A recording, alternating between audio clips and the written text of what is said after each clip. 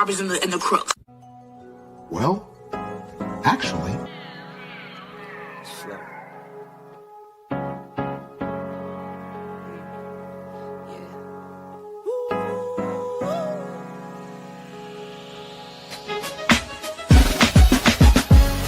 I'm watching the rise, and I wouldn't say I'm shocked cause I'm hardly surprised. This one's for the ride, this one's for who knew I'd make it, just needed some time. This one's for my wife, could've left 1,000 times just about my side.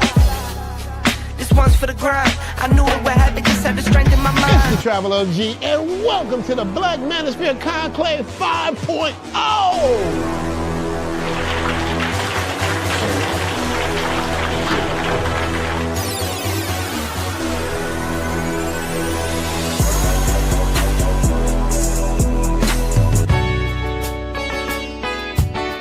We got started in 2021 in Atlanta, united in the pursuit of excellence in all things. It's been one hell of a ride.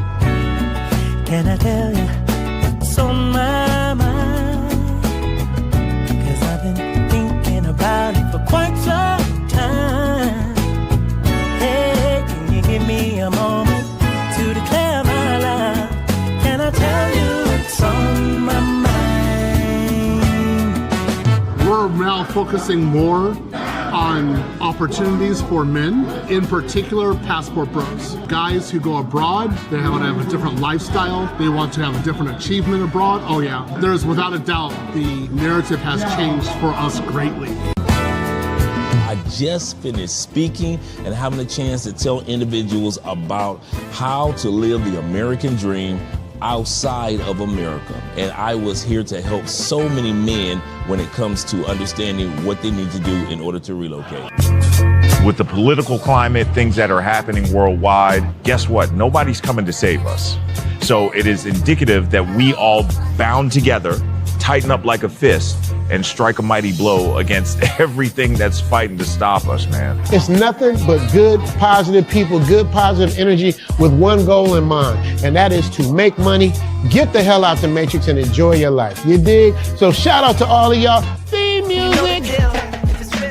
Yo, what's going on, y'all? This is your man Marcus A. Brown, and I'm here to tell y'all that I just got done with my first consultation with the brother Andre of Love Crossing Borders. I just wanted to give him his praises. I need y'all to do two things if you haven't already. If you haven't subscribed to his YouTube channel, Love Crossing Borders. Also, if you are going to Colombia, if you're thinking of going anywhere, traveling internationally, please consider booking a consultation with the OG Andre of Love Crossing Borders. You will not be disappointed.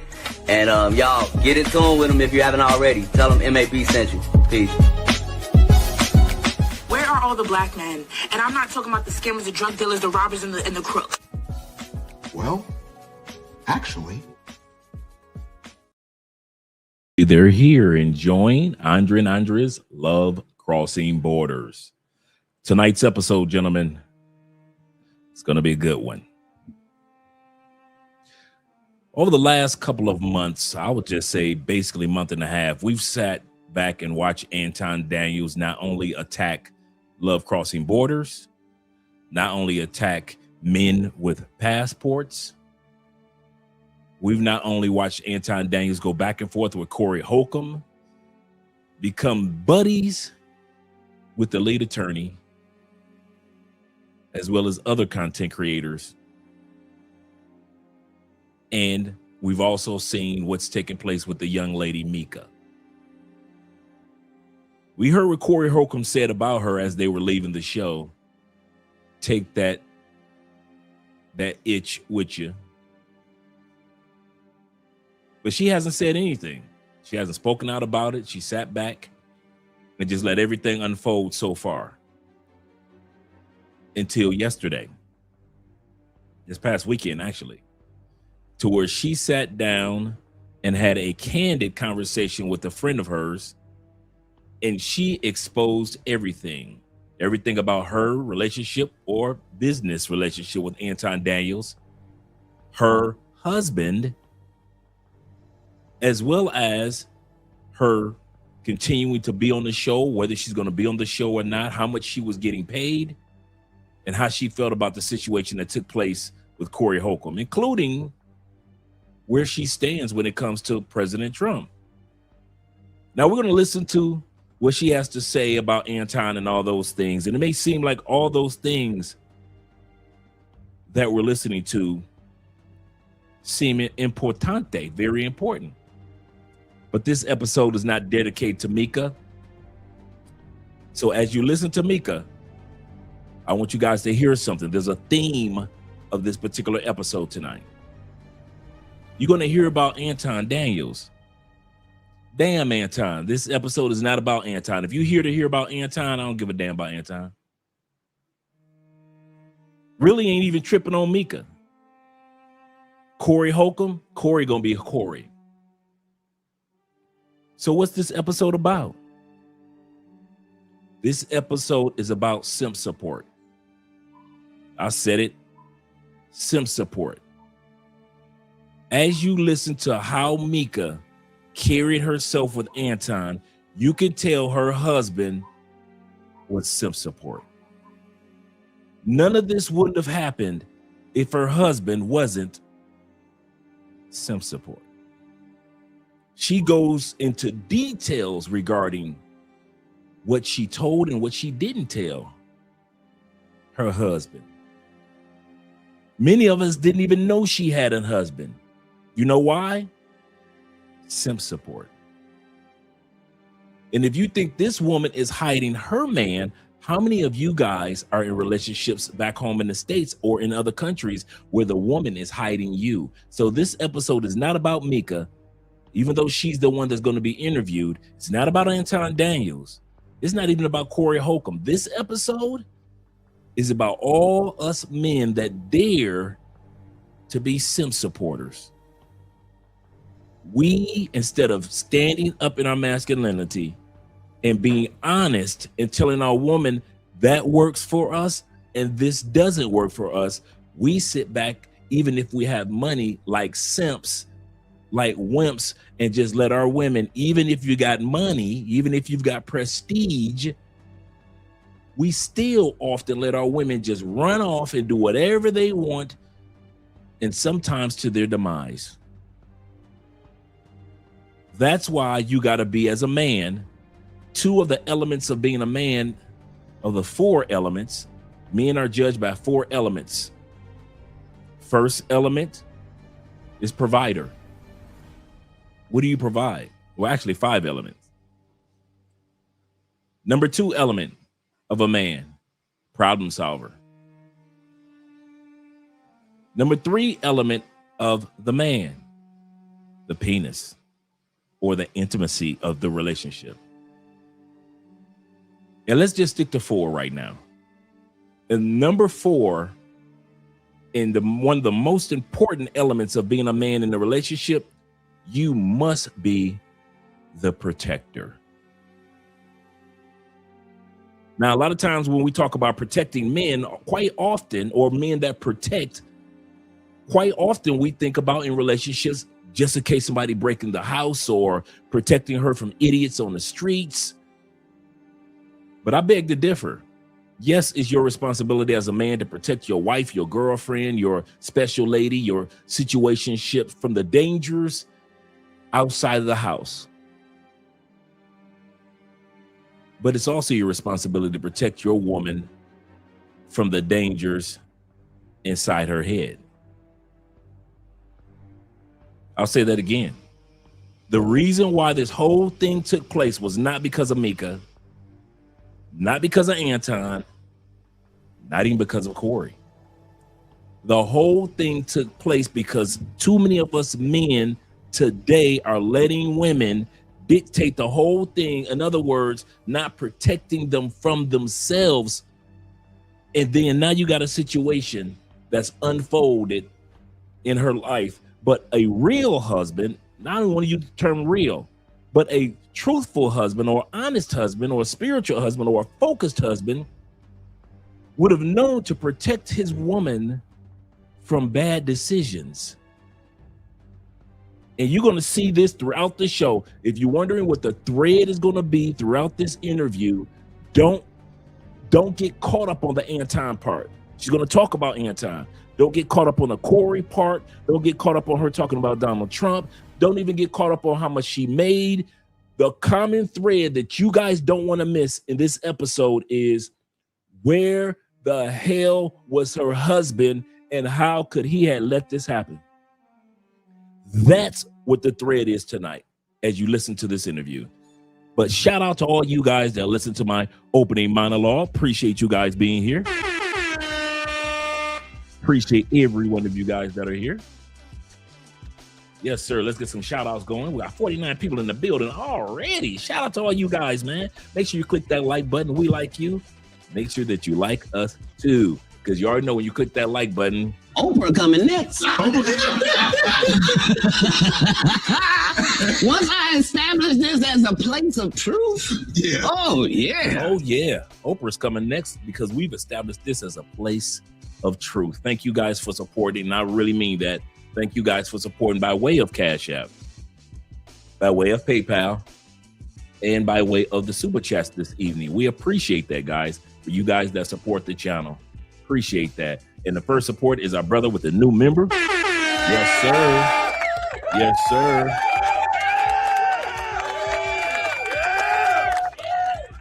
Sasus, I hope I pronounced that correctly. I believe that the T is silent.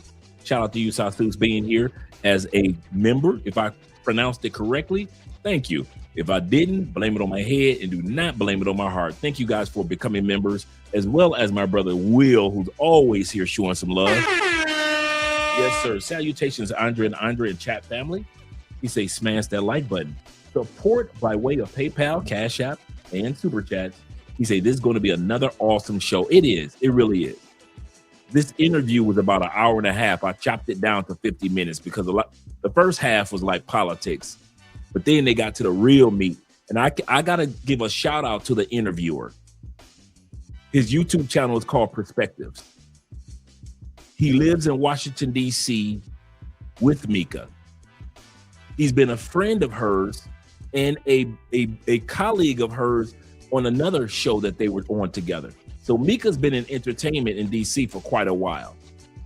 If you follow her Instagram, she sings, she's done tours. I'm talking about she's doing her thing. She didn't need Anton to blow up. I'll say this again. She already had a YouTube channel long before Anton came along. She's going to tell about how she met Anton. But once again, guys, don't get caught up in what she's saying about Anton. Corey Holcomb, President Trump, herself, focus on the one question being answered. If you have one question tonight, if I had one question that I would ask Micca, where the hell was your husband and why was he not husbanding? If I could create a word tonight, put the ing on husband. The word husband in its original language means gardener. For all you guys that don't know, gardener. I'm a gardener. You guys who have solid relationships, even though you're not married, but you really are into each other, you're a gardener. Your job is to make sure you got the seeds, the water, the nourishment, but it's your job also to keep out the weeds.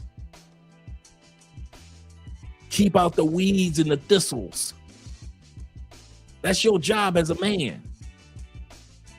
The stuff that she can't see, you're supposed to see. How the hell did her husband did not see this coming? We saw it and all the clues were there. We saw this from day one. All the clues were there.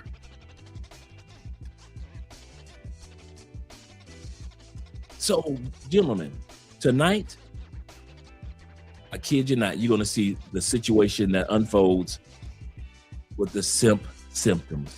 Yes, sir. The simp support. You know how some women got child support?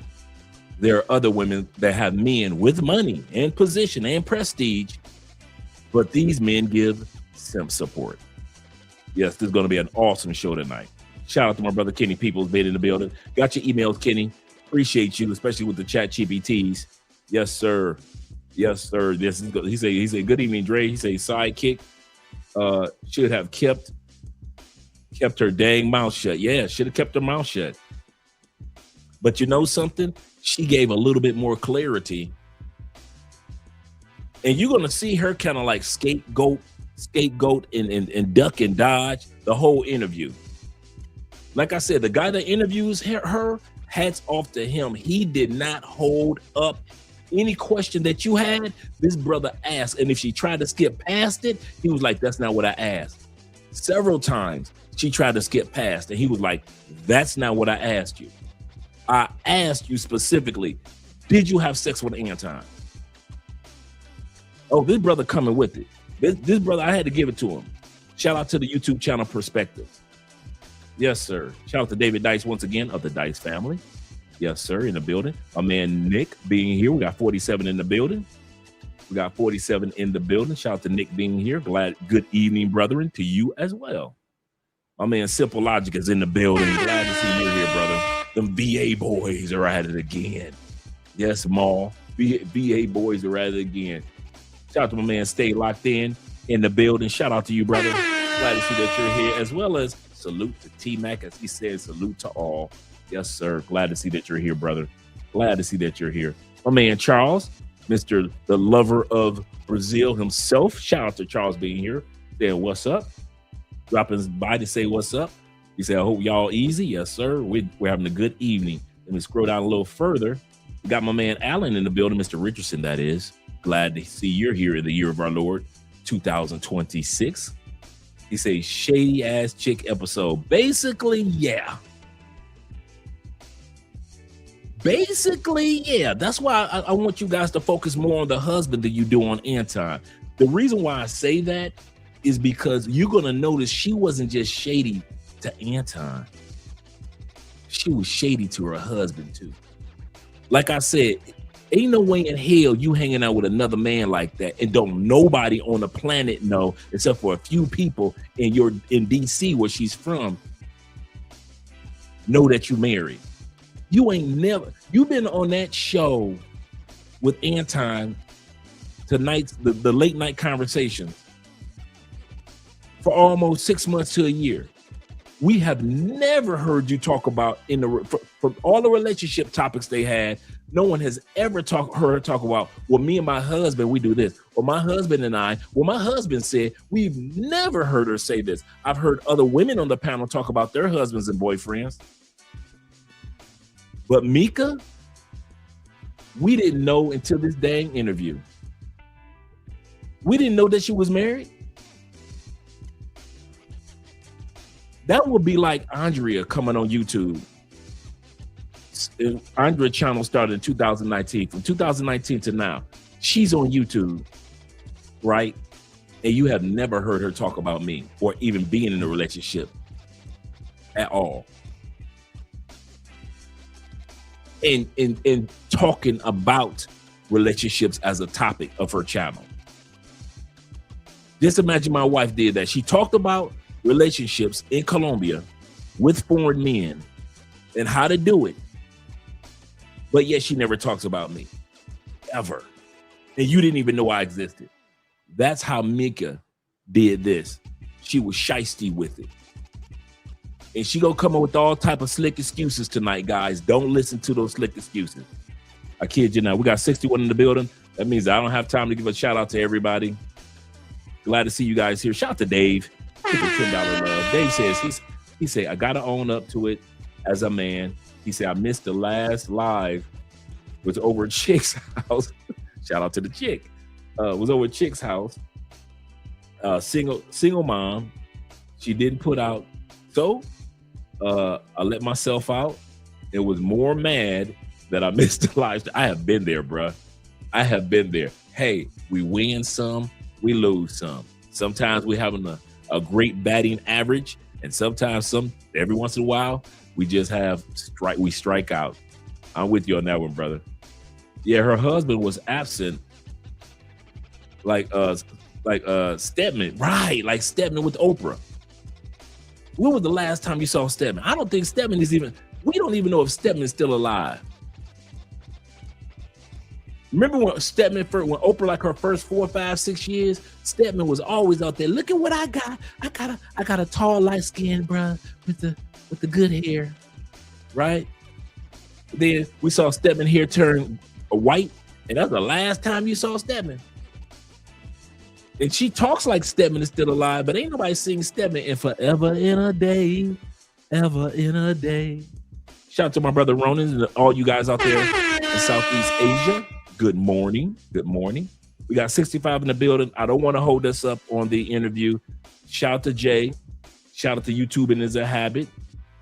I don't want to take too long. Shout out to Leo Gaines of the Gaines family. Greetings to you, my brother, and all the listeners. Shout out to Bobby Coltrane of the Coltrane family as well. And my man Zeta. Shout out to my man Milk Duds in the building. Glad to see you here as well as LJV, Southern Vegan. Glad to see that you're here as well as Jaman being in the building.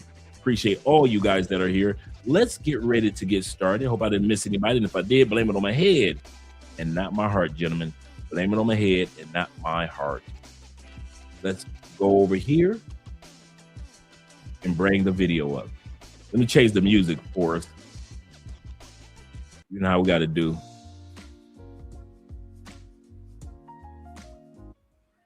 There we go. Let's put it right about there. Right about there. Okay, let me turn my volume up. And let's get started. Move me out of the way. And has Anton met your husband? In person, absolutely not. He has not met him in person. Has he met him over the phone or by in DM? What other form of introduction when you say not in person? Now, as we go, some of you guys are coming in. Remember, tonight's theme is not Micca, even though she's being interviewed and she's being very transparent, even though she's going to come along and it's going to be a little shaky because you're going to be like, she lying in a lot of areas. This live stream is in her. This interview is not about Anton, even though she's going to answer a ton of questions. Shout out to this guy that interviewed her. He did a great job. It is not about Corey Holcomb.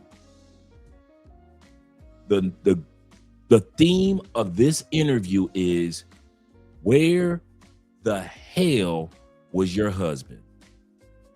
She looks like a woman that might have a husband of prestige. She's in DC. How the hell, as a husband, you let all this unfold? Let me ask you, forget the imagery. Is this inappropriate to you? From my perspective, it wasn't, because that's not what I was doing. But I told you, I can understand why people might have thought that. Here's another very challenging question, but I have to ask you. I just have to ask you.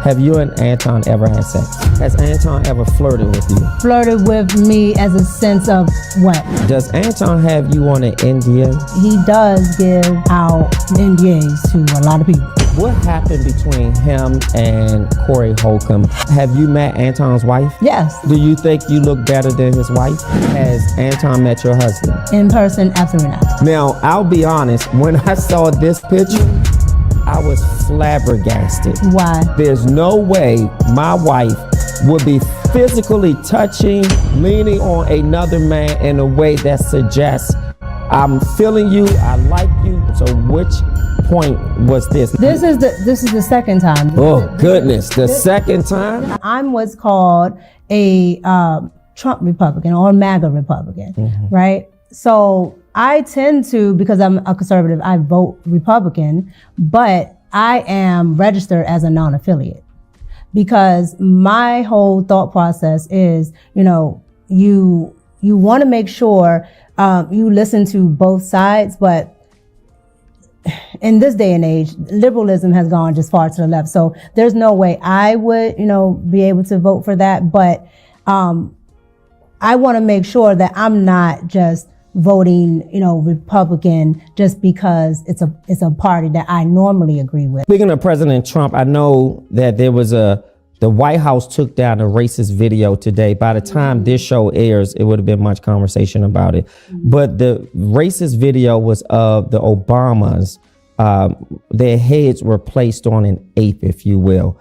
What's your take on that? It seems that the mainstream media reported that the president manages his own Twitter account, and about midnight or 12 a.m. sometime is when the video was posted. A video meme, and it appears to be very racist. What say you? Well, everything that Donald Trump does is racist in the mainstream media's eyes. But when you get into it, the video was, I want to say, maybe a couple seconds long, but the video has all of the Democrats in it. All of them. They only focused on the Obamas because, of course, of the trope of, okay, black people being monkeys or apes or whatever. Would I have personally done it? No, because I know how it will be taken and look and things like that. And I know that the mainstream media. Do y'all think, I want to hear what you guys have to say. Put a 1 in the comment section if you knew Trump knew that what he was doing when he made the Obamas look like monkeys. When he did this, even though he did have other Democrats as different animals, put a 1 in the comment section if you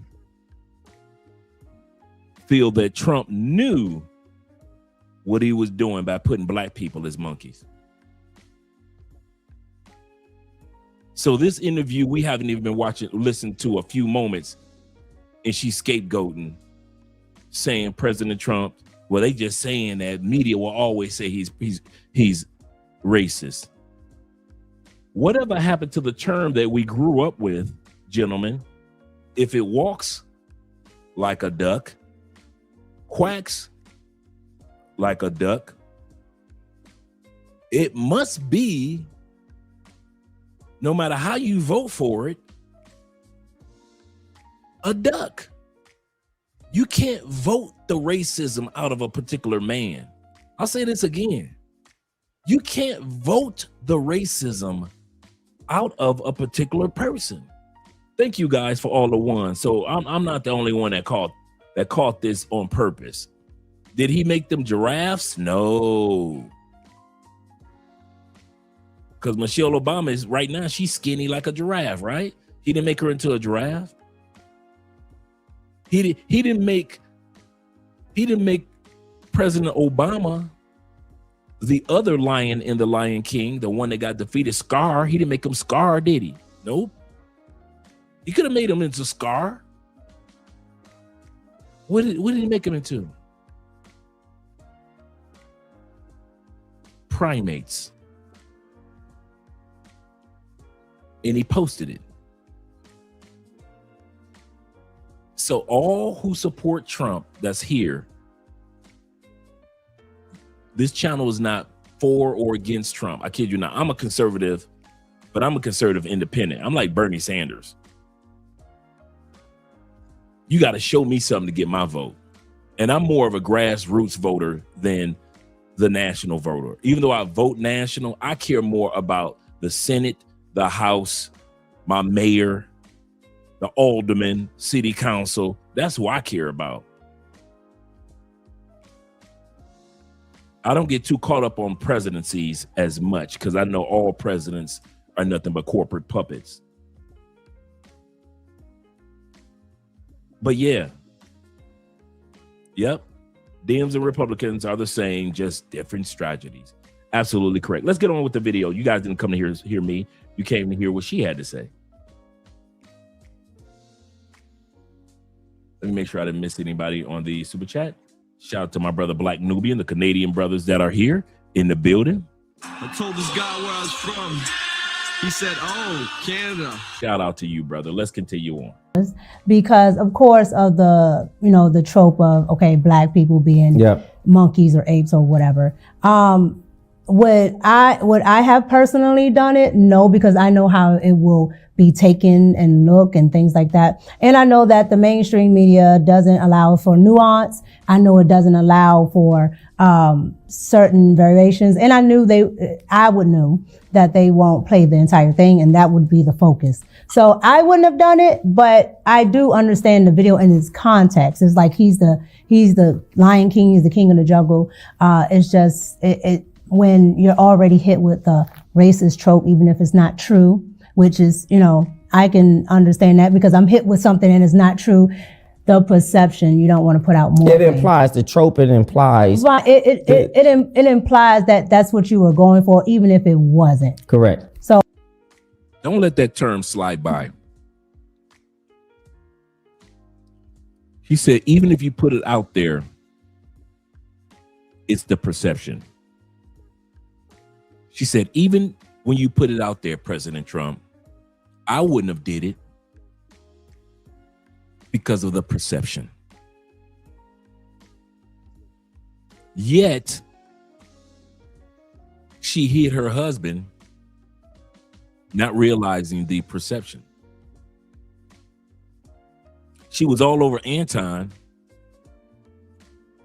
didn't care about perception. She looked more like Anton's side chick when she flew to California to be on Corey's show. Didn't care nothing about perception.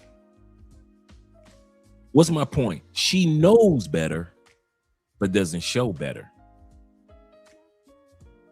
By saying that President Trump, hey, President, you shouldn't have did that because of perception. Well, Micca, you shouldn't have did what you did. And your husband shouldn't have simped the way that he simped. Because I know his boys, come on, let's be real. These people aren't coming from outer space. Micca is from DC. When the cameras and lights go off, she got a husband that goes to the barbershop. She got a husband that goes to the pool hall. She got a husband that probably owns a business or goes to work, whatever it may be, right? This man in real life, has to hear about Corey Holcomb calling his wife a bitch. In real life. See, before we go any further, I want you guys to look at this from the real life perspective. Cameras off, forget about YouTube and all that. Another man in another state looked your wife in the face and looked this dude Anton, who took your wife to California, and called your wife a bitch. Where were you to protect your wife and be there for your wife? Let's say Anton got into it with Corey physically. We're just hypothetically talking. Where were you to protect your wife to make sure that she didn't get involved in two dudes ramming? Or Corey's security grabbing her and snatching her up? Or police coming down and getting involved? Where were you? I told y'all, all you guys who have been watching this video and this interview, you guys watched it to see Micca. All you guys have watched it over the past couple of days. Like the one brother put in the comment, Andre, you a week late on the video. No, I'm not. I'm right on time because you sat back and you watched it, brother, from the perspective of Micca. You watched it from the perspective of Anton Daniels. Y'all watched it from the perspective. I know some of y'all have already saw this interview. Y'all watched it from the perspective of Corey. I'm telling y'all, this interview had nothing to do with Micca, Anton, or Corey. It's all about the husband. Where the fuck was the husband? If you gonna be somebody's man in America or out of America, and you ain't gotta be a husband, you better be on your job to protect a woman, not from somebody just putting their hands on her, but protect her from her. That's why some of y'all don't make good men. Because you don't know how to protect a woman from herself sometimes. And I'm not talking about mouthy women and you got to shut her up. I'm not talking about those because real men ain't trying to deal with no woman with a big mouth anyway. So I ain't talking about you dudes that got you dealing with women that got a big mouth. I'm talking to you men that you're some good dudes, but you think protecting a woman has to do with, I got that thing on me. That's a part of it, brother. The other part is this video. You got to know how to protect your woman, no matter what country you in. You know, I always flip stuff to international. I could look at this from the American perspective, but I don't live in America, and half of y'all ain't trying to live in America. So I'm talking about this from an international perspective. All you do that are dating women in the Philippines and you really enjoy your relationship with her, I'm telling you, not only protect her from what's out there in the world, but protect her from what's going on in here. You dudes that are in Thailand, same to you. I don't care what color you are. You're in Europe, all you brothers in Europe, I'm talking to you too.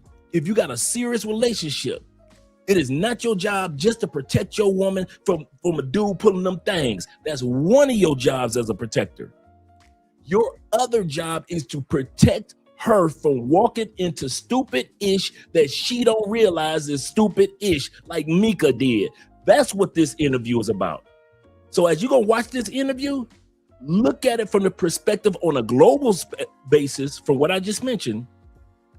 It is our job to protect her from external entities and the internal thoughts that could lead her astray and have you looking stupid. Because right now, Micca's husband does look stupid, doesn't he?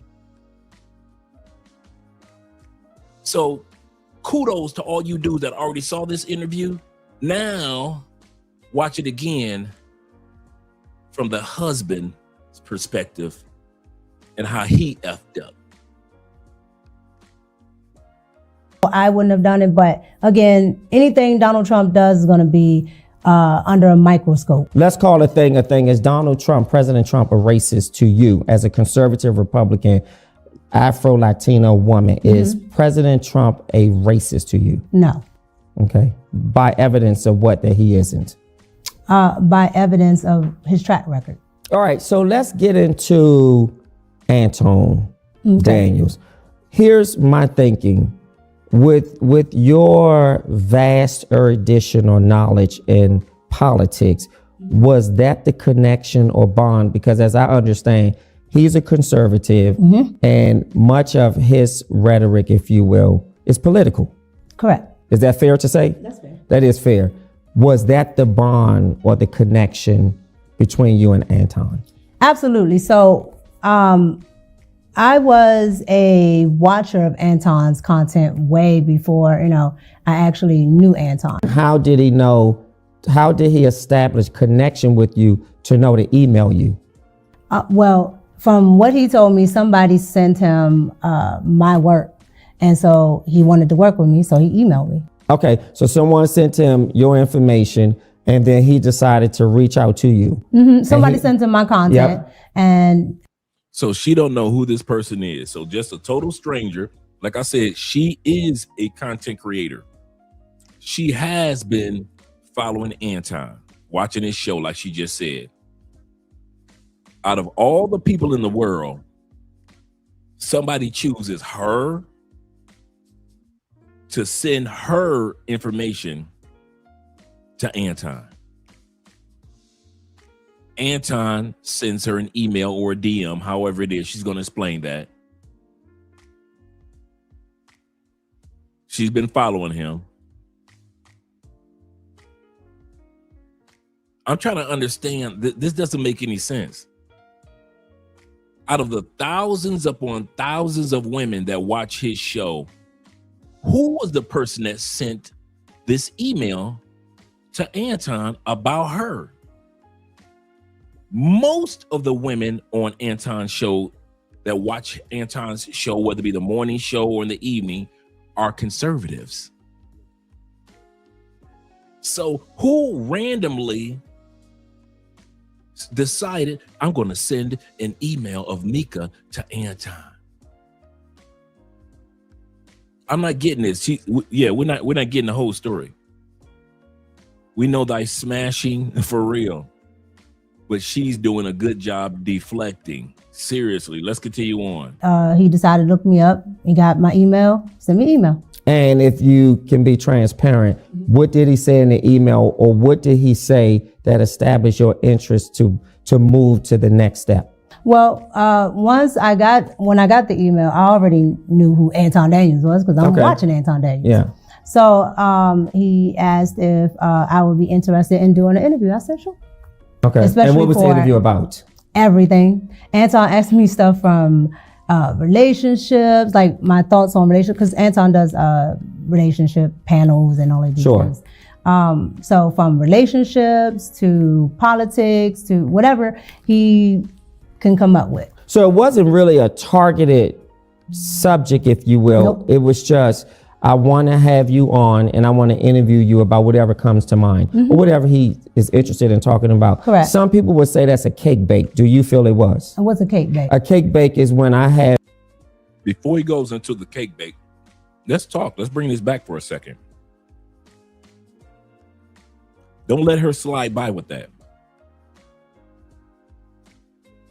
She just said to us, Anton said, I'd like to interview you. She said, and I've seen the interview. She flew to Detroit. She's going to talk about that. He didn't know if she was a good candidate or bad candidate. Didn't have long conversations, nothing. Just send an email, I want to interview you. And here's a flight ticket. And here's a hotel. That's basically what it was. Back to her husband. Hey, babe. What's up, baby? I just got, I watched Anton Daniels. Yeah. The dude on YouTube, right? Yeah. Okay, he seems like a cool dude. Baby, I just got an email from him and he wants to interview me. Oh, baby, that's nice. What's the interview about? Which I want to talk about? I don't know. You don't know? No, I don't know what he wants to interview. So you I guess it's about politics. You guess? So he's going to interview you like on a webinar, on a camera, like, like StreamYard. He's going to send you a link and you're going to come over on this. No, he's flying me to Detroit. What? He's what? He's flying me to Detroit.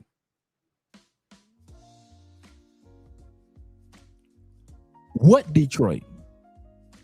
Detroit, Michigan? No, you talking about this Detroit? You better back the fuck up out my face, goddammit. I'm from Detroit, Michigan. Don't play with me. Oh, you talking about that Detroit?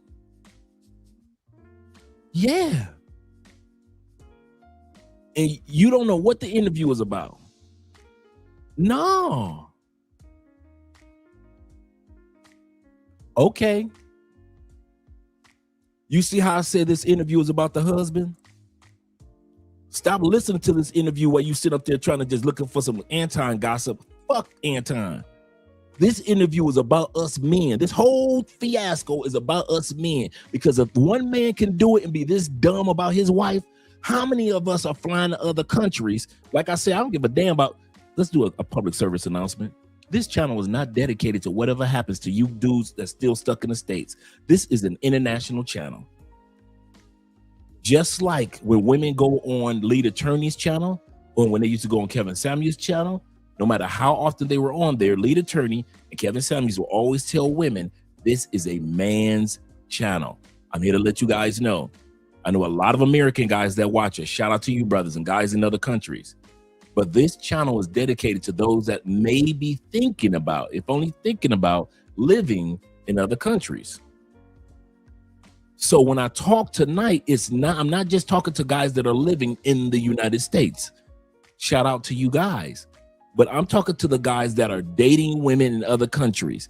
You don't have to be the husband. But if you are the provider, the penis, meaning the intimacy, the provider, protector, and the problem solver, you gotta, as well as the penis, the intimacy, you gotta be ready to be a protector of her from the outside entities as well as the entities within. If you can't do that, you might want to leave that woman alone in that other country because you're not fulfilling your destiny as a man in her life. I'll say that again. Men are judged.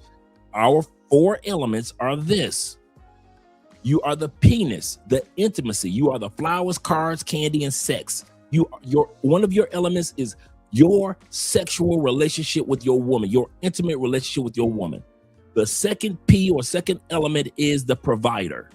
It is your job to be the provider for your family or for your girlfriend or for your wife. Third one is that you are a problem solver. Stuff that's making her scratch the back of her head, you should be able to handle that. Stuff that she gonna be breaking down, crying over, you're stoic about. Let her and the kids shed tears.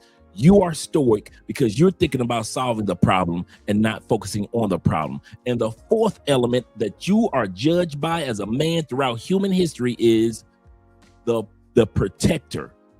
Can you protect her from the outside elements and entities, as well as the stuff that goes on in your woman's mind that she doesn't even notice that she should not be doing? That's your job. Women don't notice everything. It's your job to notice certain things. And that's why this live stream is about us men. It ain't about Micca. Her husband fucked up royally to where another man in California, your wife is just sitting there minding her business, and all of a sudden Corey Holcomb is telling your wife, and get your bitch up out of here. Your wife, your girlfriend, another man is telling your woman in California, and you hear about it through social media. You don't hear from a phone call from your wife. You don't even get a phone call from Anton apologizing. You're gonna notice this. In this live stream, Anton didn't even call the husband like, dog, hey, bruh, that was on me. That was on me, man. I put your wife in a situation. That was on me, bruh. Not one call to that husband. You know why? Because that husband was MIA.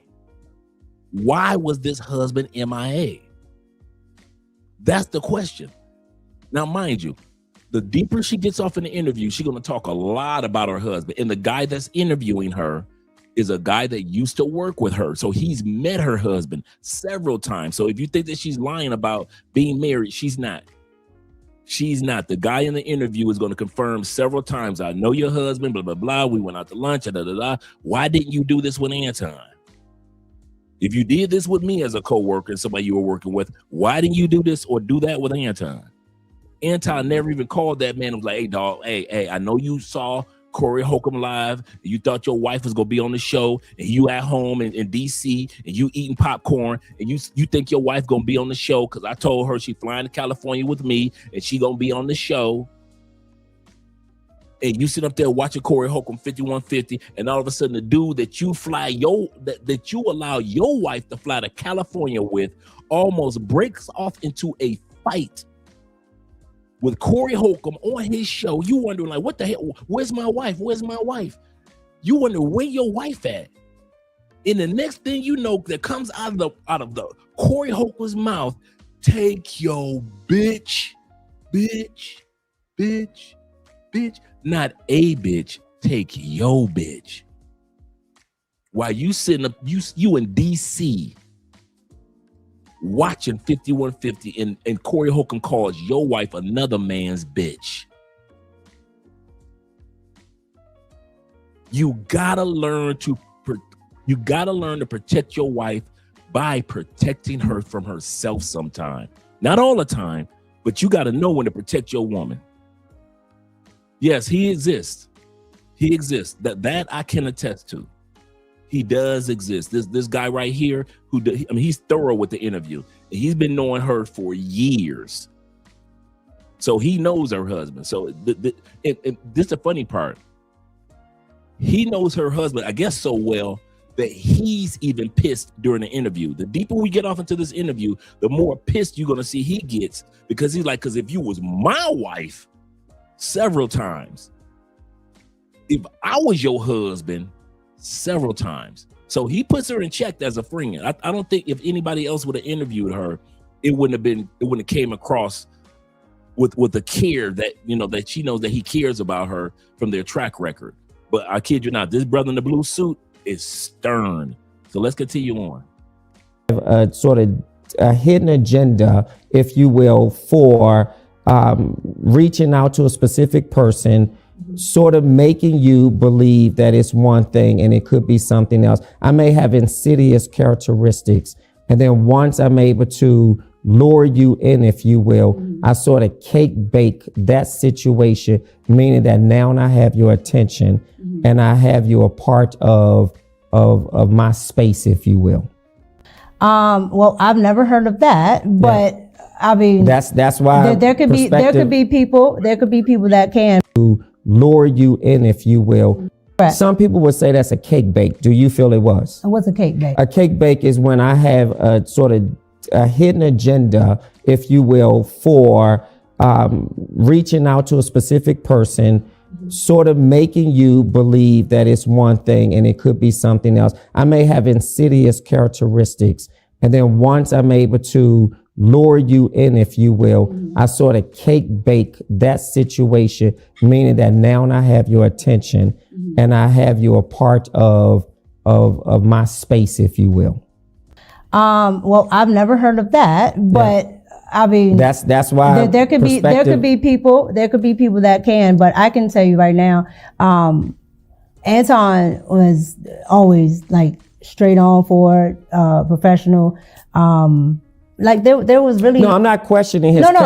I'm just saying like there's nothing really that would fit into what you were, what you're describing. Yeah. And where's the show taped? So he tapes in Detroit. So he's in Detroit. Mm-hmm. So you had to fly out to Detroit? Correct. Did he or the show pay for you to come out? Correct. And did they pay for your room and board as well? Correct. So you stayed in a hotel. Mm-hmm. Actually, let me pose that as a question. Did you stay in a hotel? Correct. You did stay in a hotel. And you stayed alone in a hotel? Correct. Okay, just because these are questions that have come in, so I just want to bring some clarity. Let me ask you this. Does Anton have you on an NDA? I've read that somewhere. A non-disclosure agreement for people who don't know. Yeah, they always said it because some people pay attention to. But does he have you on one? No, I'm not on NDA. So you're not on NDA? No, I'm not on NDA. But he does give out NDAs to a lot of people. If not staff, you mean staff? Anybody that he works with, so they don't have to be staff. If he just maybe interviewed you or whatever. But were you ever on the NDA? No. So what's the exception? Why are you an exception? I don't think I'm an exception because I don't ask, who's on an NDA, so I don't know. But you know that other people are. But I have seen him, put people on NDA. Now, are you paid per episode? No, I'm paid per month. Sure. So how much does he pay you? We were just talking about that range. I can do a range of anywhere between 2 to maybe 35. To what? I don't know. You said $2, $200. To 35. 2,000 to 35. To 3,500 a month. Correct. Okay, for your role. I'm only on that show. So there are some people that are on 5 days a week. There are some people that are on 1 day a week. And for me, I'm only on Thursdays and Fridays. So she's on the show 2 days a week. That's 8 days out of the month. That show goes on for maybe streaming 3 hours, maybe 4, right? 2 days a week.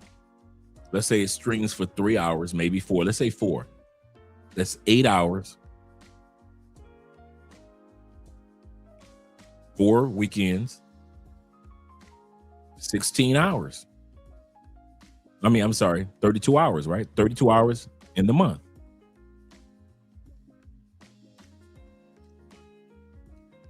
So she works 32 hours and bringing home $3,500. She doesn't say much on the show. She basically just kind of sits there for the most part. She'll give her own commentary every once in a while. But for the most part, all we've ever seen her be was arm candy to Futon Daniels, right? Let's be real. David says this respectfully, the more she speaks, the more unappealing she becomes. That's what I was thinking too. And once again, I am not going to veer tonight from the husband. There are lessons to be learned, gentlemen. If we're going to be flying to these other countries, we do not want to be or put in situations like her husband.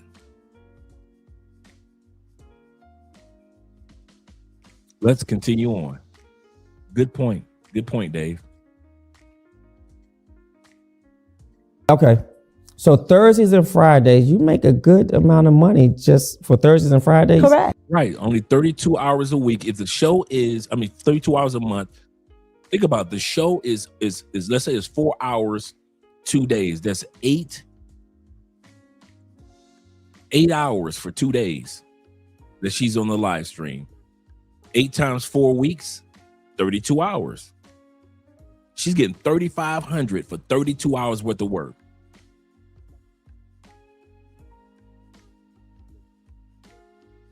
Yep, and he flew her out to Detroit and paid for the hotel room. Absolutely, that's averaging about $100 an hour. While she's at home, notice most of the episodes she's at home, so she's sitting at home in the lap of luxury, making $100 an hour. She's exposing Anton on this one. Dudes with money will simp with money. Dudes with money will simp with money.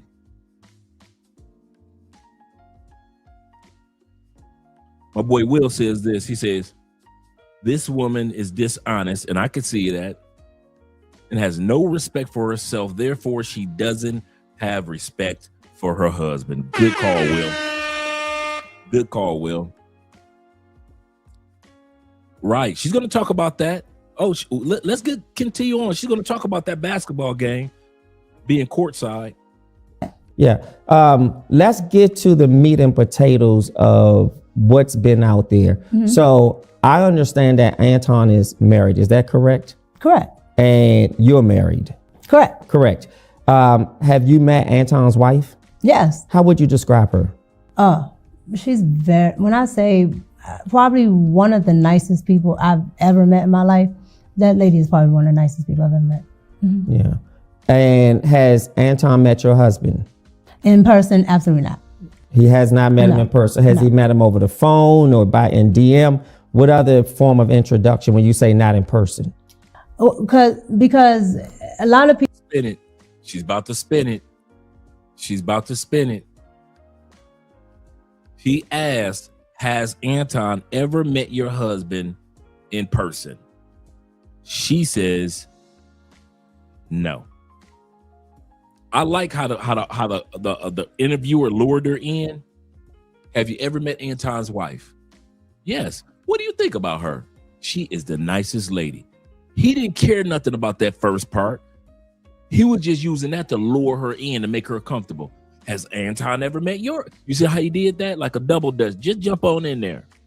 Has Anton ever met your husband? No. Not in person. Okay, how has he met him? Over the phone, DMs, what? Now she about to spin a lie. Get ready for her to spin a lie, gentlemen. She about to pull out her yo-yo. She about to spin a lie.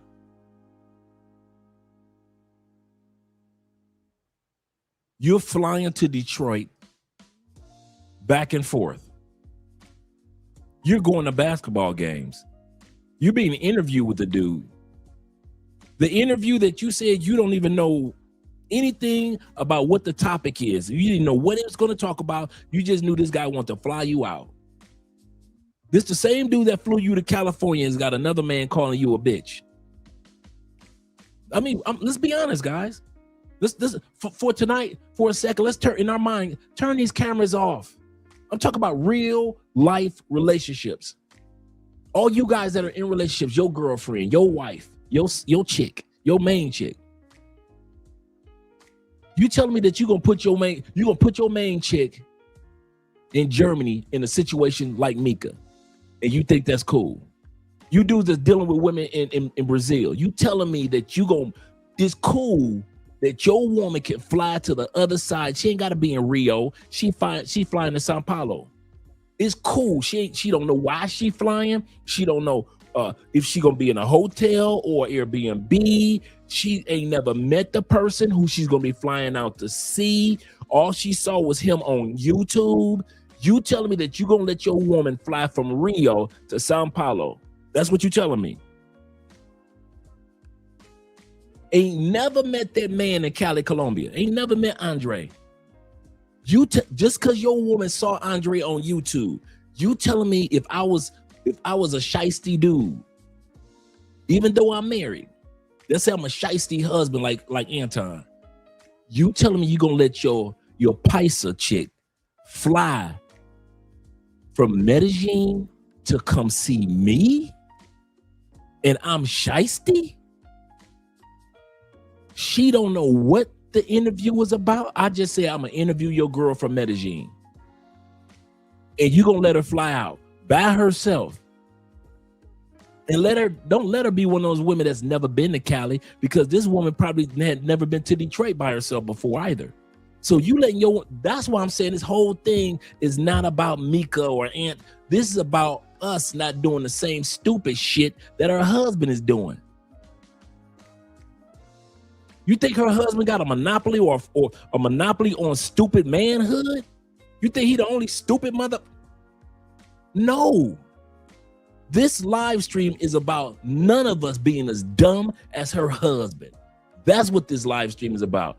Do not be, I don't care how pretty your woman is, because Micca is a beautiful, gorgeous sister.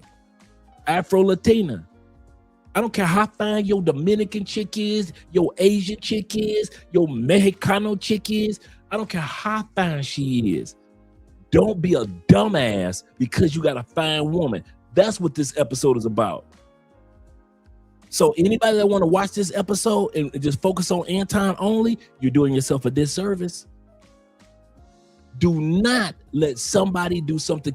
Women don't always know how to completely protect themselves. It is your job to protect her from her sometimes. Not all the time, but sometimes. Let's continue on. Let's go to the comments. The super chat, shout out to you guys.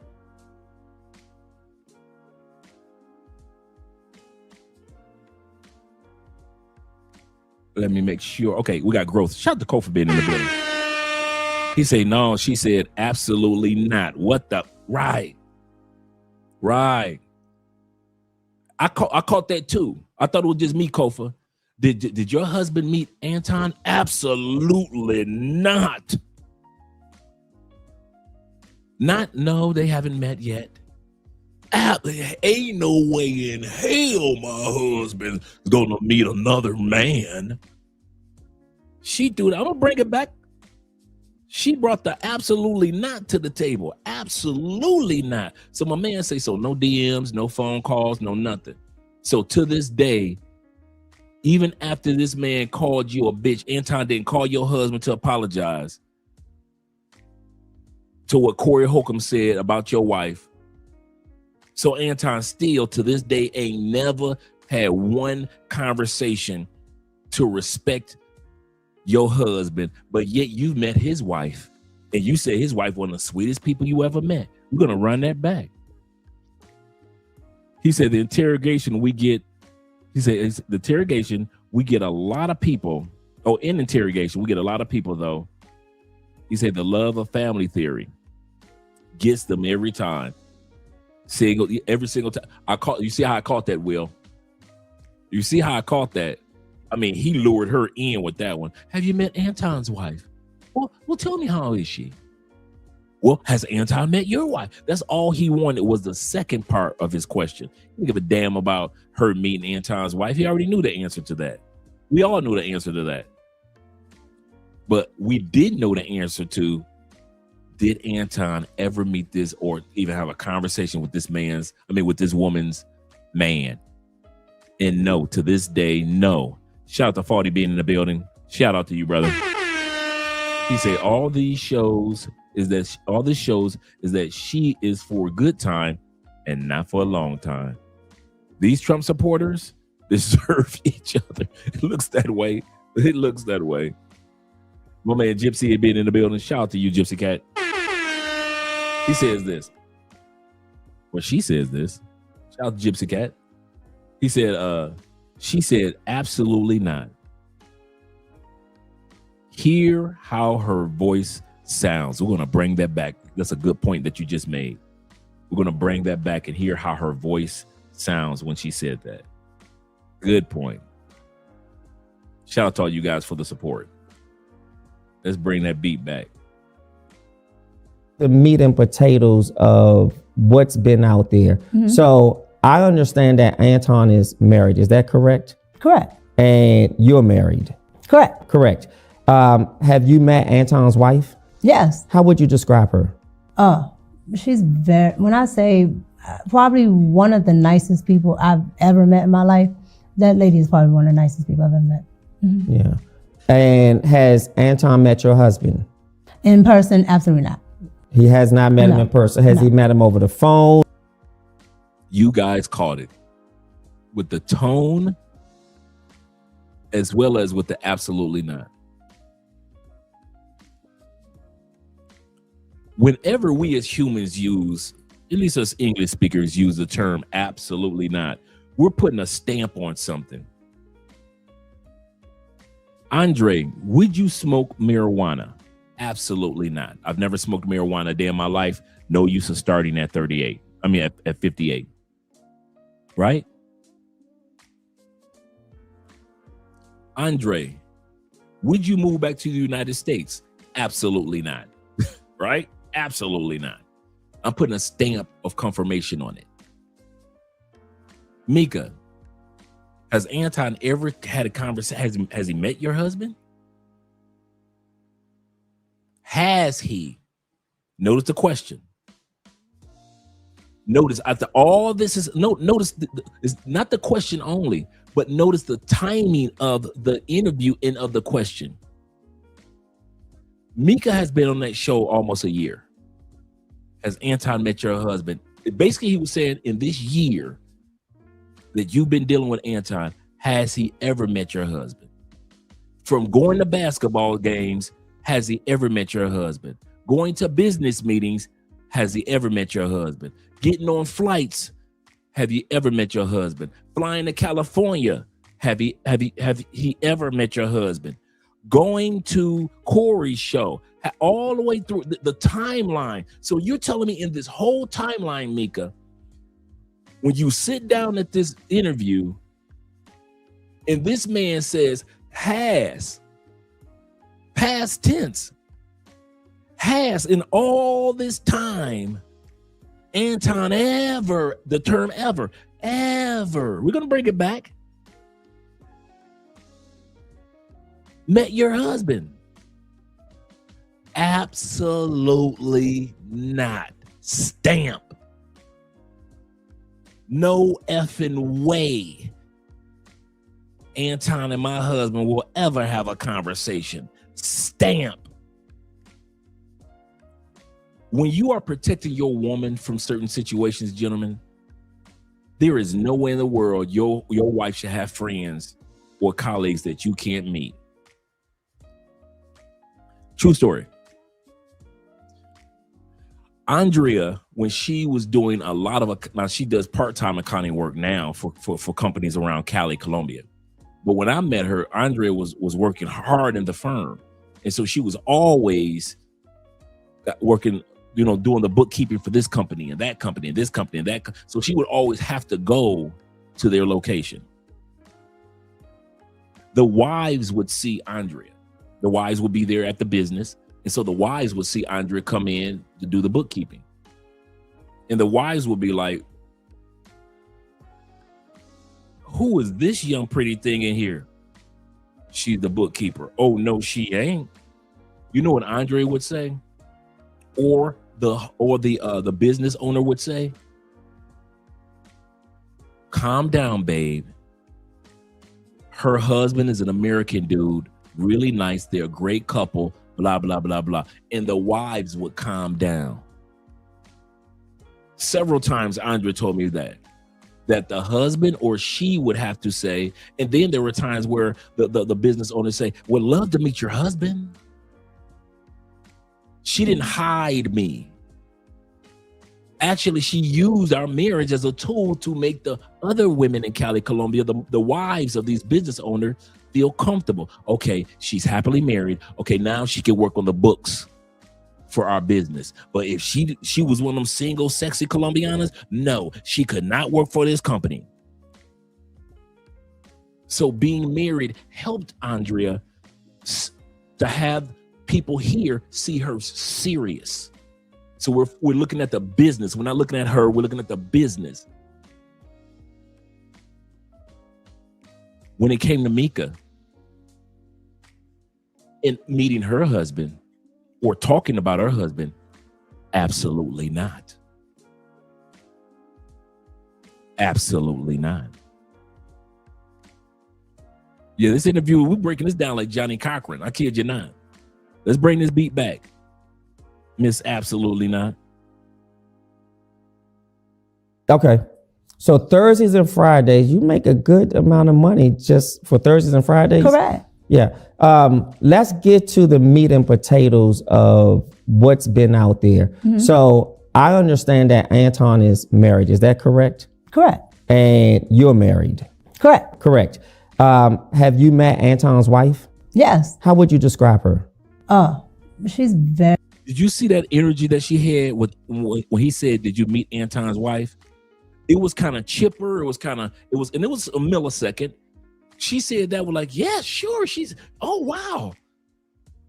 I mean, he reeled her in. I'm going to bring that moment back. I know you guys want to see a little bit more, but it's these little subtle things that's going to make you see that she's full of mess.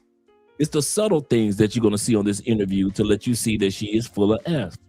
I mean, full of shit, basically. To the meat and potatoes of what's been out there. Mm-hmm. So I understand that Anton is married. Is that correct? Correct. And you're married? Correct. Correct. Have you met Anton's wife? Yes. How would you describe her? She's when I say probably one of the nicest people I've ever met in my life, that lady is probably one of the nicest people I've ever met. Mm-hmm. Yeah. And I believe her. I believe that what she said was honest. She came across as like, listen, because women don't like to give women real compliments, especially about their character. She could have easily said, well, she all right, she good people. But she said she's one of the nicest people I've ever met in my life. So shout out to Anton's wife. And has Anton met your husband? In person, absolutely not. She said absolutely not. And you could see it on her face. He has not met him in person. Has he met him over the phone or in DM? Notice we're saying has. Over the phone, by DMs. He's giving her outs to say, listen, you're my friend. I've interviewed you. We've been knowing it. I'm talking about the guy that's interviewing her now. He's giving her like, listen, we're friends in real life. I'm giving you an outs, girl. I'm giving you an outs. Has he ever met your husband? Okay, no, okay. Didn't meet him in person. Okay, cool. Here we go. Here's the outs. On the phone, no. So he has never, through Corey Holcomb, through the television show, through the YouTube channel, through him paying you $3,500 a month, through him flying you out to Detroit back and forth, he has never talked to your husband by way of phone or even a DM? What type of husband are you? What type of husband are you?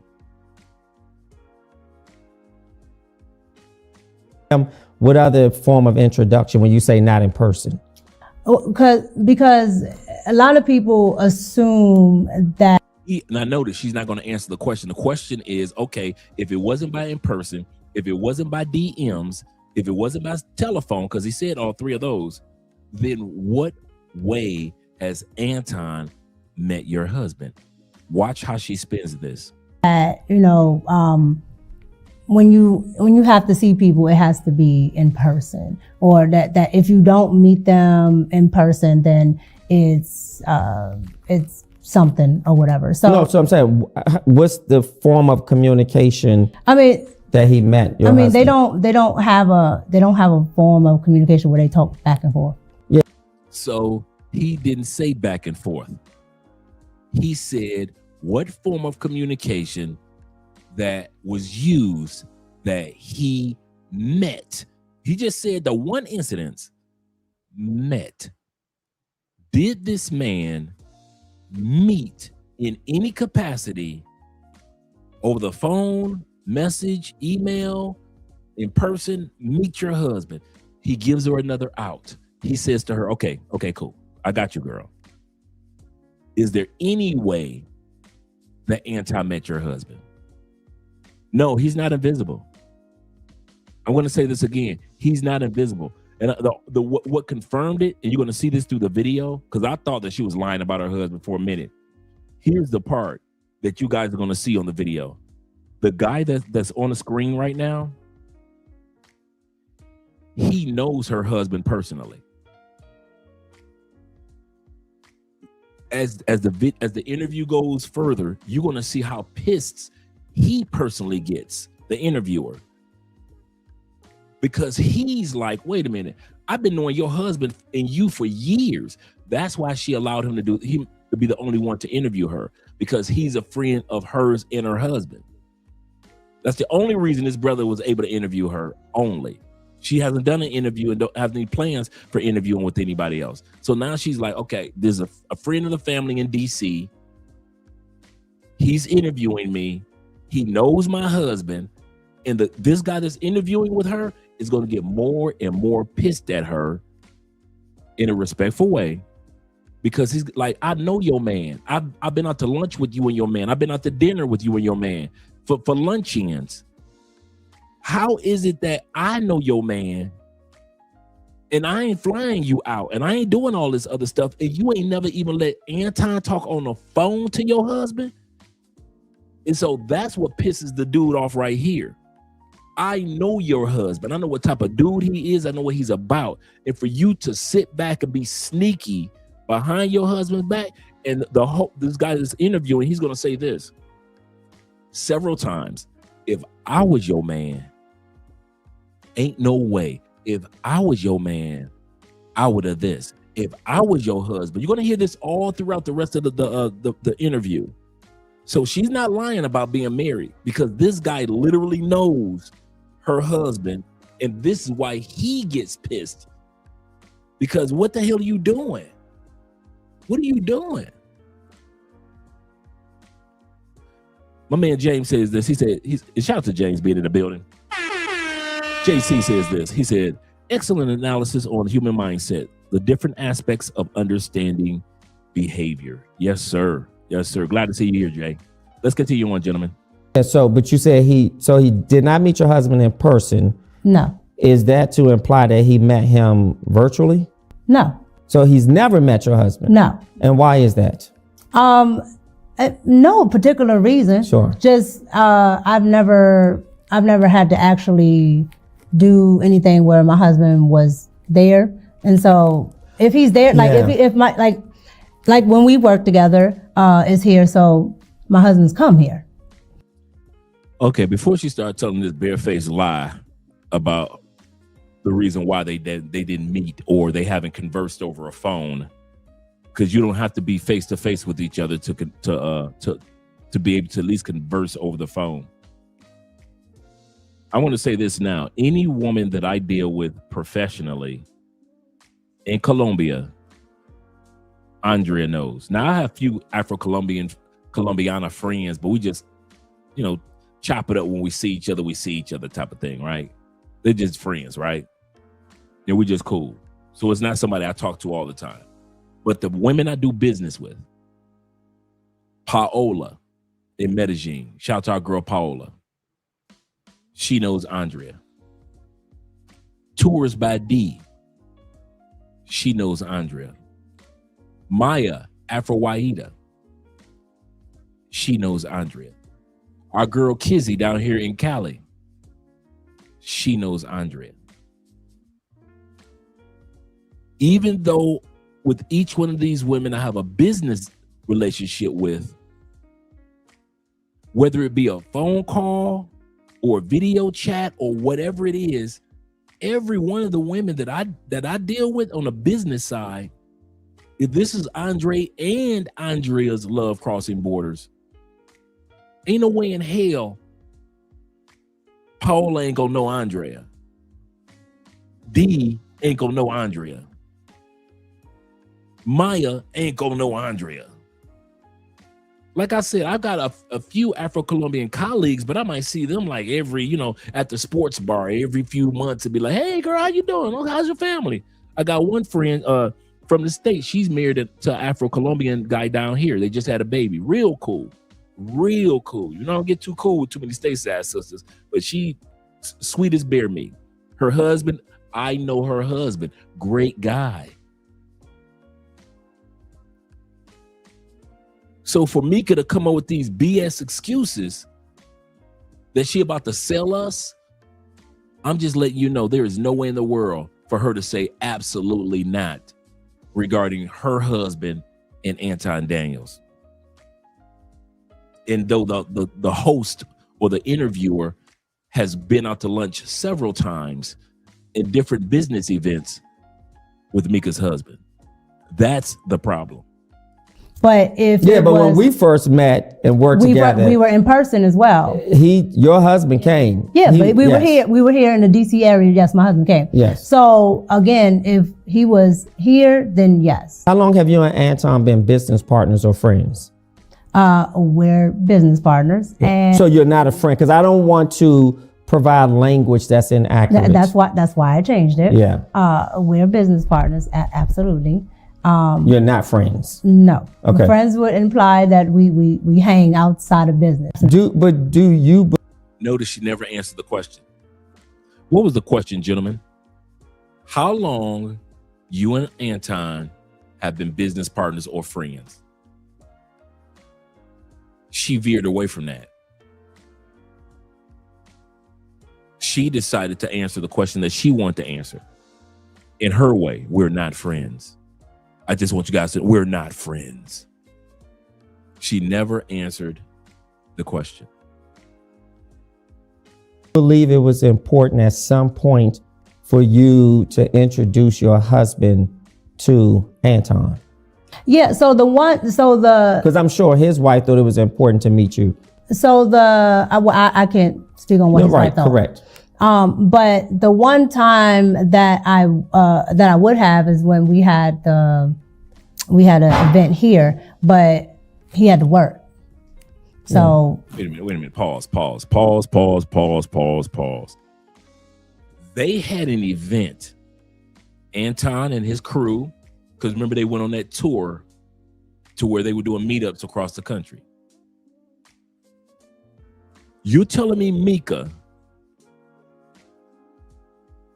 Anton came to DC, but your man just so happened to work. Was Anton there for just 6 or 7 hours for the event and left DC that same night? So Micca, let's bring this back. I want y'all the guys to hear this. So Micca, what you telling us is you guys had an event in DC.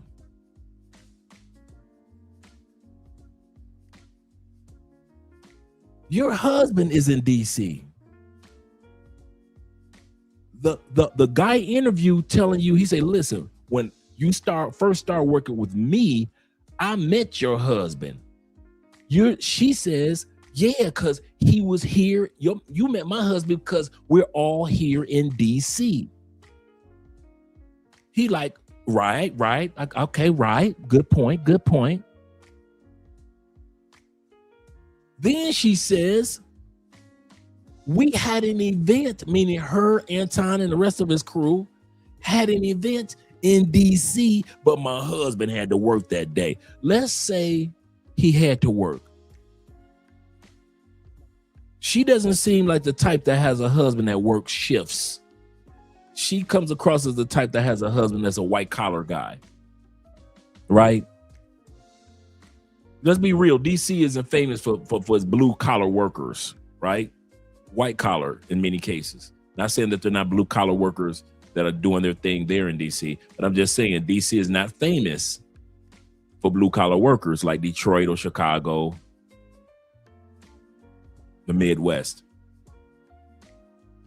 So you telling me, Micca, when your husband got off work, he couldn't make it to the event where Anton was? The man that's been flying you from Detroit back and forth? The man that flew you to California to get cussed out? The man that everybody's saying rumors about that you sleeping with? Your husband had to work that much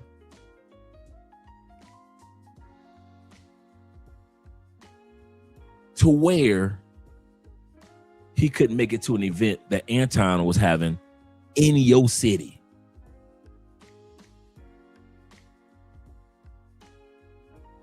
In the words of Keith Sweat, something just ain't right.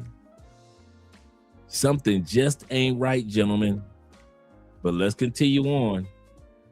Let's continue on. Reason. Sure. Just I've never had to actually do anything where my husband was there, and so if he's there, like if my like when we work together, is here, so my husband's come here. But if when we first met and worked together, we were in person as well. Your husband came. Yeah, but we were here. We were here in the DC area. So you see what she said? We were here in the DC area. The host said, listen, when we first started working together, when we first started working together, and they've been knowing each other for years once again, and he emphasized with the head shake, he's like, listen, your man was right there when we first started working together. You've been working with Anton for the longest, and he ain't even met your husband on a phone call. Even when Anton came to the city, he ain't meet your husband. But I met your husband? Yes, my husband came. Yes. So again, if he was here, then yes. How long have you and Anton been business partners or friends? We're business partners. And so you're not a friend, because I don't want to provide language that's inaccurate. That's why I changed it. Yeah. We're business partners, absolutely. You're not friends? No. Okay. Friends would imply that we hang outside of business. But do you believe it was important at some point for you to introduce your husband to Anton? Yeah, because I'm sure his wife thought it was important to meet you. And that was a yes or no question. Even though she's about to ramble, that was a yes or no question. Did you think it was important for at one point in time for Anton to meet your husband? Yes or no? She's about to spin it. So I can't speak on what his wife thought. Correct. But the one time that I would have is when we had an event here, but he had to work. So, I mean. But have you made it a concerted effort to make it happen? We do what we want to do, when we want to do it, for whom we want to do it for. And if something is really important to you and your family, either on your end as a wife, you absolutely make a concerted effort for this man, or go ahead, or Anton as a man says, I want to meet your husband just because you're married, and I don't want any messaging or anything else to be misconstrued by him or the public. So it's fair that I introduce myself. Has that conversation happened? No, that conversation has not happened. And I understand what you're saying. My thing, again, my business dealings is normally with me, my manager, things like that. But it's not without my husband knowing. So everything that I do, every place that I go, everything that I'm going to be doing, my husband knows. And I have to actually talk about it with him, tell him what I'm doing, things like that.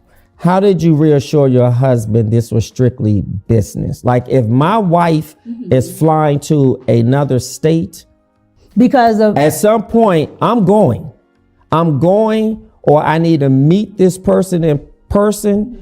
And it doesn't matter to me if he's single or married. It doesn't matter to me if he feels that he wants to meet me.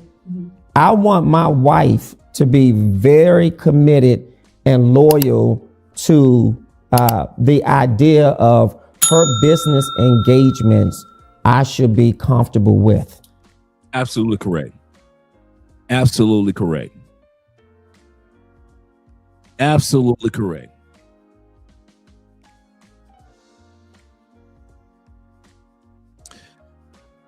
There are dudes that come down to Colombia and deal in the pay for play, right? And in some cases, we come across situations where the young lady is in a solidified relationship, right? Let's be real. She's in a solidified relationship with somebody here in Colombia, a regular dude, but she is Cartagena or Medellin or Cali pay for play, right? Her husband ain't kicking in the door when y'all doing what y'all doing. You know what? You know why? Just like this man just said, the husband and or boyfriend is comfortable with her business situation. That's why when you mess with a guy's wife down here in Colombia and she's in a pay for play world, the husband knows what world or what her business situation is. He ain't tripping. But he know what the situation is. Here with Micca, the husband, it seems like he's in the dark about everything. And yet he's still a Simpstone from Bedrock. Simpstones, meet the Simpstones. They're the Monty Stonage family from the town of Bedrock. The Simpstones.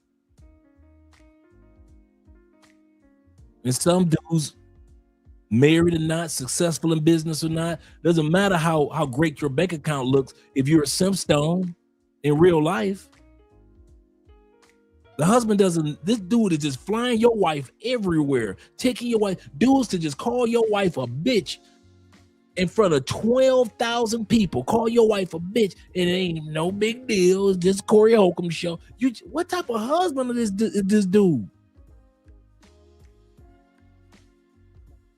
And it's a lot of dudes like that. A lot of dudes are Simpstones. Let's go back to the video. As a husband, do you understand? Yeah, no, I understand what you're saying. Sure. But my thing is, I think a lot of people sometimes misconstrue is this. You guys separate for some reason, independent from like big conglomerates, right? So if there's a person that has a business, sure, it automatically changes from if Disney calls you, right? Because there have been other things that I have done as far as movie sets and other things that my husband has not gone to. Mm-hmm. And nobody would bat an eye if I'm talking to the director or if I'm going to meet, for a shoot for this or that. Your spouse is not always coming. And so I think the notion that just because is this person, and I understand that people have their own thoughts and perceptions of people, but I think a lot of the times when it comes down to people who are in independent media, they think it's more of a personal level, and still it's business. Yeah. But I think what people may feel befuddled or confused by is at some point you put the business aside when rumors are brewing, when images are plastered all over social media. Now you're talking about a year later. Okay, so before a year later, let me ask you this. Mm-hmm. Has there ever been a concern from your husband about your business relationship with Anton? My business relationship, absolutely not. Notice how she said that. He asked your business relationship. She answered it as if my business relationship Absolutely not.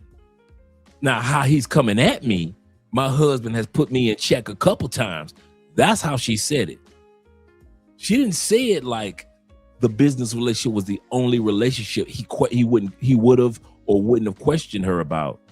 She said that like, oh, my business relationship? No, not that one. But the other relationship that I may have with Anton, yeah, he didn't put me in check about that one. Yeah, he said something about that. Let's bring it back, man. When images are plastered all over social media. Now you're talking about a year later. Okay, so before a year later, let me ask you this. Has there ever been a concern from your husband about your relationship, business relationship with Anton? My business relationship, absolutely not. Because one, he can watch it. Like he can literally sit there and watch it. And then he can watch the business relationship. But he's also been watching the non-business relationship. Two, if he has a concern or anything he wants to know, I just tell him. Has he ever been incredulous? Like skeptical? What? Yeah, has he been with your flying out there, or depending on how long you stay, or just the mere fact that I never even met this person? Has he just had that sort of incredulity, if you will, about not meeting your male business partner? So I think he would like to be, more involved with coming out there. But again, and you know what my husband does for a living. Sure. So he knows what the husband does. So he's, like I said, he's a ex co-worker. The guy that's interviewing with her is a guy that's been knowing her for years. They had a YouTube, not a YouTube, but an actual show that they were doing in DC, television show. I don't know if he was a producer or co-host. I don't know about any of that, but I know that they've been cool for years. They're not best friends. They're not ride or die. I think one of you brothers were asking, is he ride or die? He's not a ride or die friend, but as far as the business side, he's been knowing her for quite a while. And that's why she said she's okay with him doing the interview. So if you guys wonder why he was the one to get the interview, it's because of A, he's in DC, B, he's very close to her and her husband. It's not feasible. No, it's feasible because here's how I see it. If Anton has to get on an airplane and come and meet your husband out of respectability, then that's what a man does. If that so was it's feasible. I was talking about feasible for if anytime I have to get up and go do something. And it's not just with I know that because your husband hasn't always been on the show when we were doing something, so I get that. Correct. And so that's what I mean by it's not always feasible. But if it was to that point where he wanted to have, Anton do something, or if it was, well, I want to go, that would have been fine. Yeah. But it's never I don't, how should I say it? I don't give I need to hide this, or that's it. But that's what you're giving off, Micca. You think that you're not giving off of, I don't need to hide this, but that's literally what you're doing, Micca. You're literally hiding Anton from your husband, literally hiding your husband from Anton. I told you guys, this interview has nothing to do with Anton, Micca. This live stream has nothing to do with Corey Holcomb. These people are going to talk about it, but I'm telling you, this live stream is about us as men. You gotta protect your woman from herself sometimes. And I know some of you guys, hear me out. If I gotta protect my woman from herself, then she can't be my woman, then you're an idiot. A woman needs you every once in a while to protect her from some of the decisions that she'll make. Adam, anyone? Adam, anyone? If Adam was like most of us men, Eve wouldn't have been anywhere near the tree of knowledge at all. First of all, she shouldn't even known about the tree of knowledge. Adam shouldn't even share that information about that. He should have sold it like, hey, that tree can kill us. Stay away from that tree.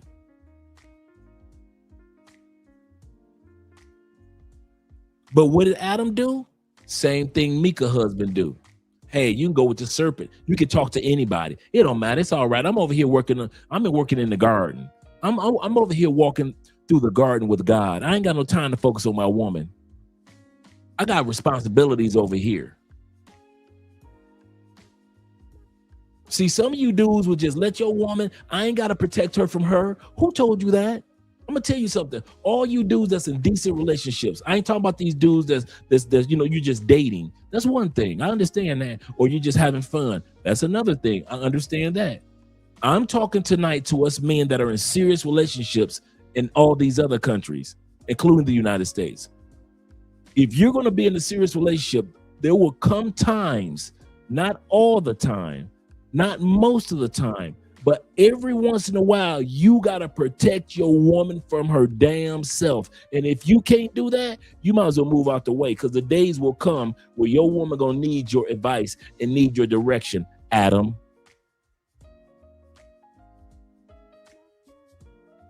All this could have been alleviated with her husband just saying one thing: I either meet this man or you can't go. The first trip to Detroit, you can't go hell no. But babe, but my ass. If I can't meet him, and like she said, when it comes to larger companies, you can't meet everybody. We understand that. If she's doing business with Disney, she can't meet everybody in Disney, of course. But Anton is not Disney. He's just a one dude that a one phone call away. What type of husbands dude in the United States? What type of husbands and boyfriends are you guys becoming since I left? Can I ask that question? I've been gone almost a decade. I don't know what's going on in the States. Is this the new way men treat their women? You just let your woman do any damn thing she wants? You just don't protect her from her? You just assume that, hey, if I got to protect her from her thoughts and her misdirections, is that how it is in the States now? Because as far as I know, throughout human history, men knew that they had to protect their wives and their kids from the outside elements and the inside elements. You got to protect your kids mentally and help make sure that they grow up mentally strong as well as physically strong, right? You got to protect your woman to make sure she always stay mentally and physically strong, because there's a lot of stuff out there trying to attack her like it's trying to attack you in life. And you guys aren't protecting your women mentally, huh? You just let your woman do anything in the States now? No wonder they talk to y'all crazy and they pretend like they got hit in the head with bricks. When I was in the States, wasn't no woman walking around talking about they hit me with a brick. Dudes, I am so serious. I'm asking. I don't know. I'm not being sarcastic or nothing. Is this the new way that men in the United States treat y'all women? Y'all don't protect them at all as far as protect them from themselves. You just automatically assume that your woman's supposed to do for the rest of her life, get everything right, and she's not supposed to get anything wrong mentally. Is that how it is now in the States? Let me know. I don't plan on coming back and living there anyway. So I'm going to the comment section. I want to hear what you guys have to say. Before we go back to the video, I kid you not, I want to know what the hell is going on in the States to where a man in Washington, D.C. will let his very attractive Afro-Colombiana wife fly and do the first interview with a total stranger. The interview has no topic. She doesn't know what the interview is about. She's never been to Detroit. And the next thing you know, she's flying back to Detroit again. I still haven't met this man. It's not a conglomerate. It's just one dude, no phone calls. I have never emailed him. I've never talked to him. And my wife is flying out for something that I don't know nothing about. The next time I hear about my wife is a year later with a show called 5150. This dude is flying my wife to California. I'm seeing my wife at basketball. I don't take my wife to floor seats. How the hell another nigga got my wife floor seats at the Pistons? Now, shout out to my Pistons. But you got your wife at the floor. This man got your wife taking photos and floor seats at an NBA game, business meetings, in the offices of the NBA. She's gonna explain that. Is this how y'all doing in the States? Let me know. If that's how y'all do it, then I'll shut my mouth. I stay out of y'all business. You know, if that's how y'all do it in the States, men are so lame that you don't know how to protect your woman from herself sometime. Andre, shut up. Go play the video and keep your mouth shut. I'll play the video and keep my mouth shut. Because this is a new wave since I left. I guess this is the new way of how y'all show love to y'all woman. You just let her rant. Just like I said, the definition of the word husband is gardener. Same gardener that stands for you boyfriends or somebody's man. You are her gardener. You make sure that the plants are watered in her life to help her life blossom, but you also protect her from the thistles, the thorns, and the weeds. That's your job as a gardener. You can't get the best results out of your woman if you ain't protecting her from her sometime. You can't get the best results out of your kids if you're not protecting them from them sometime. So this is how y'all doing it now. Okay. I'm just trying to understand. He said Dre is that bad. He said I have friends whose wives disrespect them on a regular. That's why I asked, because I didn't want to assume and I didn't want to be sarcastic. Y'all know how I am with cracking jokes. He said letting another man flex your, that's the other. Come on, guy incognito. That's the other part. Letting another man flirt and flex with your wife, and you've never met this man. You haven't sat back and watched your wife one time. You haven't heard any of these rumors going around on social media. So your husband ain't got no cell phone, no nothing, or maybe this is the new norm. Like my brother just said. Maybe this is what Pathfinder just said. This is the new norm in the United States, where men don't know how to protect a woman from herself. I'm my bad. I thought y'all. Sometimes I think I make the mistake of assuming men are still men. My bad. I didn't realize y'all changed. There are new sheriffs in town, and her name is. Once again, there are new sheriffs in town, and her name is. I didn't know. He said, yeah. He says a lot of cucks and simps, a lot of cucks and simps in America. He said, I wouldn't pay no attention to that ish. He said, if I was married in a committed relationship, he said, but since I'm single, I sit back, I watch in disbelief here in the States. I'm with you, brother. I'm with you on that one. Fraction Jackson in the building. Yes, sir. He said, at first, when you said Adam, he said, I thought of Adam 22. Shout out to Adam 22. Because he did the same stupid stuff with his wife. Let his wife do Scorno films and record Scorno with a brother. And then he want to get upset with his wife after the wife performed Scorno films with the brother. Like I said, is this the new normal in the United States?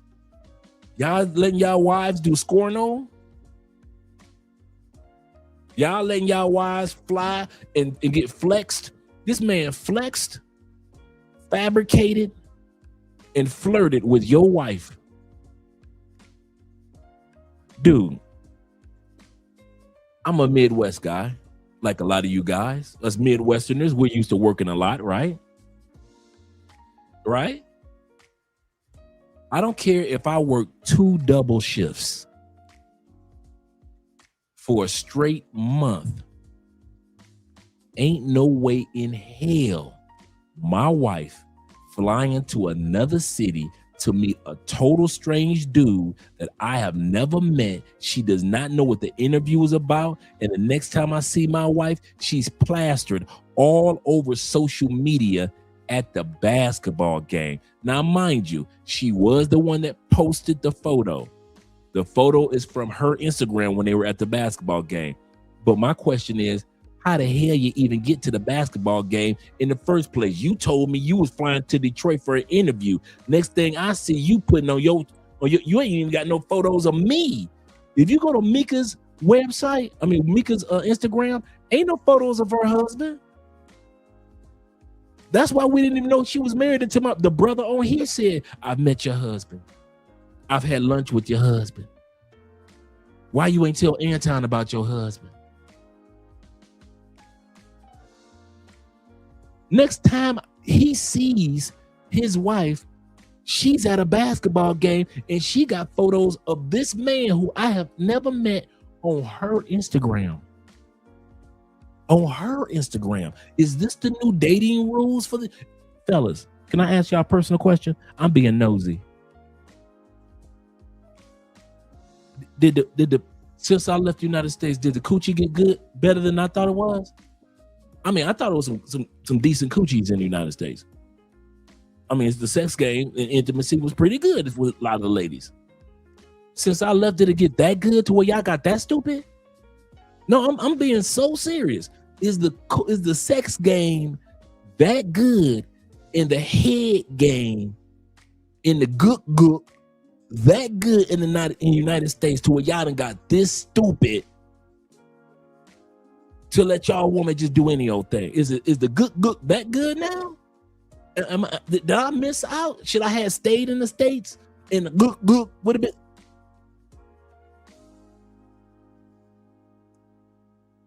My brother said no. Gypsy Cat, he hell no, it ain't that good. Because that's what I'm seeing. The type of behavior that I'm seeing among men, black and white men in the United States, tolerating all this stuff. I'm wondering, is the gook not that good? Did I miss out on the greatest of all gook?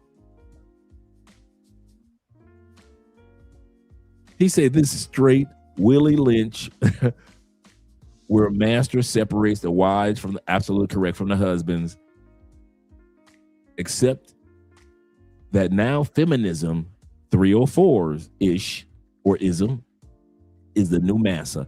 Preach, brother, preach. Yeah, I'm trying to. He say sadly, Dre, it's a new breed out there. I'm trying to understand. I kid you not. I'm not being facetious or anything. I'm really trying to understand what's taking place back home, because this is not an isolated incident of a husband allowing his woman to just run rampant across the country, taking flights. This woman your wife has gotten flued out. I'm sorry. Whoever Micca's husband is, bruh, your wife got flued out. You can't go to the barbershop and hold your head up no more. Hey, bruh, I didn't know Micca got flued out. Nigga, my wife didn't get flued out. Yes, your wife did get flued out, bruh. You in church, pastor pulling you to the side. May I speak to your son? Yes, sir. I heard your wife got flued out. Pastor, my wife didn't get flued out. I saw the video, son. Your wife got flued out. You go to work, your coworkers like, what's up, dog? How you doing? Hey, man, I'm good, man. Let's get this money. Hey, dog, let me talk to you about something for a minute. What's going on? What's up? We got to work another shift? No. Bruh, what's up with your girl, Micca? What do you mean, what's up with my wife? Bruh, they talking about she got flued out, man. My wife ain't getting no flued out. Y'all gonna quit talking like that. No, your wife got flued out, brother. Your wife got flued out. Is that what y'all do in the United States now? Wives are getting flued out? Y'all better not ever talk about the passport bros and hoes no more. I'm gonna say this again. I better not ever hear y'all talk about passport bros and hoes ever again. In the words of Pablo Frescobar, my hoe treats me better than your wife. He said, my 304, my pay for play treats me, my pay for play in Thailand, his pay for play in Colombia, in Medellin, his pay for play in Brazil, his pay for play in Switzerland and Sweden treats him better. A pay for play in a foreign country in parts of Africa are treating men better than y'all wives and girlfriends treat y'all better in the States. That's a damn shame. Man say my hoe treats me better than your wife. Shout out to Pablo Frescobar. Let's continue on with the shout outs and the super chats. My brother says this. He said absolutely. Once again, he said absolutely not. This is what she said. Hear the voice, how her voice sounds. Player says this. He say sucker simps tricks run the world. Yes, they do. Every time we try to clean all us good dudes, try to clean it up, it's gonna always be a sucker. There'll always be a simp, and there will always be a trick that comes to mess everything up. He said we are really surprised by the Mark's action, shaking my damn head. And my brother Will says this. Shout out to Will once again. He said, it's like I said, she has no respect. That's a fact. She has no respect, and the husband doesn't respect himself either. That's a fact. He said, I would divorce my wife for that ish because she will do it.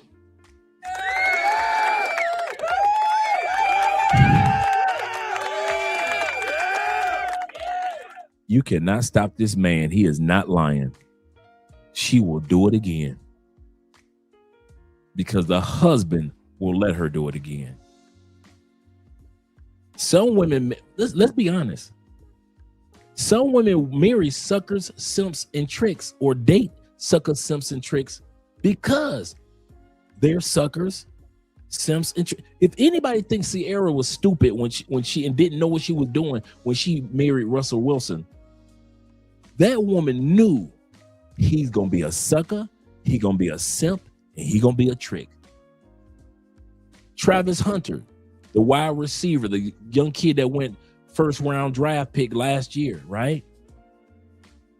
Everybody knew. I think he went second, but he was in the first round. Everybody knew that his Latin chick that he was dealing with was a gold digging hood rat. Then no matter what anybody said, he put a ring on it and got her pregnant. After getting all those endorsements. There will always be a sucker, and women know it. There will always be a simp. No matter where you go in the world, women know it. And there will always be a trick around the world. And if y'all don't think women know it, that's what makes you a sucker, a simp, or a trick. Because you think women don't know what they're doing when it comes to choosing you other guys, you decent brothers, and choosing a sucker, a simp, or a trick. Women are not stupid. Stop acting like it. Let's get back to the interview. You guys are absolutely correct. Zeta says this. He said the States has ways too many weeks. Yeah, the States has way too many weak suckers for love. I got to sneeze. You mean the dudes that got their nose open? Like we used to say back in the day, got their nose open.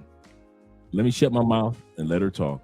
It's just, I just really feel that because this is independent, that we are not looking at it as business because what is independent? Because this is okay, so this is your business here. Sure.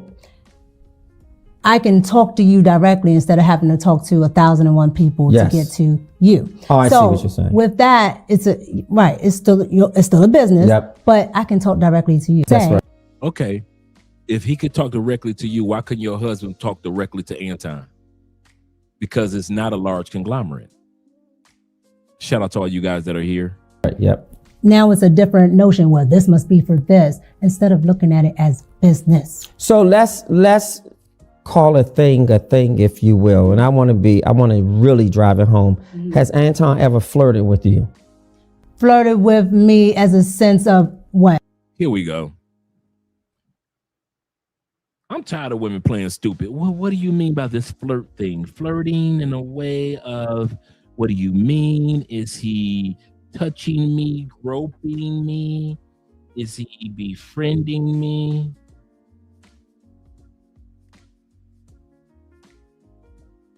What do you mean by this touching? Let me give a shout out to somebody on the Cash App. Give you brothers a shout out, because I don't want to be disrespectful to you guys. Shout out to Hanson.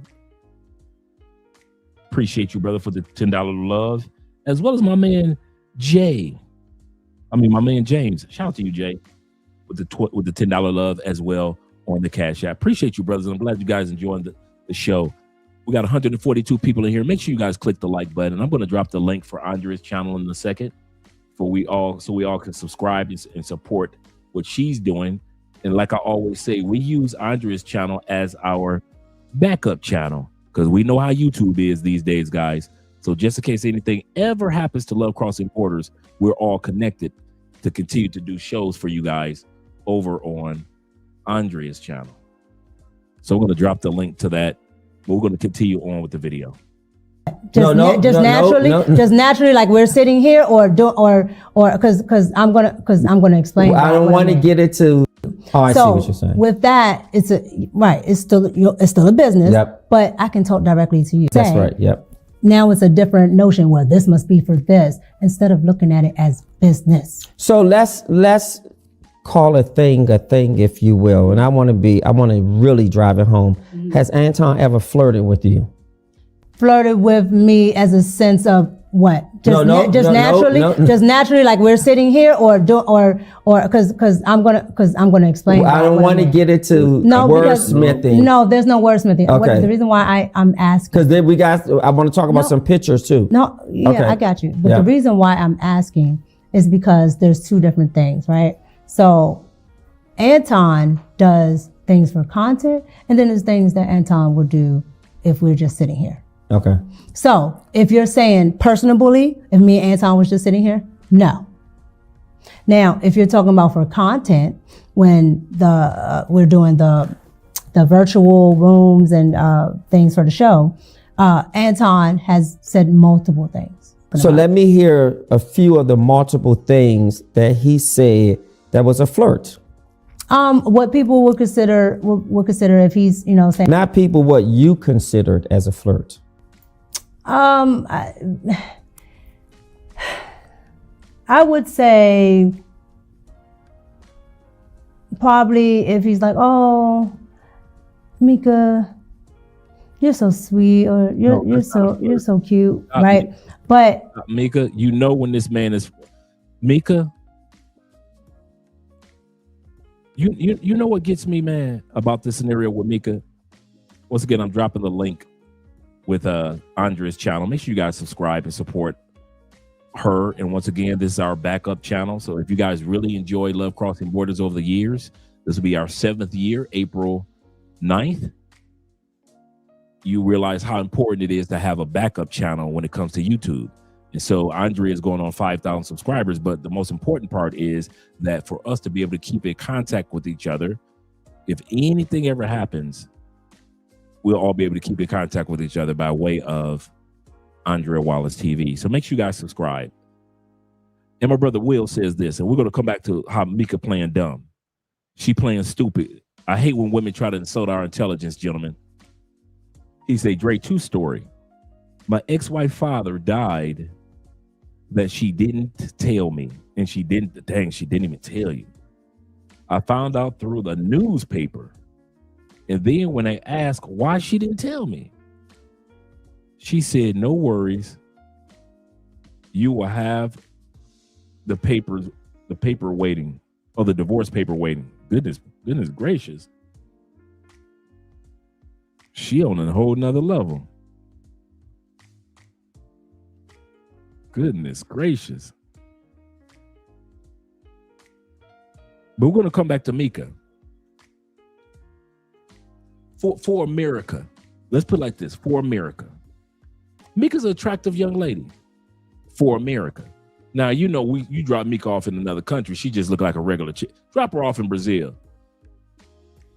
You a smash Micca, but you ain't looking at Micca like, oh my God, you so fun. Come on, Micca is American attractive. For all you dudes that haven't traveled, y'all think we lying to how gorgeous these women are in other countries? Go and drop Micca in Switzerland. Go and drop her in Sweden real quick. Go and drop Micca in Germany. You think we playing? Go and drop Micca in Germany.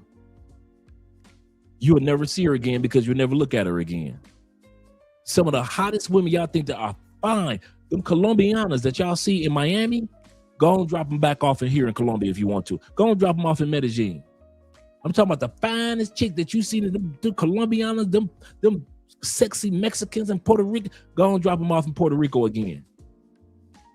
You'll never see them again because you'll never look at them again. But as far as American women are concerned, Micca's not an unattractive woman. Very attractive as far as being in the States, right? Let's be honest. So for Micca to pretend like she doesn't know what flirting is, Micca, men have been flirting with you your whole life with their cute face. She has a nice shape. For her to play stupid, I hate when women play stupid. What is this flirting you mean? You're not some ugly girl with buck teeth that can't get a man. You're not some big BBW. Micca, you know what the hell a flirt is. You know when a man is trying to get that coochie. You know when a man is trying to test the waters. Do we not do that, man? Oh, we want to play crazy. How many times y'all done got some coochie from a coworker that you started off by testing the waters with just a little flirt? 3 months later, you got her hemmed up in the parking lot at the job on lunch break. Oh, I'm the only one? Oh, I'm the only one that ever smashed a coworker. I'm the only one that started with little flirtation here and there. Hey girl, I see your shoes. And I kept on walking. A couple of days later, I'm like, who's that smelling good like that? I knew it was. Who's that smelling good like that? Thank you. What it is. Thank you, brother. I know I ain't the only one that sat back and slow rolled a coworker. Because I knew that in 3 months was a Christmas party, and I knew they'd all gonna be drunk at the Christmas party. So I'm pre-gaming coworkers. Oh, y'all ain't never pre-gamed coworkers before, huh? I guess I'm the only one in the pre-game coworkers. I'm throwing little signs and signals out there because I know when December come and they get to drinking, or I'm the only one that had a hotel room down the street from wherever the event was.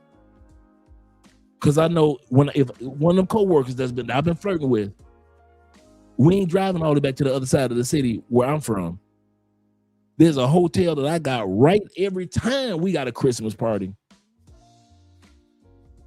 I got a hotel room right down the block. Cause I know I've been thank you guys. I've been pre-gaming my coworkers like you guys pre-game chicks when you go to another country. I got that. I learned that by doing that in the States. I was pre-gaming chicks for Christmas party. I knew right around October, bruh, I'm pre-gaming. I got about 4 or 5 of them that I've been pre-gaming the whole time. We're starting right around November 1st, man. By the time Christmas come, they've been drinking. Watermelon. Shh. He said, no, I don't do office parties. He said, I can't pop where I eat. I understand International Choir Storm is in the building.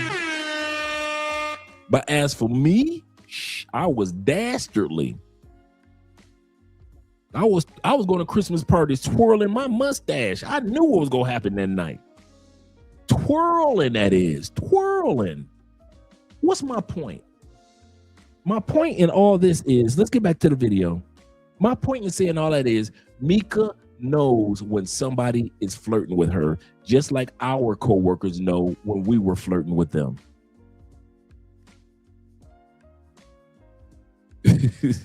For real, seriously. He said Dre has a rapping paper before the seriously, bruh. Man, I was doing that for Christmas parties. Don't let it be the quarterly meetings. Don't, bruh. Don't let it be the quarterly meetings where we meet off campus. You know, I'm working at the campus, the college in Tampa, but our quarterly meetings are in Orlando. So we're gonna be in a hotel. Don't let it be the quarterly meetings. Man, yes. The best thing God ever did was have Andre get married and sit his butt down somewhere. Praise the Lord. But for Micca to play like she doesn't know what flirting is, that's crazy. That's crazy. I'm going to bring that part back and let it roll. Of the multiple things that he said that was a flirt.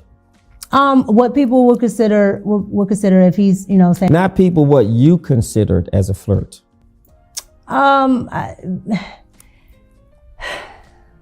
I would say, but you will probably if he's like, oh, Micca, you're so sweet, or you're so cute, right?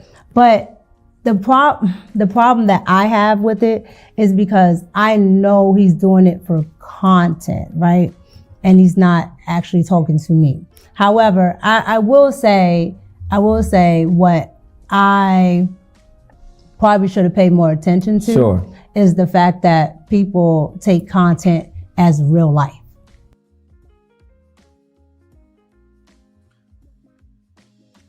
Okay. She said he would flirt with her for content. She said it's her business partner, co-worker, if you will. But it wasn't real life. Okay. Is it just me? I ain't never flirted with a coworker that I wasn't trying to fuck. For all you guys that wonder, for 20 years, I was an academic college recruiter. I worked for several colleges. Any coworker that I flirted with wasn't a fun flirt. I wasn't just flirting because I was bored. I wasn't flirting because I ain't had nothing else to do that day and I got 15 minutes before lunch. I was flirting because my goal was to smash your wife. Yes, it was. Your girlfriend who worked with me, your girl was going to get smashed by Dre, as she was. Men don't waste a flirt. We use flirting to test the waters, ma'am. Micca, you know that. You too pretty not to know that men flirt to test the waters. Let me see how much can I push it out there? See what she'll say. If I say a little quick joke, hey Micca, you better, hey, I'm gonna tell you now, don't come to work with them jeans on like that. One of these students gonna be looking at you. You gonna quit playing, Andre? I don't give a damn about them students looking at her. I'm letting her know, girl, I'm looking at you. And she taking it like I'm looking at you. Micca, hey, Micca, don't come to work like that again, girl, with them heels on like that. What you doing? What you doing? Micca, I know your man ain't let you come out. Go to your car and get a pair of sneakers. Why? This is a true flirts. These are true flirts I'm telling you about. Micca, what? Go to your car, and I will have the serious face. This is my serious face flirt. Micca, go to your car and get a pair of sneakers. Why? There is no way you're going to be walking around this campus looking that damn good in those heels and think that these guys you're going to get some work done today. This is a professional setting. You are looking too beautiful. Look at the pretty ass toes. What color is that nail polish? Rouge. If you don't get some goddamn shoes and go to your car. Did your man let you leave the house like that? There is no way them pretty ass feet are supposed to be sitting out in public and you at work. What do you think you're doing? I'm going to HR right now. And then the female will start laughing. Stop it, Andre. You need to stop. Am I not testing the water? Am I not putting it in a way that's not disrespectful to her and her husband, but yet it's reeling her in? Am I not from Detroit like Anton? If I know how to spit this game coming from the D, you don't think Anton know how to know all this talking about, you're so sweet, Micca. That nigga wasn't saying that. And they were looking at that fat ass and he was like, damn, Micca. Your husband let you come to Detroit looking like that? Get your ass back on that plane, girl. You looking too damn good to be here. Stop, Anton. You play too much. And she tried to sell it as if the flirting was just on camera. That flirting wasn't just on camera. Oh, stop. Yeah, for real. Stop, Andre. You so fun. You play too much. I know one thing. You ain't going to be walking next to me with them pretty ass feet. HR ain't going to get me in trouble. Soon as they see your feet and see my big, ugly feet. Now, mind you, I got my Oxfords on, but or my monk straps or my wing tips.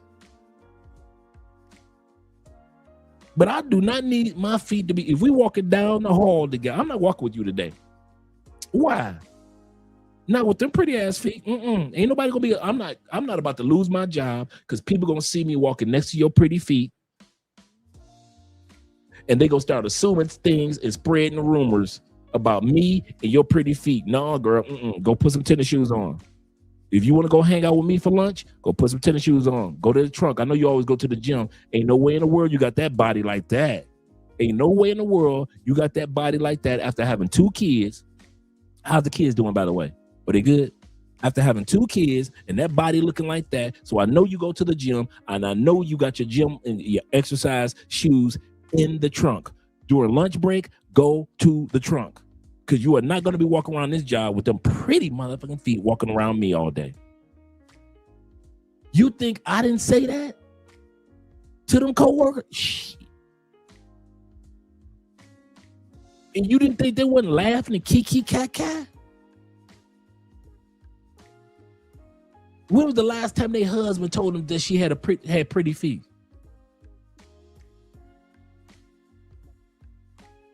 Man, please.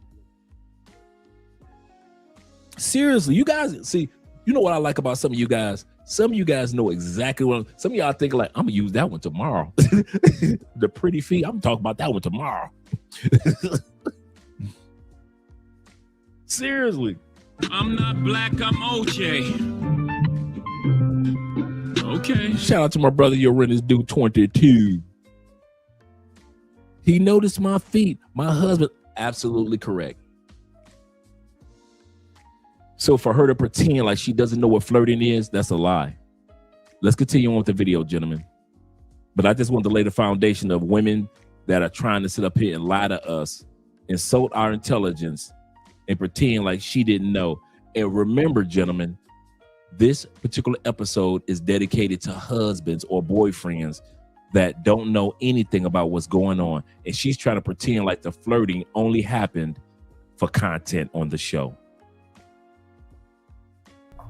Instead of just content. But has he said those things to you privately? No, and that's why I asked it's you. It's all been on the show? Yes, that's why I asked you the difference. And that's why I wanted to make that distinction. Because if I just said, yeah, he said this word, you would probably think it's just because we're sitting here. That's why I said no. How did you feel when a married man said that to a married woman? I didn't feel a certain way. I didn't say anything because I was a little off-putted. But once I understood what he was trying to do, I'm like, okay, well, you can't say this and that and the third. It's okay if you're like, okay, I have beautiful women on my panel. That is fine, right? Because people can acknowledge that people look that look nice and things like that. But it's when it becomes personalized that it looks funny to the audience. How does his wife feel? Has his wife Rita ever expressed to you her disdain, or have you heard her discuss something with him about her disapproval of saying that to you on a show? Even because go ahead. Well, let me just say this just before you answer. I think there's a line you draw in the sand when I say something because it's content. So I'm producing content here. I'm doing a show. And if I say to you, knowing your husband, wow, you look so beautiful and you're so gorgeous. Boy, I wish we could probably just go for a nice drink. That's disrespectful. Yeah, but he's never said that to me. Yeah, but that's totally different. He may not have used my words. I'm just saying. No, he's never done that. He's never had to. You just get in the car and go with him. You in Detroit. He ain't have to say, we need to go for a drink. He let you know, after this interview, we're going to go get something to eat. We're going to a Piston games. I got floor seat tickets. I got a business meeting. I want you there with me. That's how that went.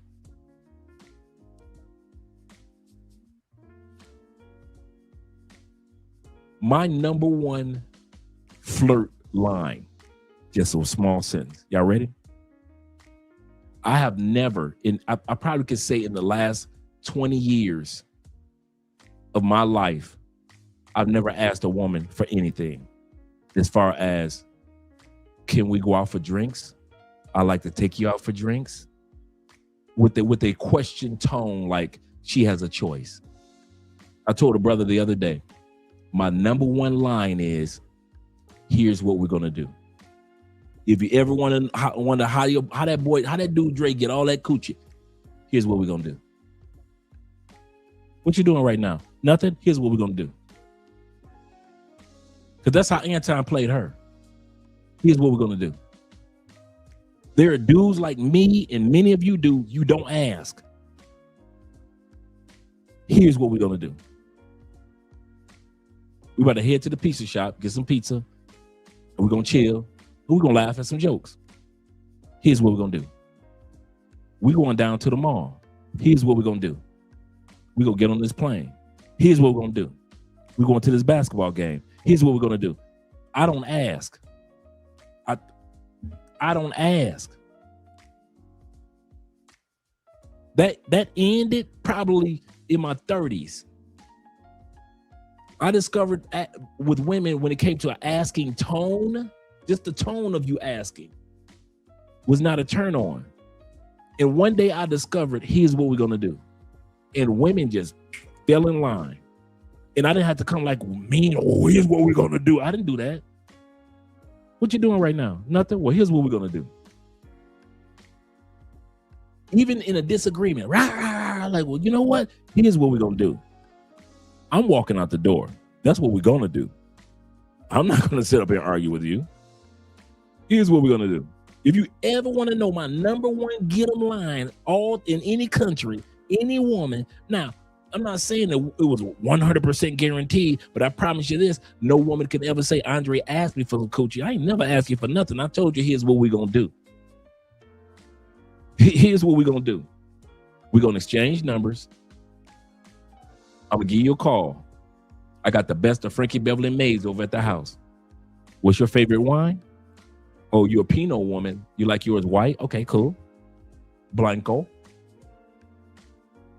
And we're gonna enjoy ourselves and have a good evening this Friday. I'm gonna give you a call on Friday. Give me your number. Here's what we're gonna do. Yeah, that direct, I kid you not, guy, dude. That direct is, that blew me, dude. Here's what we gonna do. Got me coochie that I didn't even think I was gonna get. Kid you not. You know how you had that 1, 2, or maybe 10 women that you like, I love to smash it. I done got some of them by just saying, well, what you up to? Nothing. Well, here's what we're gonna do. We're going to the Cheesecake Factory. After the Cheesecake Factory, we're doing this, that. Women love direct respect.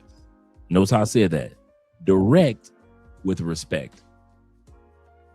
They don't want you to just, grab their ponytail and drag them off like a caveman behavior. But that here's what we're going to, bruh, I'm giving y'all my number one. I ain't never asked for no coochie. It was, here's what we're going to do. Here's what we're going to do. Let's go to the bedroom real quick. What are we going to do? You know what we're going to do. Here's what we're going to do. You're going to get 3 orgasms. And after that, we're going to rest for a little bit. Listen to some music. We're going to have the music going. Then we're going to do a round 2. I didn't come over here for sex. I didn't ask you. Number 2, my number 2 line. Y'all ready? I'm not asking. I'm giving y'all, you're not married already, so I can give y'all my true game. Here's what we're going to do, and I'm not asking. What you up to? Nothing? Okay, we're going to here's what we're going to do. We're going to the Cheesecake Factory. We're going to have something to drink. We're going to enjoy ourselves. Then we're going to your place or my place. I'm not asking. And they can look, they can eye contact. They can see it in my face. They can say yes. They have the choice of saying yes or saying no. I'm not a monster. Most of the time they say, dude, the yeses will surprise me. You know how you play cool on the outside as a man, I'm cool. But on the inside, I'll be like, what? She said, yeah, what the? I'm about to get this coochie. As fine as she is, I'm about to actually get the. But on the outside, you playing like, yeah. I knew you was gonna give me this coochie anyway, girl. But in my mind, I'm running around the church. And you know how we used to back and say, and I'm not asking. Okay. So I'm gonna call you at 7:30 and we're gonna get together. And we're gonna have a good evening. Okay. But call me at 8:30. I gotta put the kids to sleep. Okay, cool. Whatever you gotta do. On the outside, I'm cool. On the inside, I'm running around the church. I can't believe I'm about to get this coochie. And all I said was, here's what we're going to do. In my number 2 line, bullshit you not. I'm not asking. I'm not asking you for your number. Let me get your number. I'm not asking. And they will still have the choice to say yes or no. But how I worded it, I took the question out. Can I get your number? You should let me get your number. Here's what we're going to do. You going to give me your number. I'm going to get here. Let me get your cell phone. Give me my number real quick. Let me get yours. Here. Let me get your number. I'm not asking. Here, put your number in my phone. I'm not asking. Kid you not. But if y'all ever wondered, that was my I'm not asking. And here's what we're going to do. Shh. Like I said, I'm married now, so I can share. Take charge. Boy, that take charge moment, it don't matter. Dude, I could be smelly coming from the gym. And I could walk up on the chick, get to know her name, so forth and so forth. I said, I know you're busy right now, so here's what we're gonna do. We're in the grocery store right now. I know you're trying to shop, so here's what we're gonna do. You gonna give me your number. We're gonna get together. We're gonna get to know each other. We might even fall in love. We both need love. So here's what we're gonna do. Put your number in my phone real quick. Oh, I wasn't asking. Why should I put my number in your phone? Oh, I wasn't asking. Beep, beep, beep, beep, beep, beep, beep, beep, beep. Like I said, now that I'm married, y'all can have that. Y'all can have. Go ahead. If you think I'm lying, use them. That's right, boo. Try it. I kid you not. I've been surprised many a day that those lines work. even with my tour of Spanish, when I first came to Colombia and really started traveling to some of the Caribbean islands, Mexico, things like that, right? Even my tones were, here's what we're going to do in Spanish. I'm not asking, even in Spanish.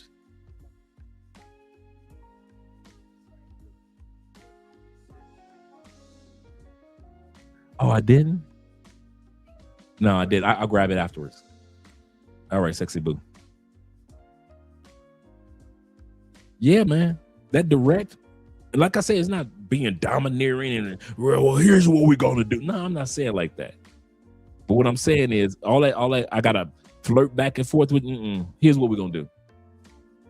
I'm about to sit up here and spend all day flirting with you, and I know you get ready, you got to go home and get to the kids. I know you said you're going to Bible study. Well, here's what we're going to do. Anytime a woman made it seem like that I got to get ready to go do something, no problem. Here's what we're going to do.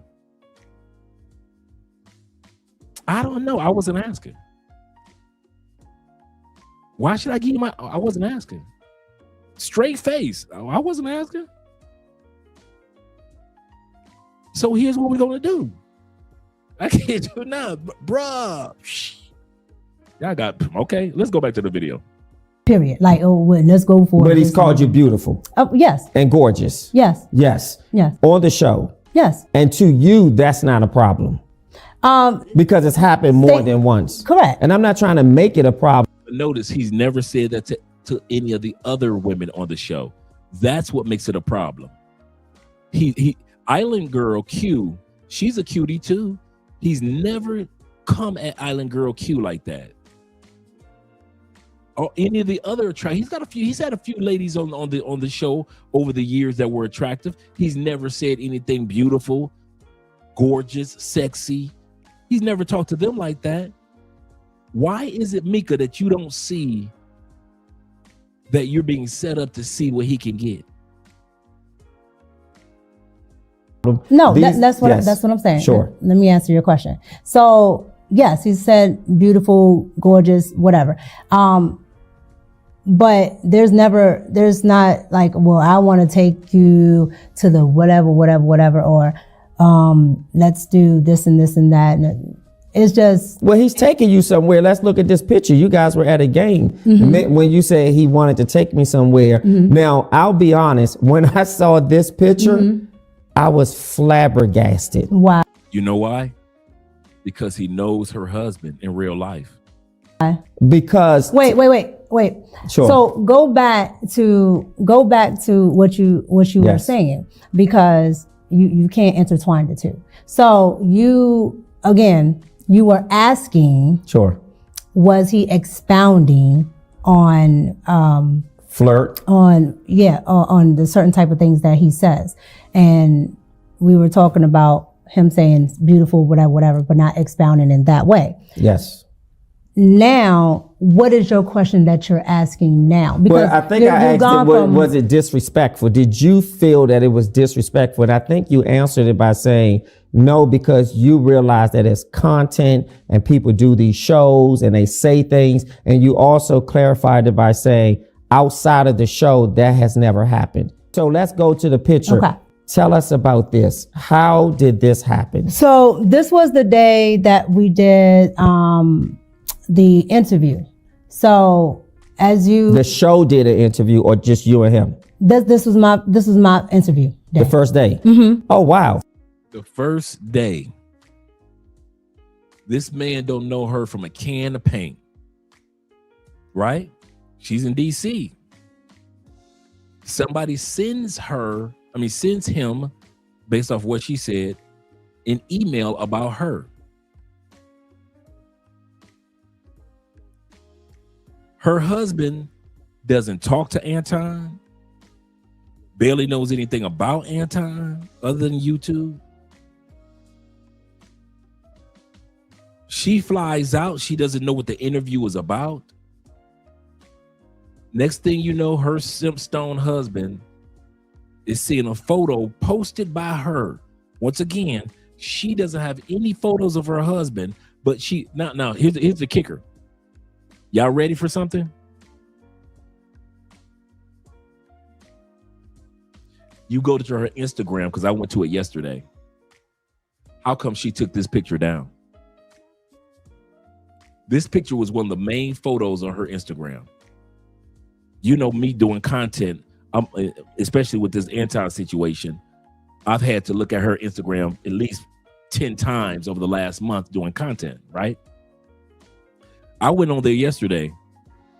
This photo right here that she posted, and she's going to tell you she was the one that posted it. This photo is gone. There is no evidence that she ever knew Anton Daniels on her Instagram. You know how when the dudes leave the NFL, when they get ready to get traded from a team, they may be with the Raiders, right? They get traded from the Raiders and they take all the Raiders photos down off of their Instagram and social media because they're going to a new team. That's what she did. Anything that said Anton Daniels, she took it down.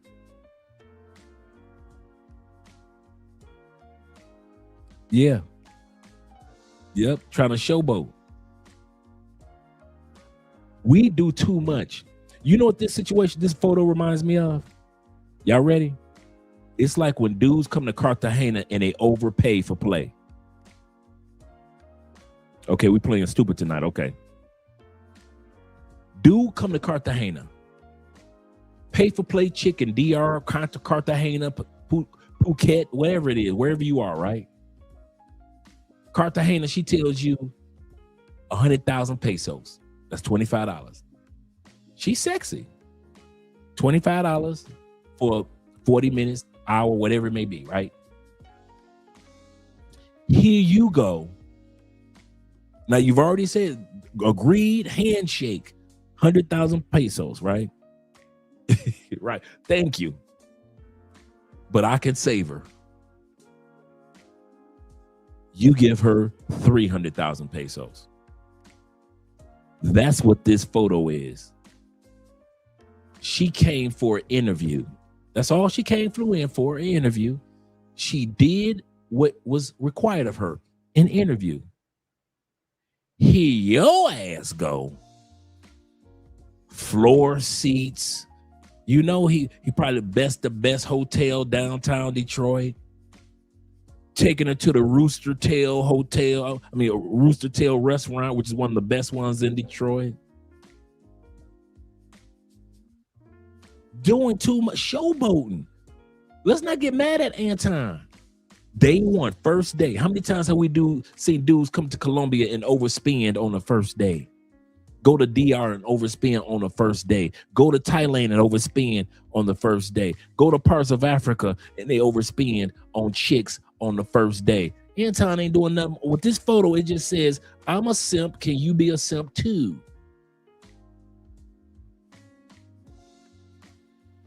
That's all this photo shows. She said that this was the first day that she ever met Anton, first day she ever flew into the city. And now she getting floor seats. She getting floor seats to the Pistons. Shout out to my Pistons. And that's a good question. If this ain't your woman, why do you feel the need to impress her like this on this level on the first day? You don't know her. You don't even know she's going. If after this interview she wants to deal with you anymore, and what you take her to floor seats? He said, "I bet that trip cost him a minimum of $2,500, not to include probably paid for the first class ticket. Yeah, for that flight out." That's a good point, Will. That's a good point. Let's get back to the video. Simps. So this is my interview day, because you can go and you can see the outfits, the same outfit, same everything. Now, what he is doing here is he had already a business meeting set up there. So there is... That's what he told you, no, correct? That's what happened. No, I'm not saying that's what he told you as if that was a cake bake. He told you he had a business meeting and you were invited. No. Okay. So, okay, wait a minute. You just did the interview. Thank you for the end. Most people, I'm just saying, most people would. Let's be serious. He's interviewing her to see if she's going to be on the show, and interviewing her to see if the audience will like her. Right? First time they ever meet. Blah blah blah. Right? Why didn't he just let her go get something to eat, go back to the hotel? This is an interview. You say that you got business meetings, because they do have business meetings at the plaza. I mean the Palace in Detroit. They've got offices all around. So, and Anton does have connections throughout Detroit. I give him that.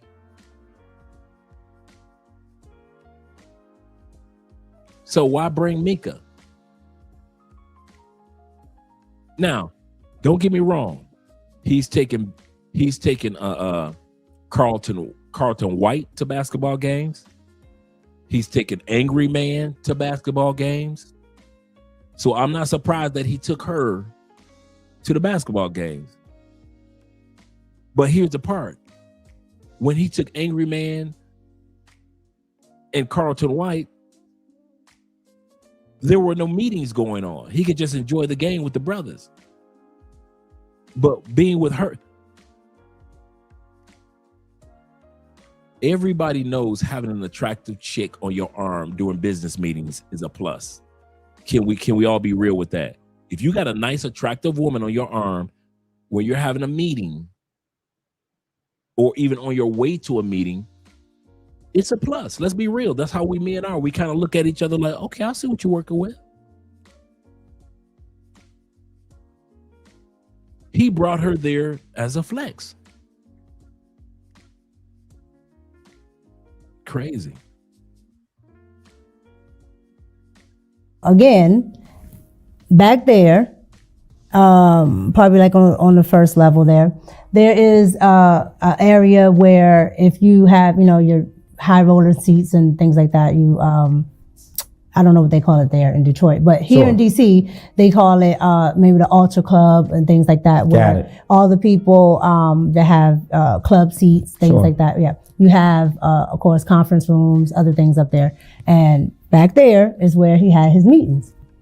He met a couple of high profile people. They were talking about sponsorships. They were talking about interviews, a whole lot of stuff. What does the conversation sound like to invite you to come here? Okay. Because I said you were invited and you said no. Okay. So, no, that's not what I said. But we're going to play it back. Nevertheless, so again, he had business meetings there, and he said. He did say, were you invited to the business meetings? And she said no. She did say that. And she just denied it, as if she was invited to the business meetings. Make sure you guys subscribe to Andrea Wallace TV, Andrea's channel. Thanks, gentlemen, while you're here. We've got 132 people in the building. Make sure we get at least 50 people that be able to subscribe to Andrea's channel. Appreciate it, gentlemen. Let's continue on. Well, I got a couple meetings at the game, and these people I think will be good for you to meet. I said, sure. And you were the only one from the team that went, or were there other people? I know you were the only interview. I wasn't at a team then. No, I'm saying the interview was his staff, his production. Like you have camera people, producers, etc. So the production is over. Did he not only apprise you that he was going and invited you, were there other production people? Anton does everything himself. Yes. And I do mean all of it. So his wife wasn't there? At this one, no. Right. So you flew out for an interview. Mm-hmm.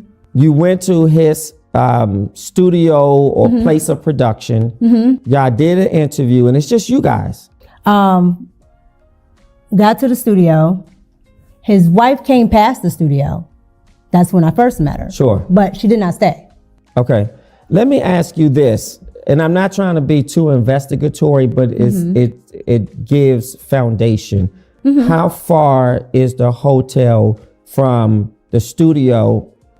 I say maybe 10 or 15. Okay, 10 or 15. So then he says... It's all downtown. It's all downtown. So he says, hey, I got this business meeting. I'm going to this game. Would you like to go with me? Mm-hmm. And obviously you said yes because you weren't forced into going. I got this game. I got this meeting. I had this meeting. Okay, so if I'm looking at this picture, are you all on the floor at a basketball game? Correct, that's the floor. Okay, at a basketball game. Correct. So you went to a basketball game. Did you watch the game? No, this picture right here, we probably sat on this court maybe 10 minutes.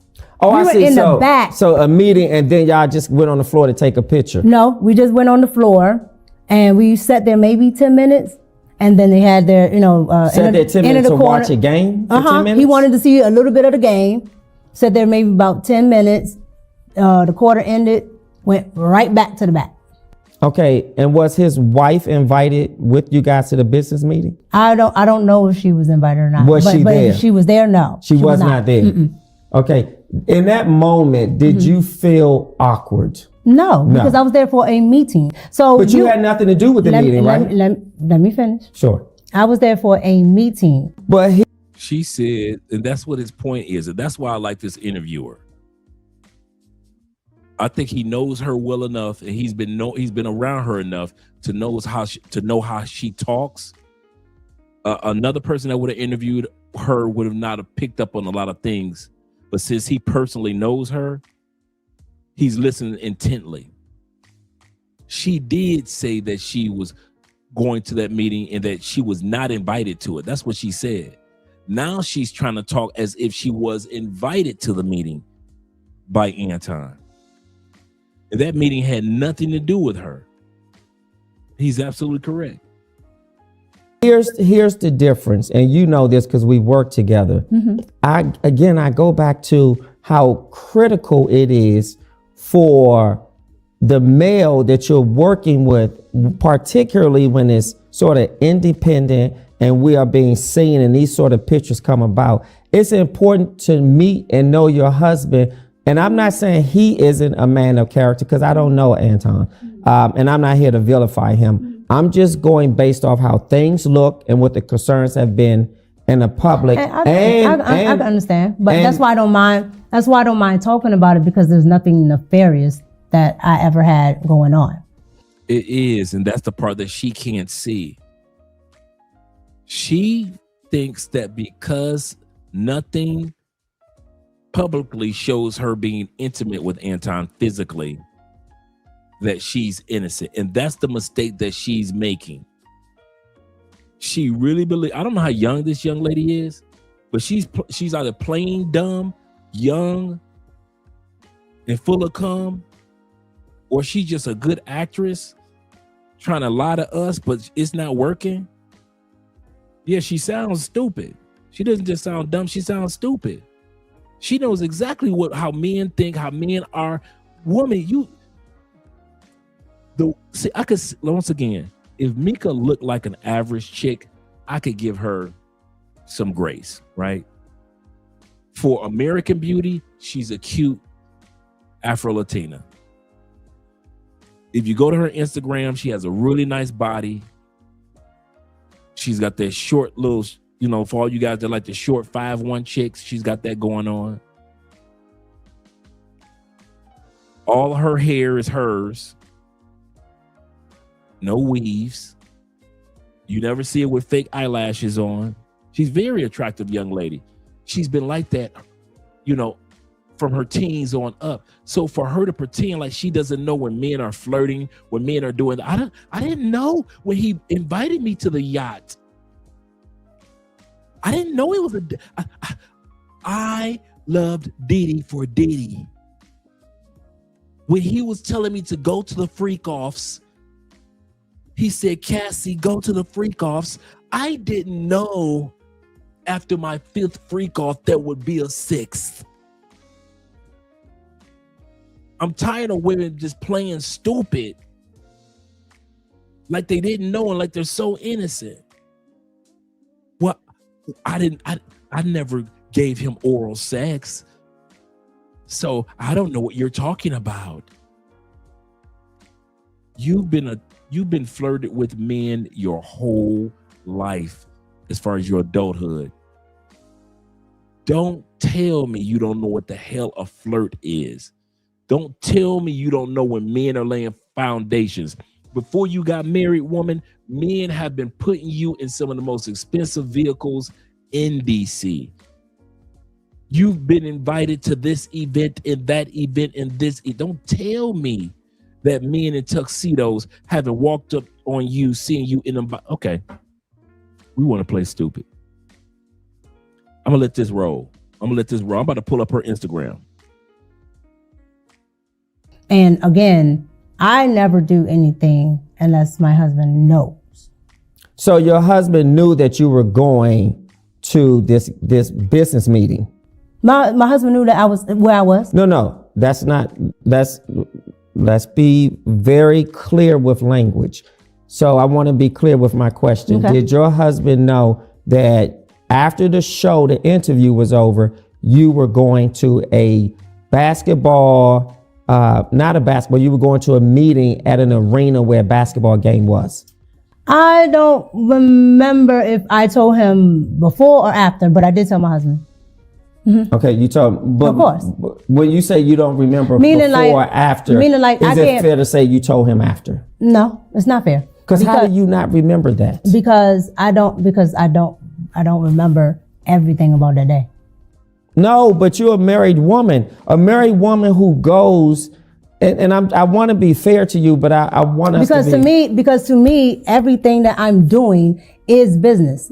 So again, but a married woman doesn't forget if she told her husband she went somewhere before or after. No, you're trying to pinpoint a time frame, and I'm telling you, I don't remember my time frame. Not a time frame. I tell my husband everything. So yes, I did, and I posted this. This is my picture. Yes. So again, if I was trying to hide it, if I didn't want my husband to know it, I would have never posted. So you think posted it makes you innocuous? No, I'm telling you that I don't hide anything. I have nothing to hide. And so if I wanted to hide something from my spouse, I would have never. Let's look at the next picture. I was flabbergasted by this picture. Okay, tell me why. Okay, because there's no. Can somebody hide something in plain sight? Can a person hide something from another person in plain sight? Like right in front of their face, and that person doesn't notice. So that means that, and if you can do that, that means that anything that she can hide it in plain sight in front of her husband. She doesn't have to hide it. But before we go back into the video, let's go to her Instagram. Let's go to her IG, gentlemen. Cause she trying to play stupid. She trying to act like she doesn't know what he's talking about, what we're talking about. Let's take a look. We on her IG. Now, like I said, Micca, she's doing her thing. Let's right here. She's like a co-host on a Celebrity Dish on a reality on one of the shows in DC. So she's doing her thing. Let's continue on. You know, we already know that she's mega. Right around here, Fox News. Now she's hating on Don, but I don't, that's none of my business. She's done different interviews. She's not an unattractive woman. So for her to sit back and pretend that she doesn't know, I didn't know.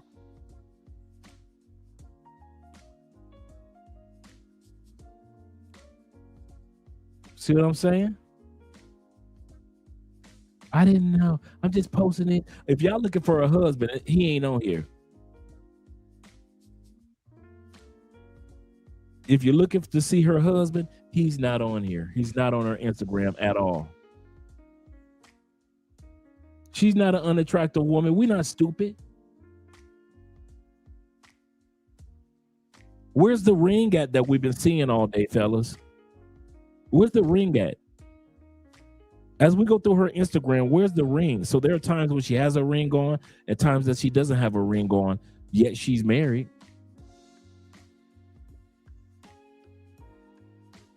So for her to pretend like, I don't know when somebody's flirting with me. I don't know. She's going to all these gala events. Legacy of Freedom Ball in DC for the Black Conservative Federation.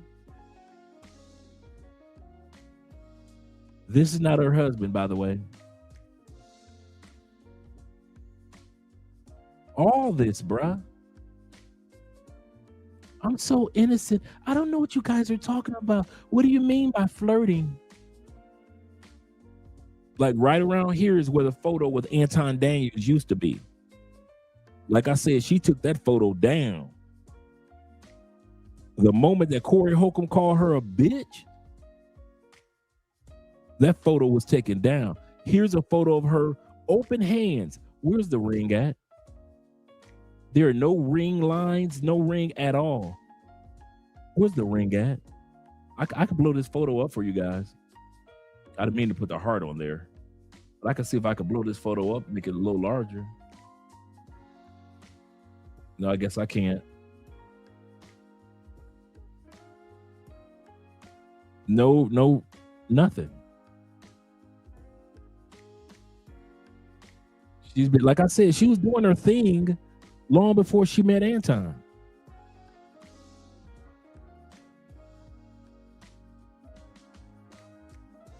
I caught that, T-Mac. I didn't say anything. I don't open up my mouth about another man's wife, like Kevin Samuel said, but I did catch that. I kid you not, I did catch that, brother. This is another show that she was on with this brother here and a couple other sisters.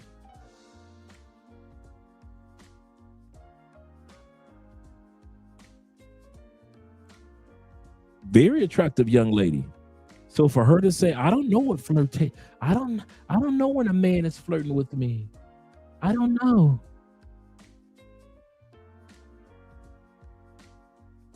Look like she's doing some acting.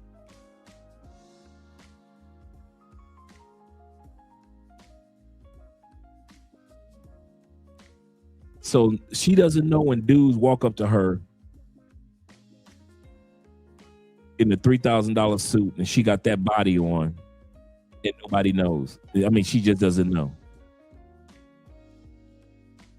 Will says this. He say, gents, when a woman doesn't celebrate you on her social media, she is playing you, expanding her options, very hypergamous. Cut bait, move on. Absolutely correct. So she's had a life before Anton and will have one after Anton. All the photos that of the men that we've seen her with so far, were they not respectful photos? Were they not respectful poses? We're going to get to the photo of her and Anton with that pose. He's going to talk about that during the interview. Very respectful pose. I don't see any disrespect. Very respectful.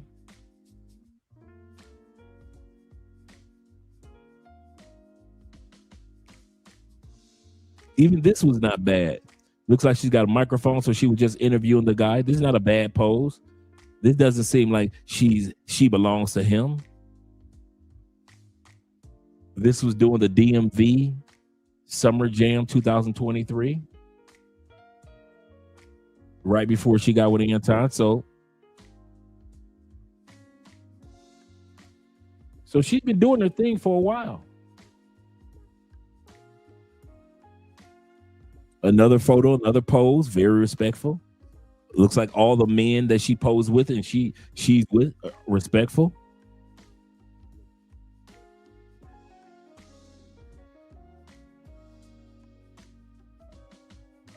The brother right here, another pose. She's not all over him.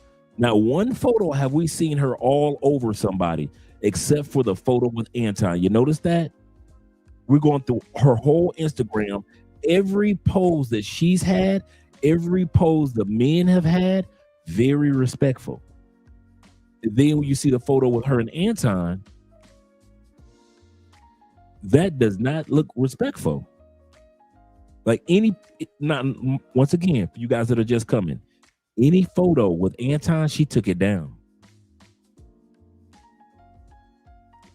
Look at this photo. Not disrespectful. She's not laying all over the guy. All her photos with guys are respectful. This is my man, Salt Bay, even though he lost all his restaurants. Respectful. She's in the studio because she does sing. She does perform on stage.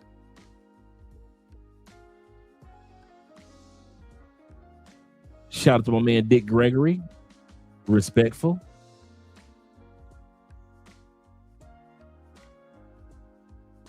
This her back in the day, 2020. So as we scroll down, we don't see any images of her posing in any way that's this might be the closest one, but this is a 2000, like I said, this is 2020. This is the closest one, but she's not all over somebody. Look how every photo she kind of has the same pose. Very respectful. Akon, respectful. Shout out to CeeLo, respectful, and the Goody Mob. This is her on stage performing. So she's got her own life. Looking like A. Marie on there. It's just one thing. Got to admit it. Looking like A. Marie on there.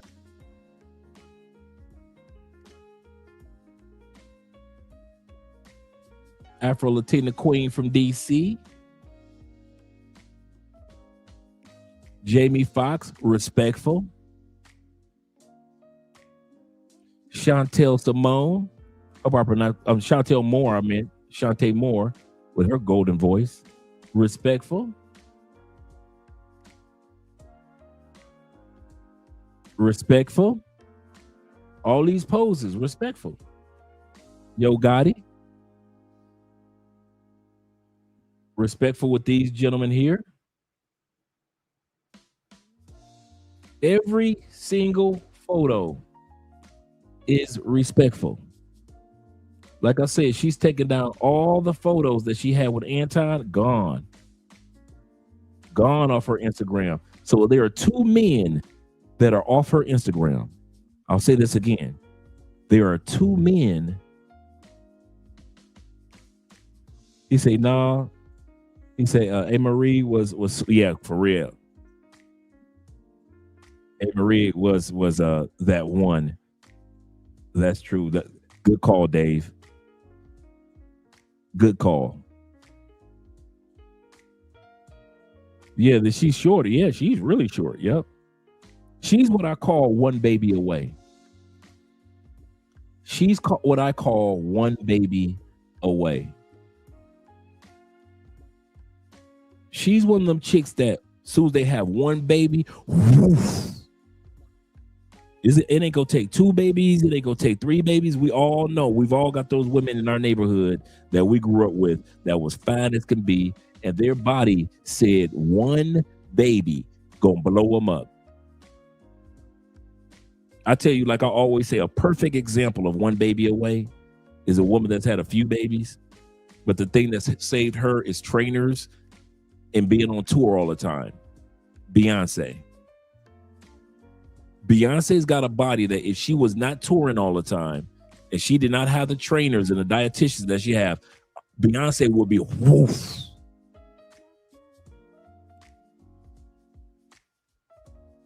Beyonce, we all know Beyonce can blow up if she does not take care of her health, if she does not train. She's got that same gene that her mama got. Y'all think I'm playing? Let Beyonce stop touring. Let her stop touring for a year. You're going to see how fast Beyonce blow up. There are some women that got bodies that are just one baby. Look how thick her legs are.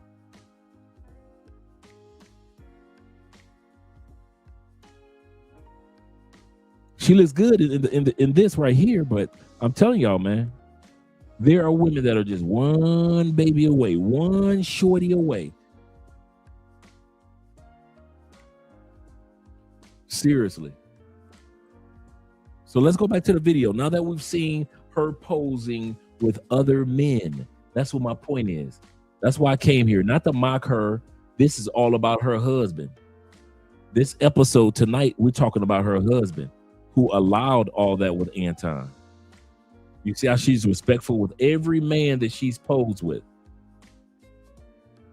Every man that she's been centered around. Every one of them. She got a website for her music. I mean, an Instagram for her music, news coverage, so forth and so forth. Let's go back to the video, gentlemen. Let's remove this and add this. Way my wife would be fit. Look at how she's posed on Anton compared to those other photos. Nope, no pictures of her and her husband. Mr. Man, no pictures of her and her husband.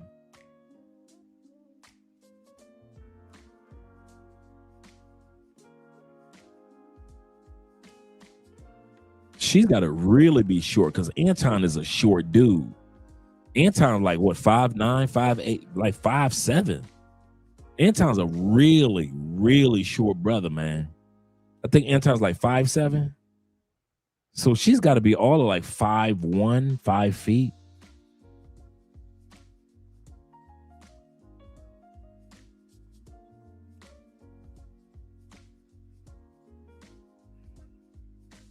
You stupid. That's a good one though. She's like 5'2". Yeah. Everybody gets the basic pose, and all of a sudden, from out of nowhere, Anton gets he's like 5'7".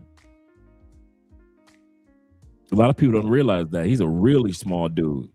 Little small bowling ball. No offense, but you know, that's the bodily image that he gives off. Let's go back to the video.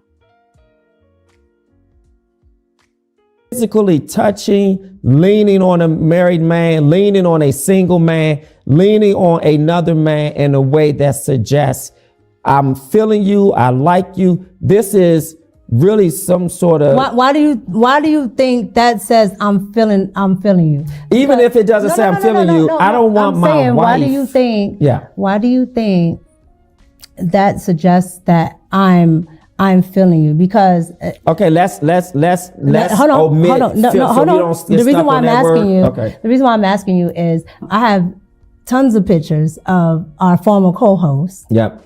With the same lean, everything. But here's the difference. Hold on. Yes. And that person is also a male. All right. And we have a working relationship, and it's the same exact type of picture. But here's the disrespect. Here's the disrespect. This is a married man that you are physically leaning into. I'm not leaning into. That to me. I'm not leaning into. To me, there's space there. Here's my perspective of it. Is she leaning in? Compared to all the photos that we saw of her earlier, is she leaning in? My brother Will says this. He said, Dre, if I was a betting man with the money that he paid, for real, for everything, flights, basketball games, paying her $3,500 a month to be on the show. He said, man, I'm going to tell y'all something. And I said this before when all this stuff started with Anton. I'm coming back to Will. If y'all ever see me doing all that for a woman, I hit it. I'm going to tell y'all that now. I cheated.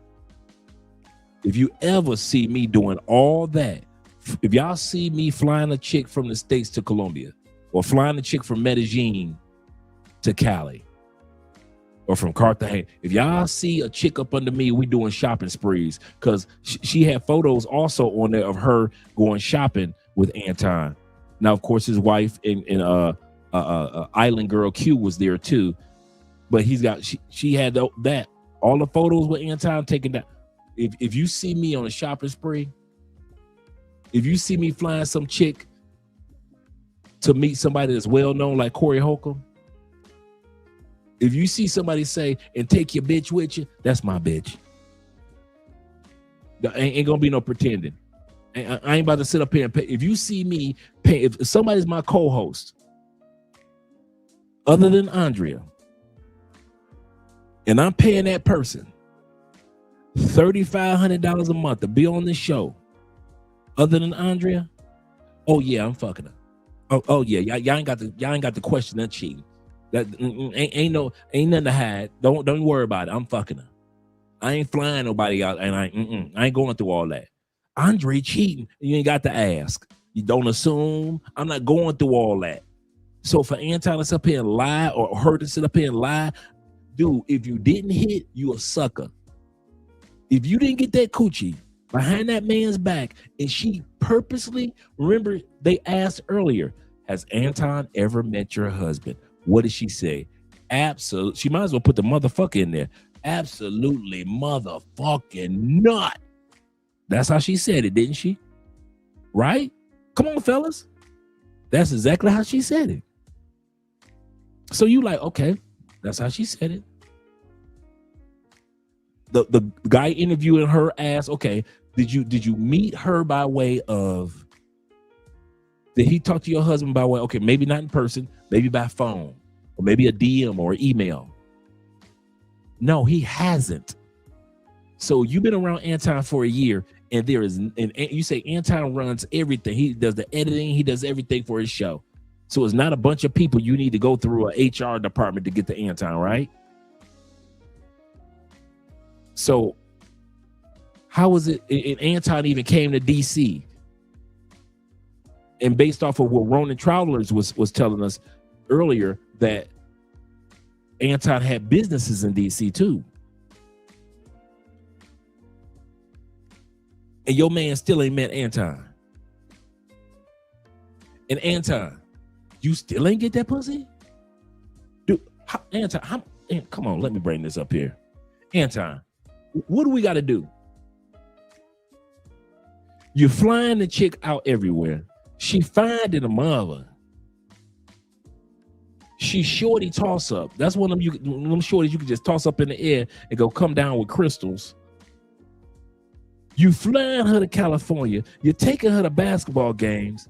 You sending her in the best of the best hotels and restaurants in Detroit. You taking her on shopping sprees with your wife next to you, and you ain't get that coochie. And you ain't get that coochie. I thought you was a simp stone before. If y'all ever see me in that situation, do not guess. I'm telling you right now. Fortunately, I never put myself in a situation like that. But if you ever did see me in a situation like that, and you were assuming, don't assume a damn thing. Yes, I'm getting that pussy. I am not about to spend that type of money and that type of time on any woman, and I ain't fucking her. Andrea gonna have a reason to be suspicious. Ain't no fucking way I'm gonna put all that effort and energy into a female, and she posted me all on her Instagram. We booed up, and we looked at all the photos of her with other men on her Instagram. None of those men she was leaning on and laying on none of that. Anton, she leaning on you like you somebody special, Butterball, and your fat ass ain't get that. Nigga, what type of simp are you? What type of simp? I wish I didn't get that coochie. I wish y'all didn't get. I wish I would have to pretend and lie to y'all like I ain't get that coochie. Yes, I got it, and it was delicious and wonderful and nutritious. I'd have said, man, her pussy for the 8 essential vitamins and minerals, part of a complete breakfast. I'd have told y'all it was full of 8 essential vitamins and minerals, part of a complete breakfast. If she's saying damn her husband, who am I not to say damn her husband? Because that's what this whole video is about. Her telling her husband, damn you, I'm gonna do what I want to do. Well, if she's saying that, who am I to sit back and call? I need to talk to your husband so he'll get to know me. If she's saying hell no, shit, let the fun and festivities in the fucking begin. The hell I would not get that pussy. I done put myself out there, embarrass my brand, embarrass myself. Yeah, futon crazy. You say that's an edited photo. Futon hand. That's true. That's a good point. Wow. That is an edited photo. Anton's hand in the original, Anton's hand is around her waist. Good call, brother. Good call. That is an edited. I didn't even see that. Anton's hand wrapped around her waist. All the photos we looked at her, none of these dudes' arms was wrapped around her waist. Anton had that hand wrapped around her. She edited that. He edited that. Whether it be the host or her, one of those edited that photo because that photo had Anton arms wrapped. The original had Anton's arms wrapped. You know what? Let's see if we can find the original. We're not stupid. We are not stupid. They must think we Tom Tucker, that dumb motherfucker. They must think we are Tom Tucker, that dumb motherfucker. Let me see if I can find this photo. Because if I find it,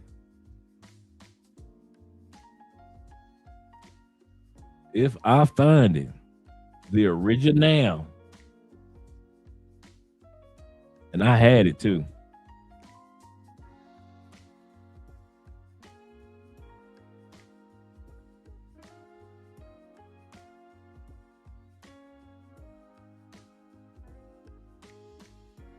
Now I don't see it.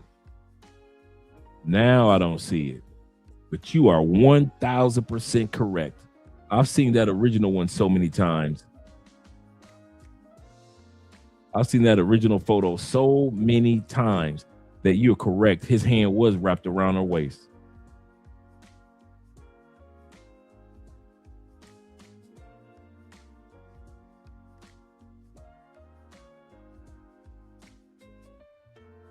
Yep.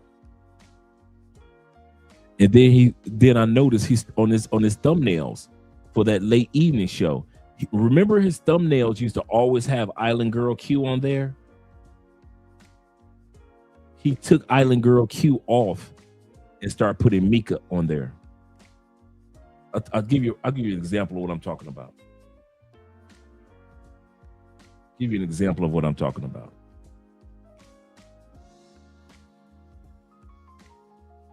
Let me take this, bring this down, bring this back up. Let's go here.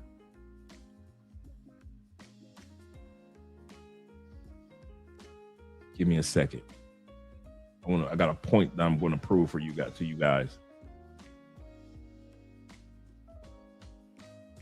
Remove that. Bring this here.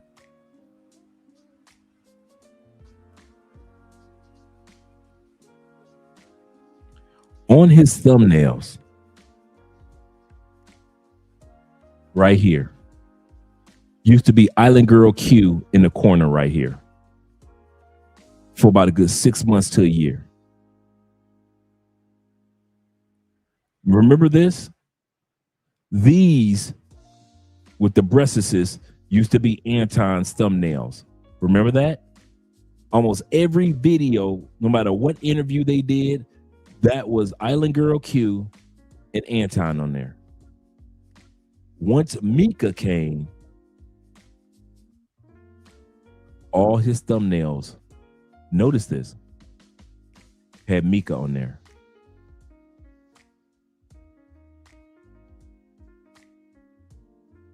Right here too. See how the game changed?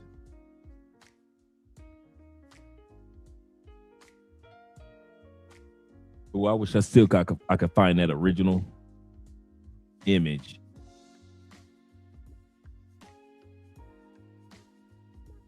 Let me see if somebody else has it. Now they got letters covering it up.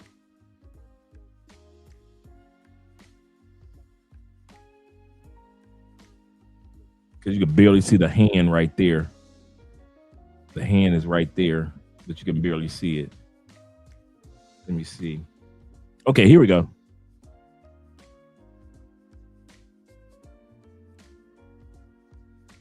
Let's see if it's still there on Instagram.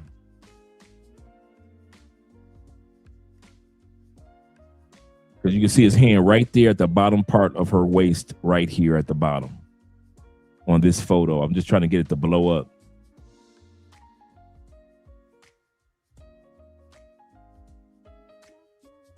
Okay, here's what I'm going to do.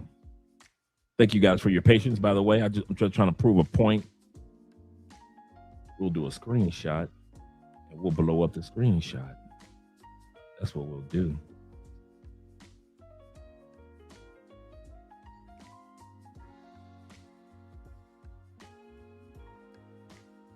Absolutely correct.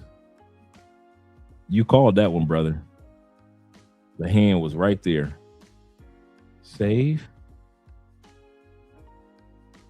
Now let's blow up the screenshot.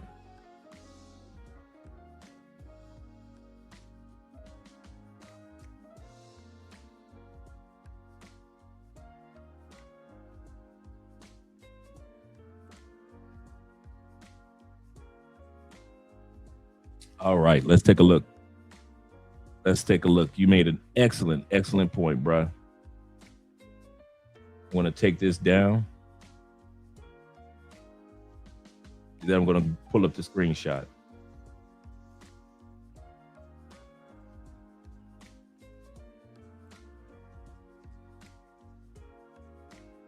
And then I'll hit the super chats. Share screen. Right here.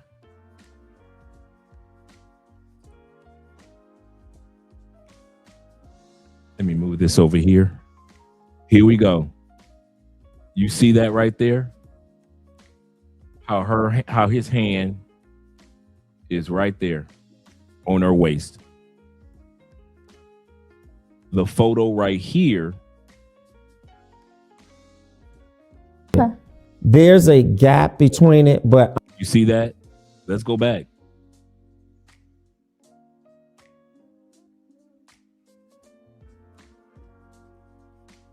Give that a second. Between it.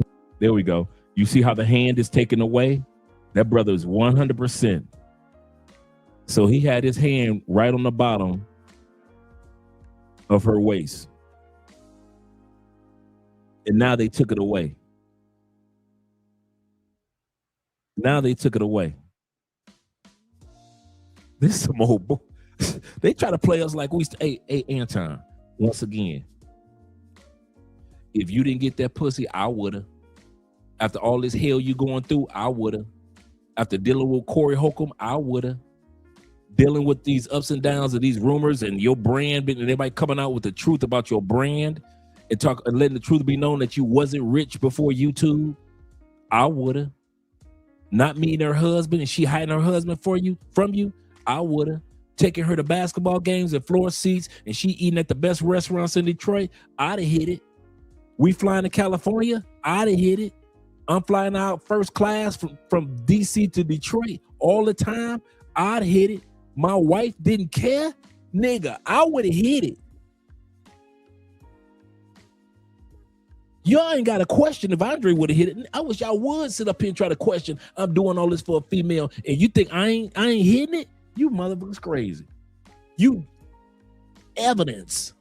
You ain't got to be Scooby-Doo to discover that I was hitting it. Yes. Andre flying his chick from Cartagena every other weekend. She's on the show sitting next to Andre all the time. Is Andre sleeping with her? Hell yeah, I'm sleeping with her. Hell yes. Like I said, you would never see that scenario, but if your ass did, don't you question if Andre getting that pussy. Yes, I would be. Trying to pretend like, no, we're just co-workers. Ain't no way we fucking co-workers. I have fucked many a co-workers in my day, and this would be the latest one if it were me. So Anton, yeah, that was a good call, brother. That was a good call. I didn't even notice that, how they took the hand off. They edited the photo. They edited the damn photo. He said, dude only fly chicks out when they expect to sleep with, period. Absolutely correct. Y'all laughing. I'm serious. Y'all laugh. Y'all better not be questioning like, is Andre cheating on Andrea? Hell yeah, I ain't going through all that and I ain't cheating.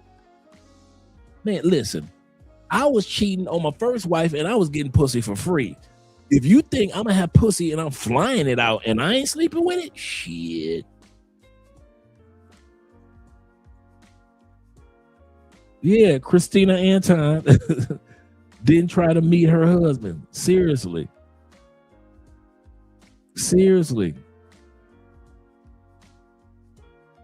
Absolutely. For real, he ain't bring his neck to the party at all, right? Anton is one of them dudes that do not have a neck, so you can forget about that one. You'll never see him with a necklace because he's necklace. He said, I'm not doing all that for a chick that I'm not hitting. Shit. For real, that's how I feel. That's what my point is. My point is not cheating on Andrea. My point is, if I'm doing all that, y'all ain't got to question if I'm hitting that pussy. Do not question it. And I'm telling y'all on air in front of the world, if I was Anton and I wasn't hitting that coochie and it looked like I was hitting that coochie, I might as well go ahead and hit that coochie. T-Mac said, as long as it is not with a big chick, Dre, we will start a reaction video about you. Deal. My brother says this. Shout out to Casual Jim in the building. He says this. He said, what channel are you reading these comments? He said, what channel are you reading these? What channel? Let me ask you this. Are you on? Which channel are you watching from? That's the question I have for you. Which channel are you watching from? Are you watching from Andrea Wallace TV? Let me see what you guys are. Let me go to Andrea's channel because we're live on Andrea's channel as well. Oh, shout out to you guys. Shout out to all you guys that are watching on Andrea's channel. Appreciate you gentlemen over there. Yes, sir. Yes, sir. Shout out to you guys over there. Appreciate you. Yeah, I can see the comments on StreamYard from both channels. So definitely I can see you on here as well. Shout out to you, brother. AMSM in the building, man supporting men. Let's go back to the video. You guys made a great point with that photo. They doctored up that photo. That's a damn shame. But I'm looking at how you have a smile on your face.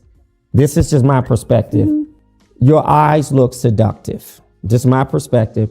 And your arm is relaxed on his upper shoulder. Correct. And I would never imagine a married woman leaning on a business male partner that way. That to me is inappropriate. Okay. That's if you were my wife, okay, I would have a serious problem. My problem would be so serious, you would have to probably extinguish your contract with him. Okay. Just because, and I will also feel a little uncomfortable that this gentleman obviously did not either push you away or suggest that we shouldn't take this type of picture. I've never met your husband. I fly you out here once or twice. This is this may not be the first time. So which point was this? Not that it matters if it was the third time, the fourth time. This is the second time. Oh goodness, the second time? This is the second time I'm out there. Not the second time. So he done flew her out there that we know of at least 2 times, and her husband don't know nothing. What type of husband are you dudes back in the States, man? What type of stateside marriages are going on to where y'all let y'all wives getting flown out? Yeah, he letting her have it. This interview was good. He did not let up. And I think he didn't let up on her. Once again, this guy knows her husband personally. He's met her husband several times. when Micca and this gentleman was on another show together, the husband would be there like in the background every once in a while. So they've been out to lunch together. They've been out to dinner together. So this brother knows her husband, and he's asking these questions as if like, what the were you thinking, Micca? That's how he's asking, like a friend, like, Micca, what were you thinking? Because if I was your man, and she got an excuse for everything. Now, one time has she taken accountability, as you guys were saying, and said, you know what? I could have handled this whole thing differently. But everything she tries to make it seem like she was innocent. She was naive. She was innocent. She was naive. This whole night we've been watching a woman who's act like she didn't know what flirting was. That's one thing she said. She didn't know what flirting was. She thought it was innocent for Anton to fly her out and not know what the interview was about. We've been listening to this whole night. She didn't know what the interview, my first interview with Anton, what was it about? I don't know. We just talked about everything. Like y'all could have did that on the phone or on a video interview. She playing so innocent, like I didn't know my husband didn't. I don't remember the basketball part. I don't know if I told my husband before we went to the basketball stadium or after we went to the stadium and I was on the floor seats. I don't remember. I don't know how much he pays me. I think he pays me $2,000 or $3,500 a month. Just lying, just lies after lies after lies after lies. No accountability at all. Just the funny part. And you were lying in the face of a dude that knows you in real life. That's probably the craziest part. She's being interviewed by a friend who knows her husband, who knows her for years in real life. You gonna sit in front of a friend's face and tell a bare-faced lie after lie after lie after lie. And then go, like you guys caught, then you're gonna doctor up the photo to make it seem like Anton was not holding your waist. Get the out of here. Get the out of. Wow. I'm dealing with Anton. Okay, so what's the, and it doesn't matter to me, but what's that gap between the first time you're there, he takes you to a business meeting at a basketball game and you guys are sitting on the floor like you are that we're working together? And it's not like that. Well, that's not working together. No, go back to what you just said. Is that working together? No, go back to what you just said. Which part? It's not that, no, you said a couple. Well, pick one. No, you said sitting on the floor like you are a couple. Yeah, listen, I'm not. But you're interjecting your own thoughts, especially. I'm giving you my perspective. But your perspective is after I told you. So to put something else there. Okay, I see. That's fair. Okay, so I think that's a fair point. I don't want to spin it. What I want to say is messaging, imagery is critical because imagery is messaging. Correct. And a lot of times on a Jumbotron at a game, we often see couples, whether you're high up or you're on the floor. A lot of times when people are on the floor, you see. Do you sit at the game? Do I sit at the game? Correct. Yes. Do you sit at the game on the floor? I have. No. Do you all the time? No. Okay. All right. So who have you met at these games on the floor? This is my show, not yours. I'm not answering the questions. Oh, okay. And the reason if I come on your show, then we can get into that. However, the reason I asked you is to give perspective, right? Yes. Because what I found, because I'm usually in the skybox. Yes. When I'm here in DC, I'm in my box. I don't like to be down on the floor. That's not my thing. Sure. That's the one thing about Micca that's not attractive, her legs. She's one of those sisters that got bloated legs. I've seen videos of her exercising. She has really big ankles. I'm not, being petty and talking about the sister. Shout out to her. But yeah, you guys aren't just seeing something that's wrong. Yeah, she's one of those women that from the waist up, it's kind of right, but you can tell, she's put on weight, but Yeah, she does have really, kind of like muffin. Yeah, it's got the muffin top starting. Say, damn, dude was like the light skin, pretty shit won't work here. Yeah, my man. Like I said, I think because he already knows her, and she could throw as much bullshit as she wants, and he's not going for it because he knows her and she knows her husband. He knows her husband. On the floor, there are family members there. They are some of those people. A lot of them are like business seats. Yep. So anybody from these law firms, offices, are down there on the floor. Yep. That I've never known who sits down on the floor because I don't care and I don't sit there, right? But by being there, I found out who was actually down there. Family members, business partners, all of that.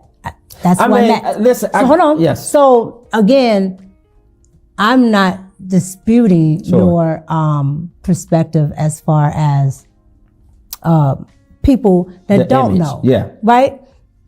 That's fair. But when you are in that world and you are in the know and you know more than just I would say the popular culture of That's a good call, Will. Everything that she's saying this whole night, she's on survival mode to save her marriage. She's wearing a ring band. Isn't that a first? Absolutely correct. And I went back as I was editing this video tonight, guys.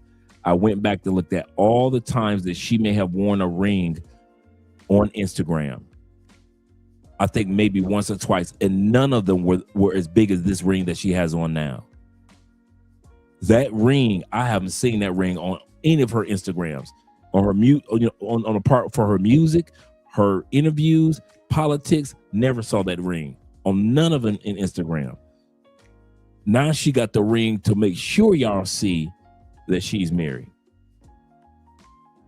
Who might sit down there, right? Because you might see your favorite rapper, things like that.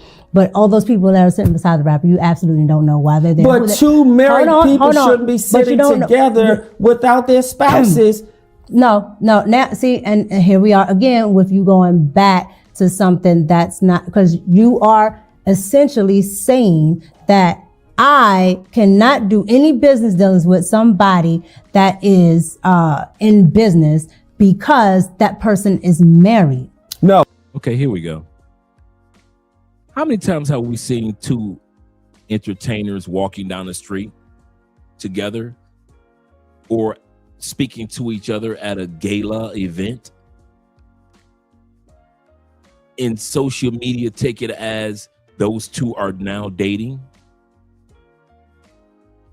So we've seen this before, right?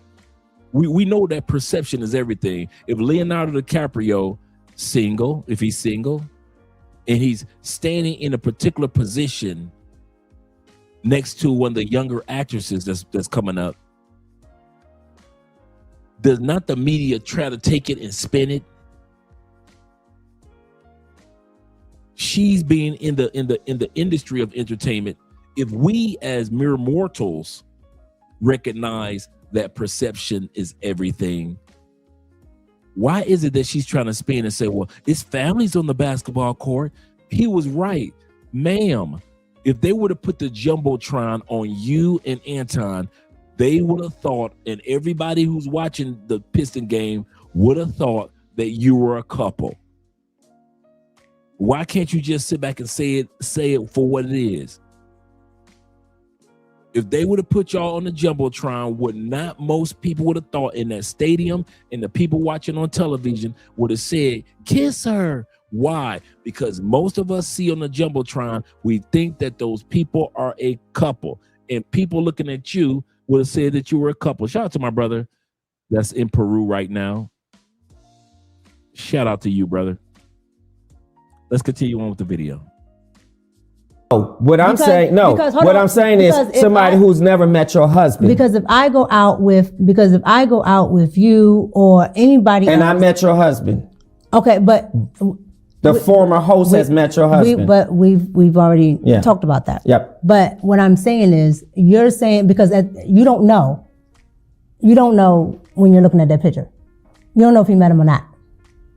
I know he hasn't met your husband. When I looked at that picture, let me, and maybe because I have inside knowledge. Yeah, that's why. That's why. So my point is, you don't know. But it does, I don't have to know to know that that's inappropriate. Let me say this, and maybe you just don't see it. You can't see how this could be construed. That's not what I said. Okay, here we go. Name the wife that you know that can lean like that on another man.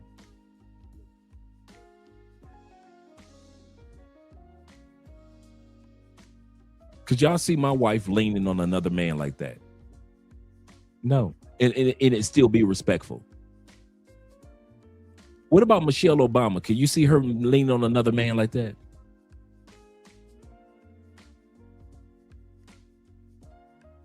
Any other famous person that might be married, can you see their wives? Let's be serious. Can you see their wives leaning on another man like that? And remember, they photoshopped it, and the other man is holding Michelle Obama's waist. Can you see that? What about Megan Good? She's about to marry Jonathan, the brother. I forget his last name, right? They're about to get married, right? Can you see Megan Gooden leaning on her ex-husband like that, and the ex-husband has his hand around her waist? Can you see her doing that? Because she's trying to play it like it's innocent. Yeah, Jada in August, and we knew what happened, right? Right.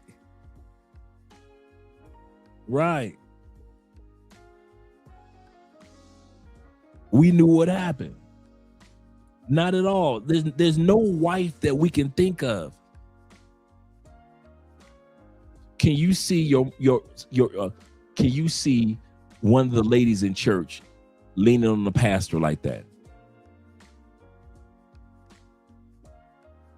Can you see one of the wives in the Nation of Islam leaning on one of the FOI brothers in the Nation of Islam like that?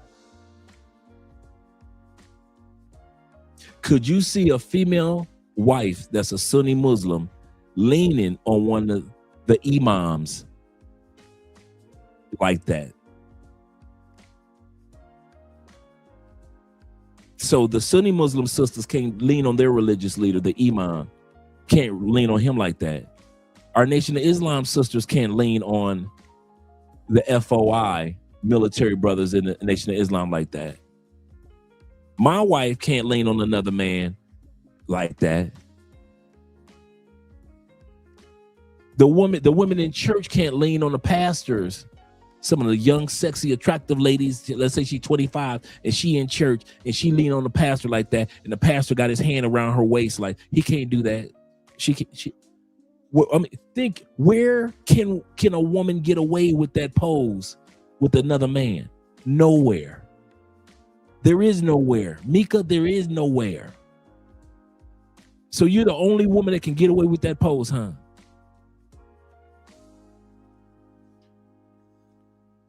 Don't free Will Smith. Will Smith, if he wanted to be free, he'd have been free. He got the money to be free. The kids are grown. He ain't paying no child support. If Will Smith really wanted to be free, he wanted to be free. Let that man suffer in silence. Let that man suffer in silence. Okay, so do you see this as being inappropriate? We just talked about what it can look like imagery-wise. So let me ask you, forget the imagery. Is this inappropriate to you? From my perspective, it wasn't, because that's not what I was doing. But I told you, I can understand why people might have thought that. Okay, so here's some hard questions I really, really need to ask you. First one is, it may not be as hard, but here it is. Before he goes into his question, shout out to T-Mac with the $10 love on the Cash App, supporting the channel. Once again, Hassani and my man James, shout out to you guys, man, for the love on the Cash App. Are you going to continue working with Anton? Well, I do not. Well, I have not been on after hours since the whole incident happened. That's not answering my question. I'm not finished. Okay. So I haven't been on after hours since the incident happened. And I felt that, there were a lot of things that I did not like about everything that went on. So with that, I decided to pull away from the show. So no, I am not. Here's another very challenging question, but I have to ask you. Mm-hmm. I just have to ask you. Have you and Anton ever had sex? No. Any? Hold on. No. Okay. Any sexual relations? No. It's always been strictly professional. No, it has not always been strictly professional, Micca. And that's what this whole problem started with. It has not been strictly professional. Micca, if you and Anton were in a corporation, y'all be in HR right now. I'm gonna say this again. Micca, if you and Anton were in a corporation, both of you would be in HR right now. And you're absolutely correct. She lying her ass off. You're hiding your husband. You're hiding Anton. You got a dude flying you from all over the place. He ain't flying nobody else like that. Everybody else got to sign an NDA, not you. You're making $3,500 a month just to work 32 hours to be on a live stream, and you barely talk on that show. He's got you on every other thumbnail on his show. And you trying to tell us he ain't sniffed that coochie. Micca, you must think we dumb. I'm not black, I'm OJ. Okay, we gonna pretend like we believe you, but we not. We could pretend like we believe you, but we aren't. You'd be in HR right now if both of you work for a corporation. We could tell you lying, Micca, several times. Micca, I got something I need to tell you. Do realize, and this is for everybody, do realize 85% of communication is non-verbal. 85% of human communication, doesn't matter the country, doesn't matter the race, color, creed, is non-verbal cues. That has nothing to do with tones or anything. Our hand gestures, our bodies, how we sit, how we move, facial expressions. 85%. Micca, we've been reading you all day. Not what you're saying, but with the facial expressions. I've seen you lie with facial expressions a couple times.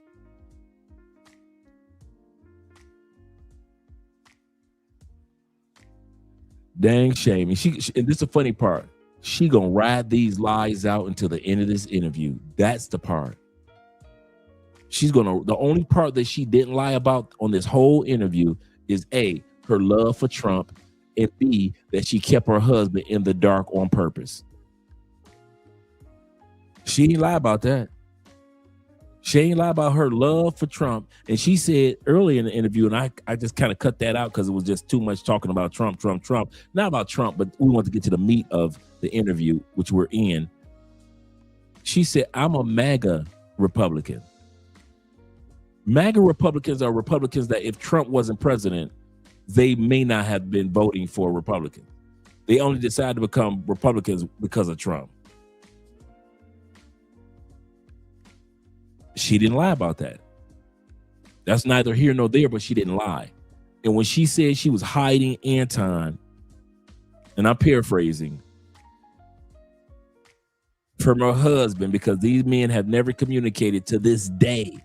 And Anton, once again, after you heard everything she had to say, Anton has yet to call that man and apologize. Bruh, I was the one that flew your wife to California. I didn't know it was gonna go left like that. My bag, I put her in a situation where it could have went crazy. I'm sitting up there on the live stream. I'm ready to fight.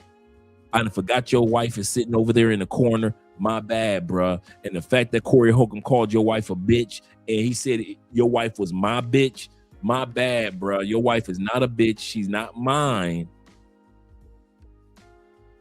He never called that man to this day, to this right now, this minute in which we're speaking. And she never allowed him to be in a situation where he could even call her husband and say, my bad. That's how much she's hiding Anton from her husband and her husband from Anton. He said, you got to watch Micca's micro expressions. She has got good at lying. Absolutely correct. If you sit back, you watch her, the reason why I picked up on it, because I was up all night editing this, making sure, like I said, this clip was an hour and a half. What we're looking at is like 50 minutes. Because like she took 20 minutes to talk about Trump. So that's we got rid of that part. We're trying to get to the real part. And then in some areas, she kept being so repetitive that if she said it once, I just kind of put it in there one time. And she said certain things like 3 or 4 times. So instead of having it in there where you got to hear her over and over again, I just chopped it. So I had to watch her expressions while I'm editing, to where certain things you don't pick up on. Certain things I had to watch because I was editing the video last night after last night's live stream. So when I sit back and I tell you, man, this woman is lying out her teeth. And Anton probably did get that coochie, and if he did, he a dumbass. I meant that. Yeah, if you turn the volume off, you just see her micro expressions. Absolutely correct. Her mannerisms, in other words. Absolutely. She should be ashamed of her. She should be ashamed of her husband. Not one pic of him, of that dude. Not one. Not a one. And you could be professionally sexual. Oh, I would know. Well, that's so again, it's always been strictly professional. Strictly professional. Like I said, Anton has a persona online. Okay. I get his persona online, but personally, Anton hasn't done that to me. Okay. What happened between him and Corey Holcomb?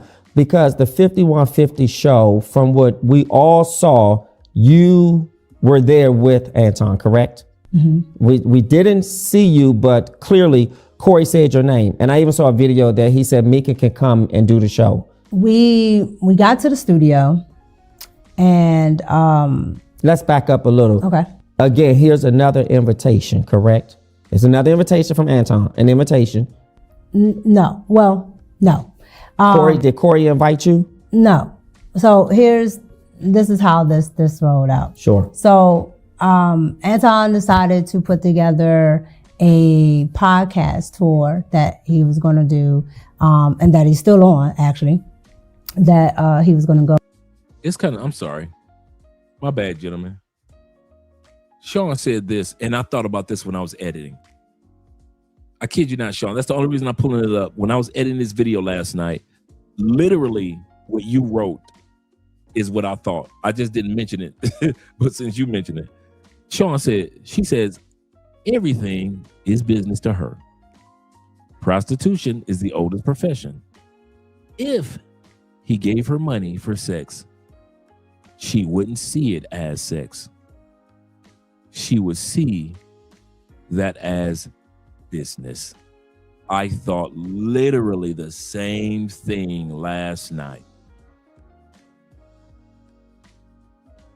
I thought the same thing last night. I just don't want to bring it up tonight because I know we're trying to watch the video, but I kid you not, brother. You are not off point. You are not off point at all. Shout out to J3 and Esco in the building. Go to different locations. Cool. I am the only person on Anton's program that is an actual content creator, not a panelist. I'm an actual content creator. So why are you the only one? Whatever you think, that's what you think. But there's other women. Do you think you look better than his wife? No, I'm not going to answer that question because that's just ridiculous. I mean, again, these are things that were sent to me. People have said, "Can you please ask her how she feels?" Why would I answer that? Why would I subject another woman to answering something that is absolutely insane? Fair enough. Go ahead. And it's disrespectful. And that picture was disrespectful. But she was. My man. My man said, "Bitch," and that's disrespectful. You want to talk about being disrespectful, bitch? That picture that you had up there with that man. Why we here today? The reason why we're here, Micca, is disrespectful. Don't be trying to check me about my question being disrespectful, and you sitting your hot ass up there with a fat butterball futon Daniels, and you want to talk about disrespectful. Let me bring that beat back. Shout out to the brother. Shout out to the brother. He said, and that motherfucking photo was disrespectful, bitch.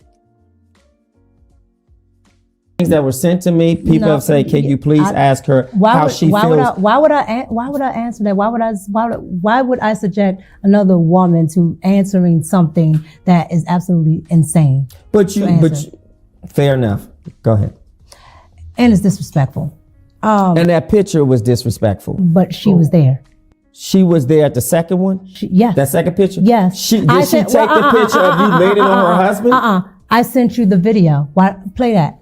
I'll show that video when she was sitting on his lap. And what were we doing in the video? I think I saw you in the back, and maybe y'all were doing a show or something. Yeah, we were doing an after-hour show. And he told his wife to come on over and sit down. But now, I think you're using no. that isolated. No, that's not. Okay. Can you fuck somebody in front of your wife's face?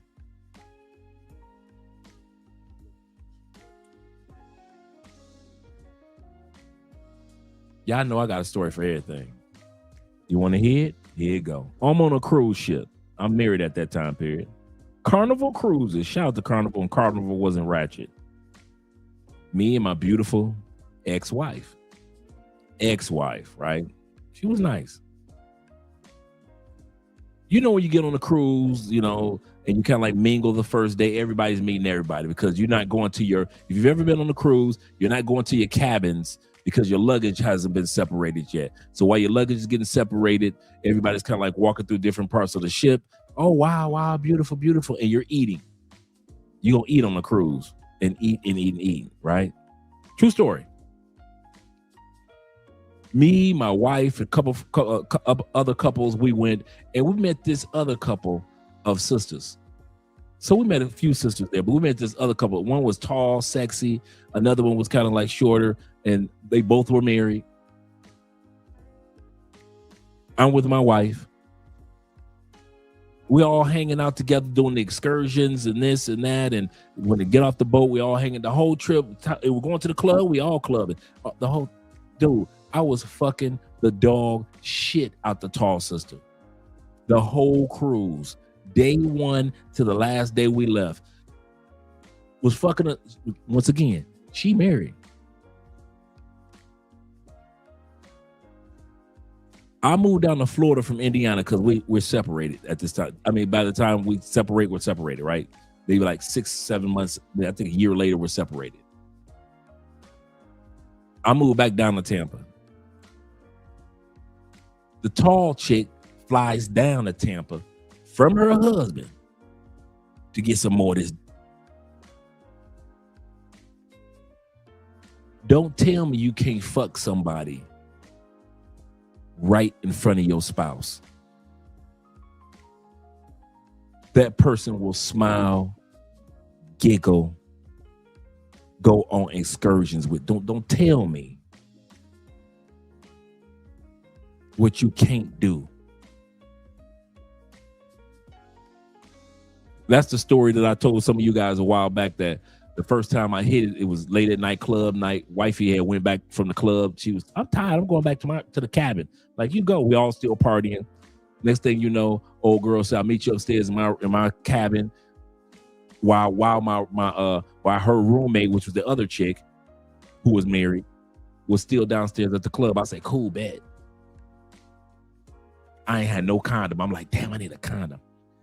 True story. I told some of you guys this story. I'm on a Carnival cruise going up the elevator. Young brother YN gets on the elevator. True YN. I had to rob him, dog. I had to rob him. YN, I need that.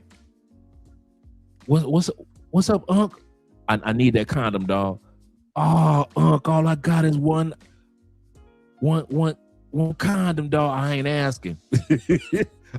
I ain't asking, YN. We on the elevator. We're on floor number 2. I'm sixth floor. You know, they ain't got too many floors on a cruise ship. I gotta have that, bruh. I gotta have that condom, bruh. You a young head. I know you got a condom in that wallet. Oh man. For you, Unc, there you go, man. Go and handle your business. I say, man, I got one upstairs right now. I need that, man, and I ain't asking. And I was being facetious. I wasn't robbing him. I was being facetious. He started laughing. He was like, you know what, Unc, for you, here you go. And I went upstairs and pulverized that pussy. And she was tall. She was like 6 feet. Pulverized. And she was like, I need for you to come up here and hit this coochie now, because when my girl come up, she's one of them snitch chicks. She said, so if she ain't getting no sex and she find out that I'm getting sex, she go snitch on my husband when we get back. She won't tell her husband, but she'll snitch to my husband. So we always had to make sure that my wife wasn't around and her friend, the female, the snitch, wasn't around when I was hitting it. Do not tell. My point is this. Don't tell me that a woman will not be in your wife's face, smiling, giggling, and act like she your wife's friend, and the whole time she's sucking the dog shit out your dick. Don't tell me that it doesn't happen like that. I got female coworkers. Every time my wife came up to the campus, oh, Mom, she's so sweet, she's so pretty, she's so pretty, she's so sweet, blah, blah, blah, blah, blah, right?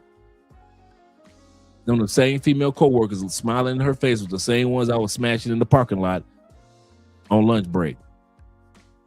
Don't tell me women don't smile in another woman's face. So for all this that she's pulling up, look at the video of him with his wife. That don't mean a goddamn thing. That don't mean nothing.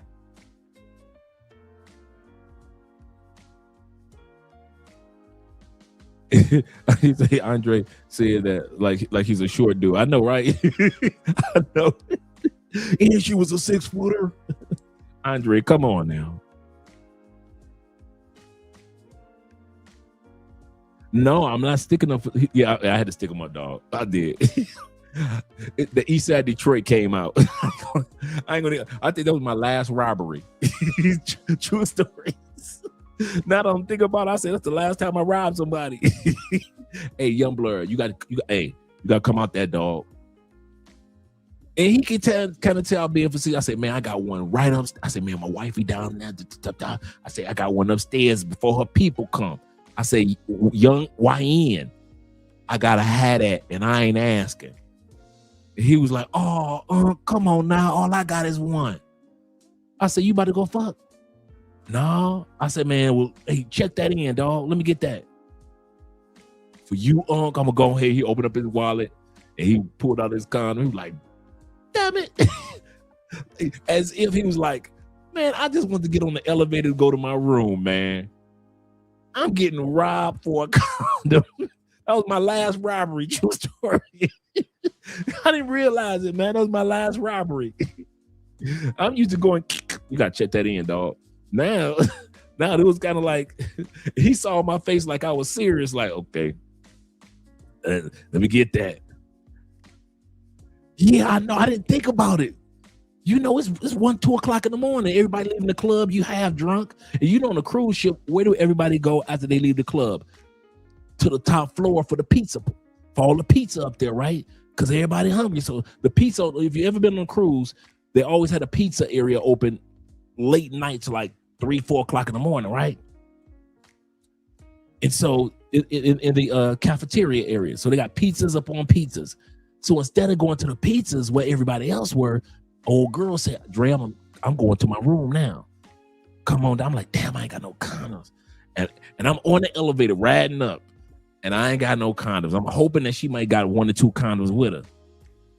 And that young YN just stepped on the wrong elevator at the wrong time, at the wrong time with the wrong dude. And that Eastside Detroit came. I kid you not. That Eastside Detroit came out. I was like, dog, I gotta have that. He was like, what you gotta have? He thinking like, I'm about to rob for someone. I said, man, I know you got a condom, man. You a young dude. Oh, all I got is 1. I said, man, I gotta have it, dog. You gotta get it. I said, I'm serious, man. I ain't even asking, bro. He was like, oh, man. And I was like, I said, I'm on my way up now to use it. I said, I ain't trying to get it from you for the mall. I need it now. I'm like J.G. Wentworth. I need my money now. I need my money and I need it now. And little brother just said, for you, Unc. And he opened up his wallet. He gave me the condom reluctantly. He was laughing. He said, man, he got off the elevator. He was like, man, you better have a good time. I say, bro, good looking out.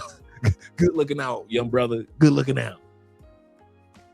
Kid, you know, man. I didn't even think about Carnival Cruise having think about it. At this time, I'm married. I ain't supposed to be even thinking about no condoms like that. And I sure can't pack them in my bag. My wife gonna go through my bags. So hey, I had to stick up somebody. like I was saying, yeah, I did the Debo. I ain't gonna even lie, I did a Debo, man. Oh, it just hit me that was my last robbery. Oh shoot. As many robberies that I've done over my life, man, that was the last one. For a condom. Oh my God, let's go back to the video. We're almost done, gentlemen. We are almost done. Isolated. That was the entire day. So no, I mean isolated your history with him. No. Okay. Let me bring it back a little bit. And what were we doing in the video? I think I saw you in the back, and maybe y'all were doing a show or something. Yeah, we were doing an after-hour show. And he told his wife to come on over and sit down. But now, I think you're using no. That isolated. No, that's not isolated. That was the entire day. So no, I mean isolated your history with him. No. Okay. That the only one that she has that she wasn't at was the first one at the game. Outside of that, Rita is there. Now, I'm not in charge of her schedule. And that's even scarier. She was there the entire time. That's why. And like I said, my wife was there the entire time. All the excursions, my wife was there the entire time. That's why I told you the story. It wasn't a story to flex about what happened in the past. The past is past, right? I know. The past is past, man. Don't laugh at your boy. Don't laugh at your boy, man. Jesus saved me, bro. I'm a different man now, okay? I'm a different man. But for her to use this excuse, like every time Rita was there, shoot, my wife was there every time. Every time I went to my wife was there. Every time we all went on excursions, going to the gym, my wife was there. Then like I said, we ended up kind of like being this cool group.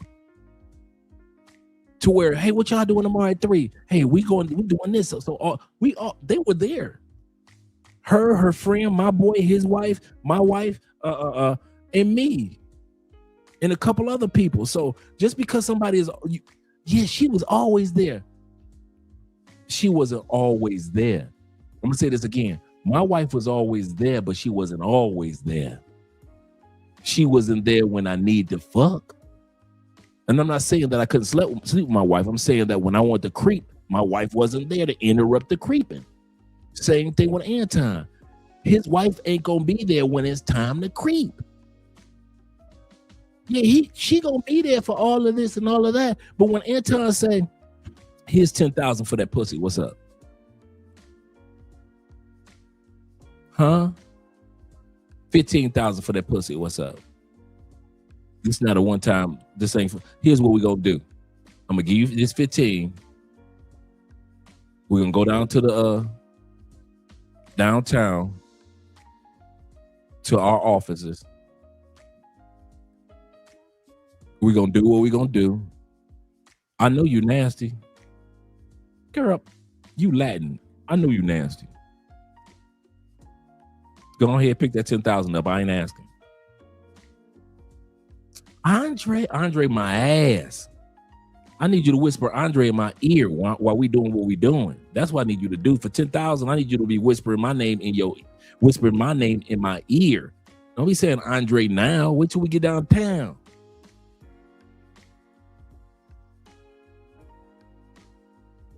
My point is that she has no point that she's making.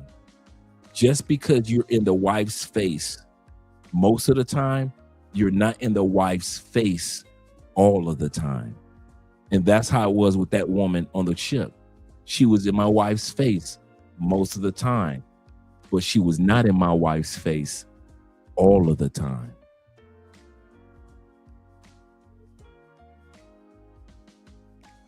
In the video I sent you, she just came on in. She had been sitting there the entire day. What do you think really set off either Corey or Anton? At what part? At any part. You were there, so you may have witnessed or have seen characteristics that could have been combustible and sort of inflamed them. I think both of them set each other off. So I think Corey said kissing white people's behind, and then Anton said, "Well, you sucked of black people." Yes. And he just didn't like the sucking comment. Yeah. Now I was disturbed that honestly Corey was that upset. I mean, I get the respectability component. I thought it was just a bat because you just said, I kiss somebody's butt, so I'm just up in this one. Well, you do this to black people, and a lot of people, use that. Yeah, but in the urban black community, you can't say to another man, suck something. But I also think Anton had a right to say what he said about you can't tell me that I'm kissing somebody's behind. Correct. And you can't tell somebody how they feel about the disrespectful comment. That's correct. Some people may not feel that, saying you kiss white man's, but if you feel the way Corey feels, then maybe you don't, because you think it's appropriate. I think Anton handled that so respectfully. I thought the exchange, was warranted how both of them went, but I didn't think it needed to be elevated to where. And I say respectfully in the sense that Anton didn't allow it to get physical, because I thought Corey was about to dog him. When if Anton had said one more time what Corey told him not to say, for some reason I thought, wow, he may punch him. But then I was disappointed to see two black men. I didn't like it. I didn't like it either. I didn't like it. One, because there were myself and Darlene and other females in the studio. Yeah. So I didn't like that. Especially with men, I think you should be able to handle things cordially. Why did Corey call you a bitch? I don't know why he called me one, honestly. Yeah. Are you going on the show? Will you go? Am I going on on his Corey's show? No, not to my knowledge. But I think publicly he said Micca could come. If Corey invited you to 5051, will you show up? Probably not. What is it that you want people to walk away with today? What truth do you want people to walk away with? And what more do you want to say about all of what we discussed today? There are lessons. There are... Oh, this is good. I love lessons. What's the lesson that you extracted from this experience? Because your life was speaking to you. Do you understand that? I learned a valuable lesson. Outside of your wordsmithing, outside of your wordsmithing, I do think it is important for your spouse to meet everybody. Right? Thank God we made progress. Oh no, I wasn't ever, not agreeing with you. Sure. I just still wanted you to understand that there wasn't anything nefarious there. Yeah.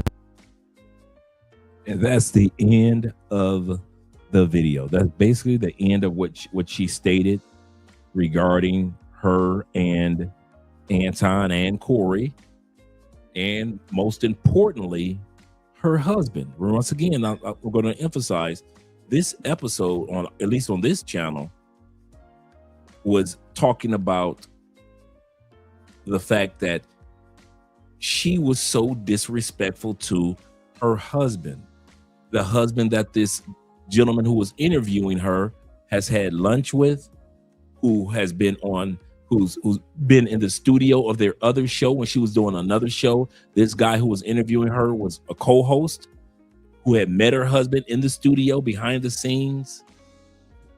So to sit back and act as if, yeah, I know, right? He said this is you know what makes it so funny, it does come across like that. Shout out to the brother though. He asked some good questions. That's a good joke right there, AMSM. Is this the T-Move Travis Smiley? Inquiring minds want to know. So yeah. The question is just we know that, yeah, about the T-Move, but we could tell that she was lying, hiding. We won't know the truth about her and Anton. I think the biggest truth that we get from her and Anton is that she's done effing with him. Because from looking at her Instagram, looks like the sister has worked hard to build the brand that she has. And I think that she was looking to build on top of that brand when it came to politics. And Anton is over 1 million subscribers when it comes to politics. And so she was looking to build on that and ride that wave to build another stream of income, which is great. But then it backfired. One of the things that caused it to backfire was this. She purposely kept her husband out of the loop. And that's why she ended it with the lesson of saying, make sure that the person who you're with, your husband or wife, knows about this scenario. Just think about it. Let's be honest. If you guys fly your girlfriend or significant other, allow her to fly to another city, something happens.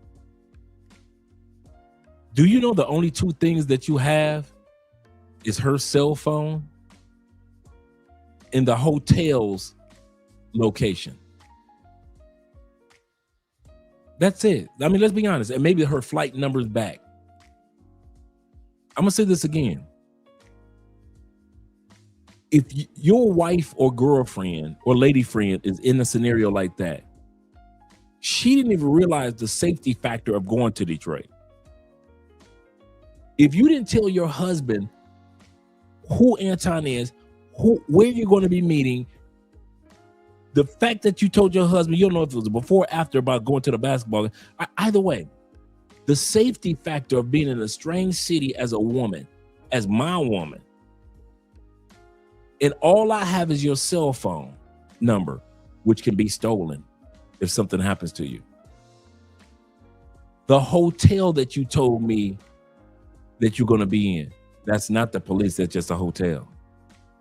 I could call a hotel and say she's not, they could say she's not here right now. That's it. And the fact that all I know is that you went to go see this Anton guy from YouTube. That's it. You know how dangerous that is? And then you went back, and then you went back, and then you went back. You know how dangerous that is? Husbands, boyfriends, guys, when we are dealing with women in other countries, if you're serious about her, one of the things that you're going to have to learn to do, if you're serious about her, and I'm serious, we are going to have to learn to help women protect themselves from themselves. All of this would have been alleviated. None of this would have happened to Micca. She could still been doing her thing in DC and beyond. She's got music videos. I was looking at her Instagram. She's got like real music videos, professional, really good.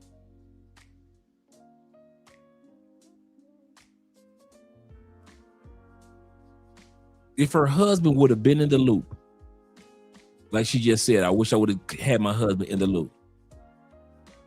None of this would have taken place, because 9 times out of 10, he would have said, no, either I'm going or no, you cannot go. I don't think this is going to be good. That's serious. That's serious. So it is what it is.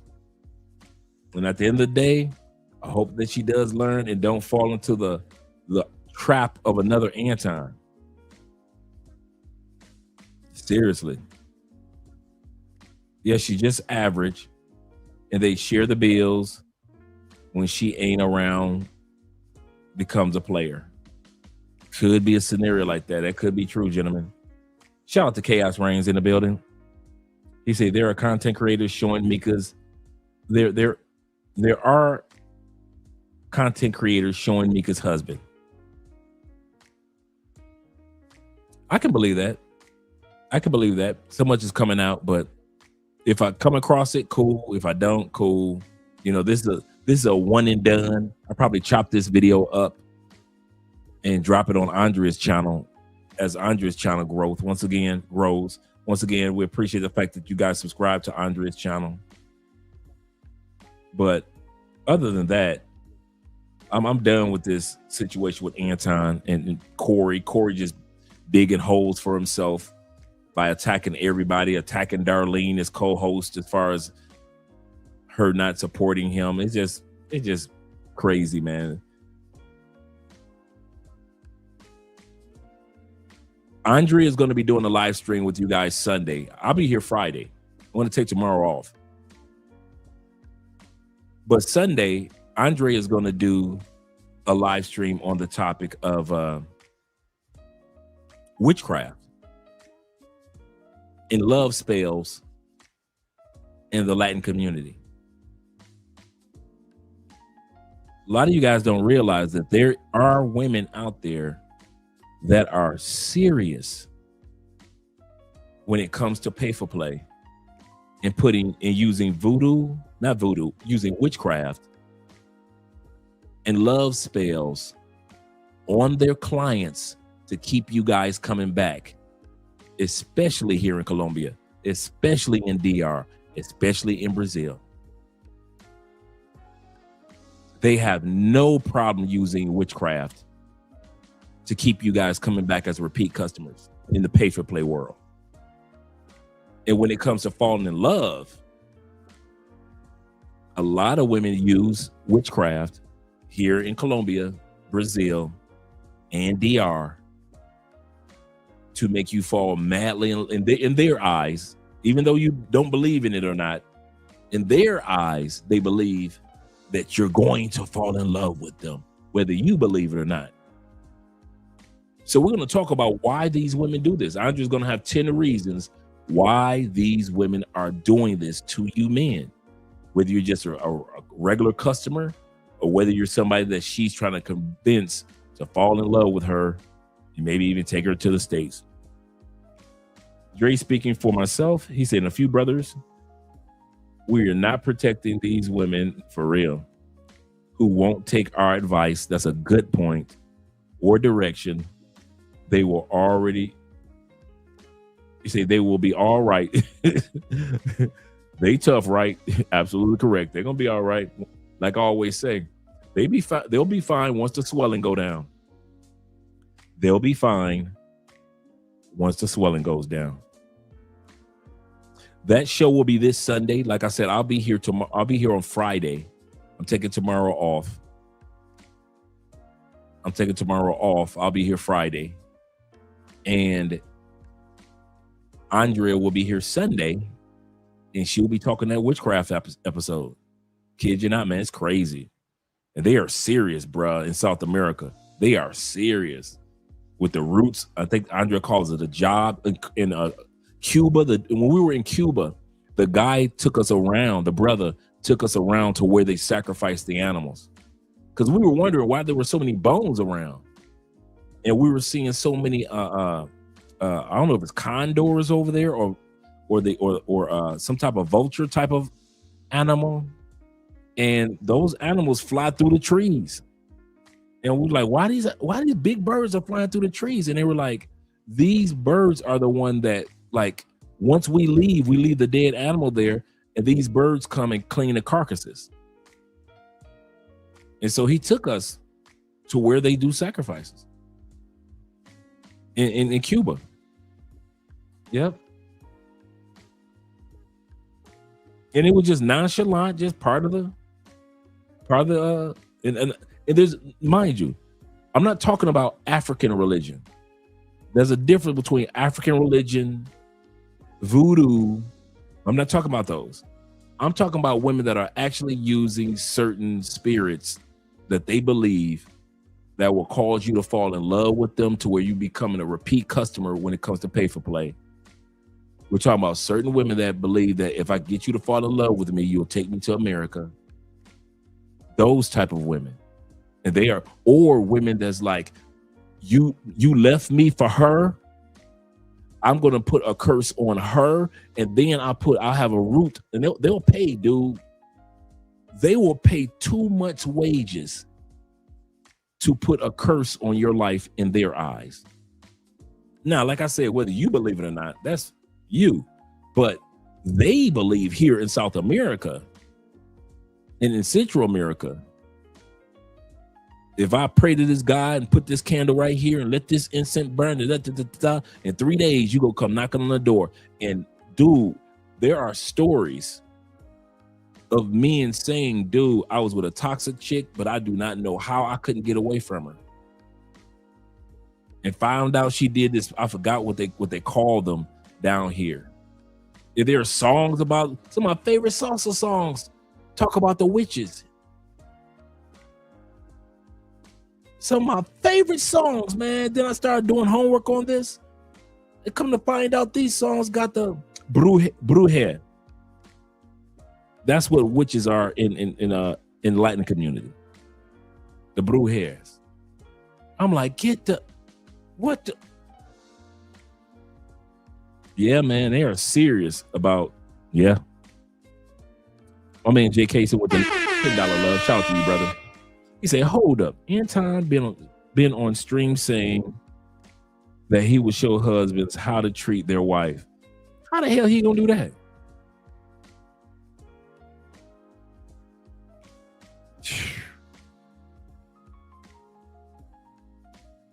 Yeah, no comment on that one. Shout out to you. No, that's crazy. That's madness. And some simps out there will pay. No, they don't do the voodoo, but they do. I can't, bruh. There are things that we take for granted in North America that we don't think about in South America. For example, when we saw Will Ferrell praying to baby Jesus in the movie when he was a race car driver, we all laughed. Ha ha ha ha! That's funny, dear baby Jesus, and we laughing, right? We had never heard of somebody praying to baby Jesus. In South America, that's Santa Claus, and in Central America. See, we Santa Claus, grown man bringing gifts, grown white man breaking in houses, right? Central America, South America, they put up Santa Claus. But in reality, Andrea, mom, and grandma and all them, baby Jesus bring you your Christmas gifts. That's who bring your Christmas. I kid you not. Yep. The brujas. Yep. Brujas. Yep. T-Mac. I knew T-Mac was going to get it. Is a witch. Absolutely correct. We might talk about this on just a little bit on on Friday. Yeah, man. They believe in elves in South America. I mean, they're serious about that one. They believe in elves, like in they believe in pixies, like Disney pixie. You know, when she flying around with the pixies, they really believe in pixies. Dude, it's stuff that we kind of like take for granted in the States. We see it in a Disney movie and blah, blah, but other countries believe in certain things. Yeah. They're serious about pixies. So when it comes to, when it comes to the dark magics, the love spells, witches, and hiring a witch or warlock, male witch, they are serious here in South America and Central America. If you're with a Latina, you might want to check out her religious affiliation. Because they will go to one, bro. They will literally go to a witch. I love him. I want him to love me. And they will literally go to a witch. Okay. All right. Let's do this real quick. Give me 10 minutes of your time, guys. Just give me 10 minutes. I'm gonna take this video down, remove. Just give me 10 minutes of your time. I'm gonna show you something. You know I'm a receipts type dude. Just give me 10 minutes. We're here tonight anyway.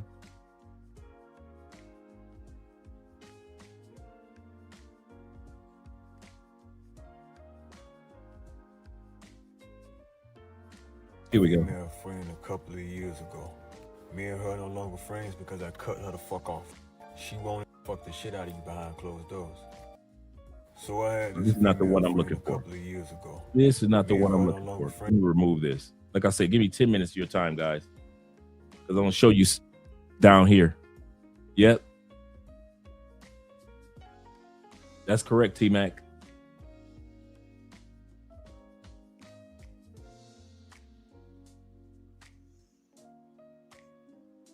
Here we go. Memory of being exposed to witchcraft. So my family, before we moved to Spain, we were really poor. And my great-grandmother, so she used to...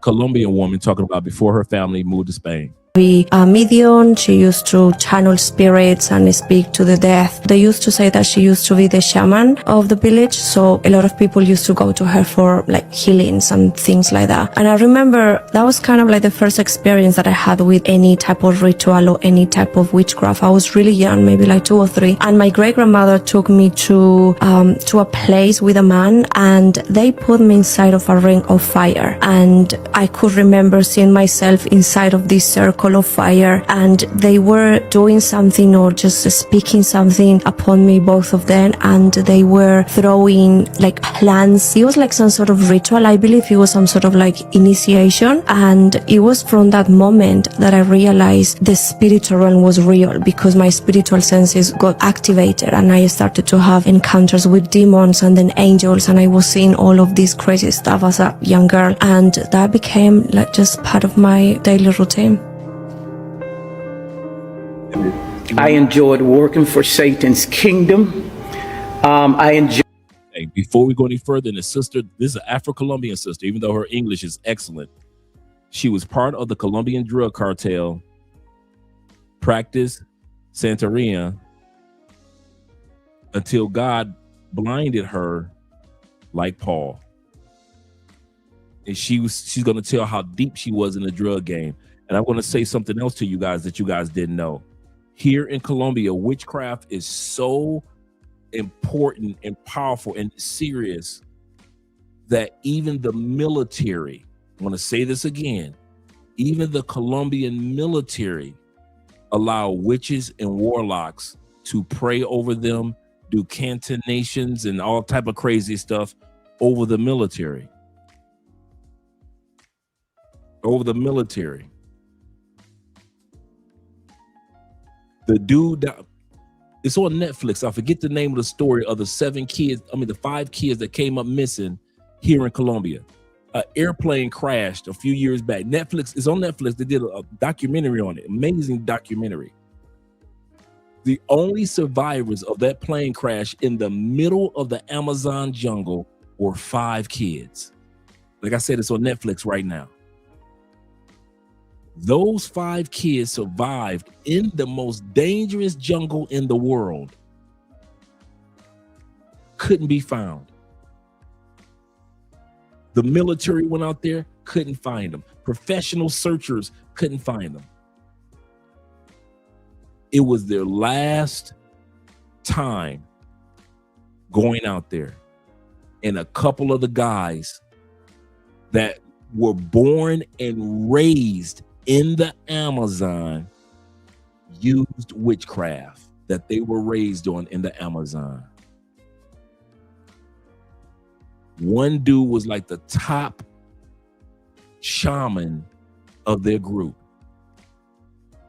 He did some witchcraft. True story. It's on Amazon. I'm telling you, I'm literally, it's on Netflix. I'm literally telling y'all as they're interviewing him from the documentary that's on Netflix. He says, I forgot what he did. I think either smoked something or did something. He said, and the first day the spirits didn't tell me where the girls were. Second day, the spirits didn't tell me where the girls were. He said the third day, the spirits told me, go here, go there, make a left. The girls and the 2 boys are waiting right there. One of them was a baby. You know how loud a baby is. They're in the middle of the Amazon jungle. The oldest child, I believe, was like 10 or 12 years old out of all 5 children. She said the little girl, once they interviewed her, she said, we were so hungry, so stressed. She said, I was one night when my brothers and sisters were sleeping.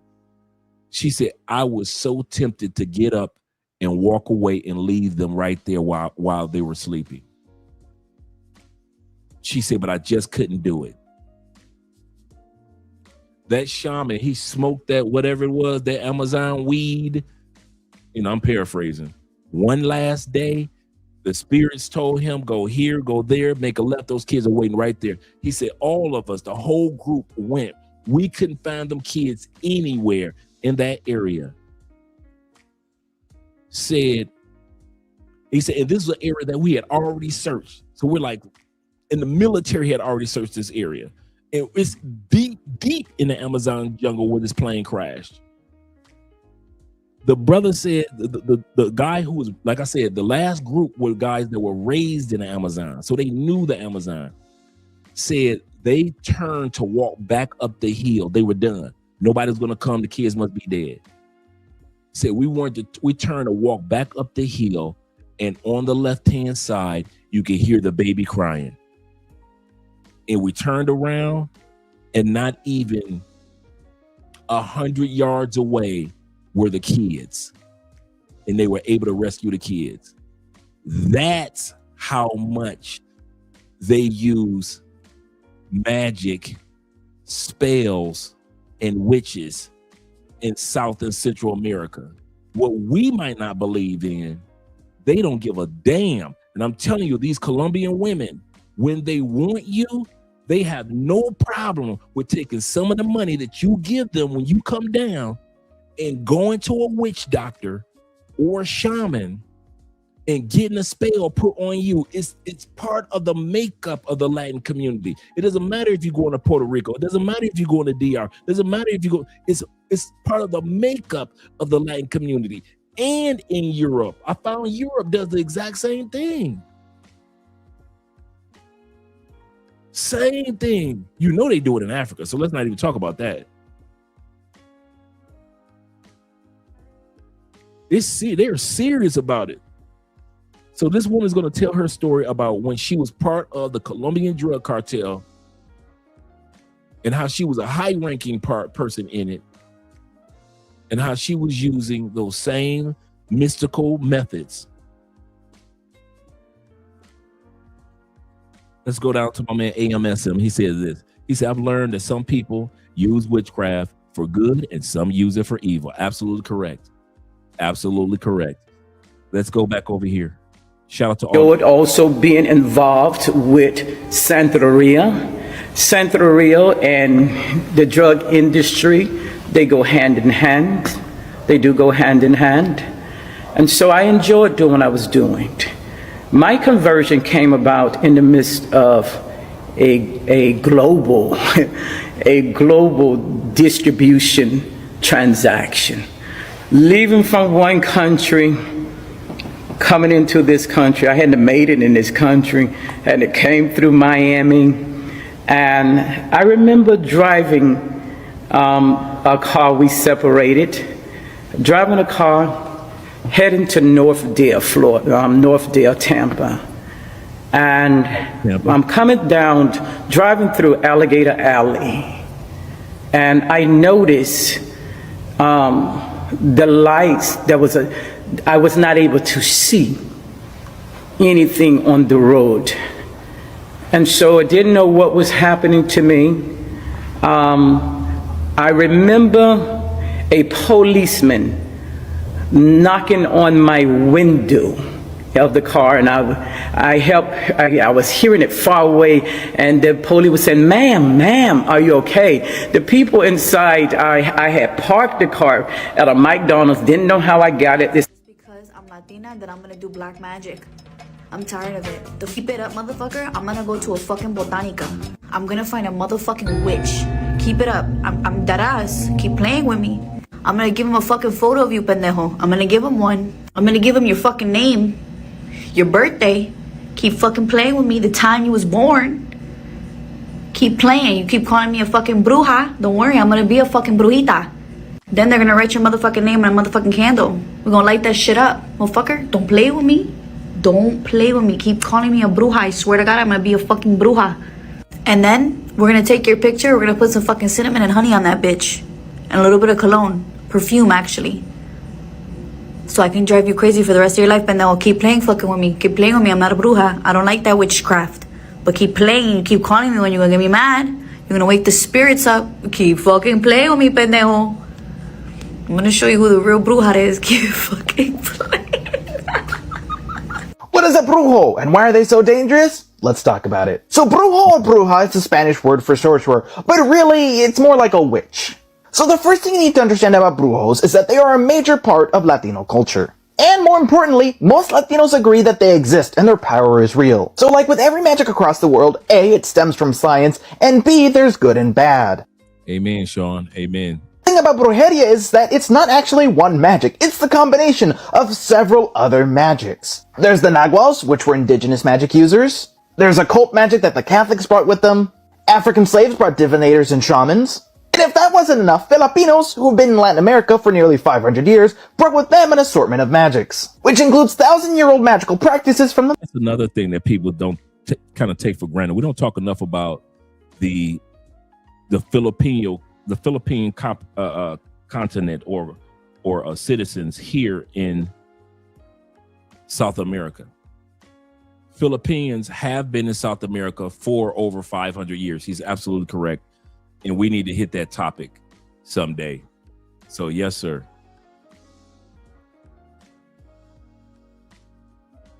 Middle East. Now, brujos exist to this day. They are still widely feared and widely respected. The funny thing is, though, that a lot of Latinos to this day practice brujeria, and they don't even realize it. If you capture moon water, or cleanse your house, or hell, even stop the evil eye, that's brujeria. So what is a brujo? Well, it's like asking what is a Latino. It can mean a whole bunch of things to a whole bunch of different people. Thank you so much for watching the video. I hope you learned a thing or two. Please like and follow. Have a magical day, and please don't cast the evil eye on me. Just not today. Thank you. Hello. Hey. ¿Qué pasó, mi amor? Pues I just came from reading my cards. Ah, ya vas a comenzar. Cállate los hocico and fucking listen. I just came from reading my fucking cards y me dijo la bruja que me andas poniendo el pinche cuerno con una pinche morena. ¿A cuál pinche and morena? And the first bitch that popped into my fucking mind was Marina. She's my fucking cousin, Diana. What's wrong with you? I don't give a fuck if she's your cousin, Juan. I don't give a fuck if she's your cousin, but I saw the way you guys were fucking dancing bachata y a la pinche prima se le arrima y pendeja no me vas a hacer. I'm sorry. I'm sorry. You are fucking crazy. I am not fucking crazy. I am not fucking. Man, I don't know what to think no more, man. Okay, well, that's right. When you break up with a Latina, but she starts doing bruja or brujeria on you, and that's very common. That's very, very common here.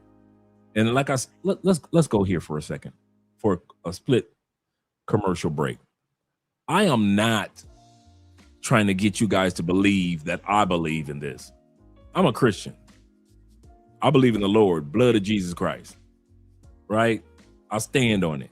Some of my brothers are Islamic. You stand on the beliefs of what God can do for you. Some of my brothers are Sunni Muslims, Shiite Muslims. Some of you guys are Buddhists. Some of you guys are spiritual. I am informing you, and Andrea are just informing. We're not saying whether what's real or what's not. We're saying that this exists if you're going to date in the Latin community. It's one thing to get on a plane and you just going to Cartagena and having sex with a bunch of chicks. That's cool. This channel is not dedicated to you anyway. I'm gonna say that again. There's nothing wrong with being Mr. Pay for Play, but we're not a pay for play channel. There's too many of them out there that you can enjoy, right? So what we do here is trying to kind of like talk to the guys that might want to come and be with Latin women in DR, Mexico, anywhere else, and you're serious about the Latin woman that you want to be with, right? So that's why our channel exists. So I'm only talking about this on an informative, from an informative perspective, not whether we believe it or practice it or things like that. My wife doesn't practice it. None of her family practices it. But the conversations do run through the family. This medium said this. This medium said that. So yeah, I do hear this type of conversations in Andrea's family when we're talking. And it's just like, to them, it's like nothing. To talk about witches and warlocks and love spells, bruh, you might as well be talking about football here in South America. That's how common it is. It's nothing that's like, ooh, it's spooky. To them, it is what it is.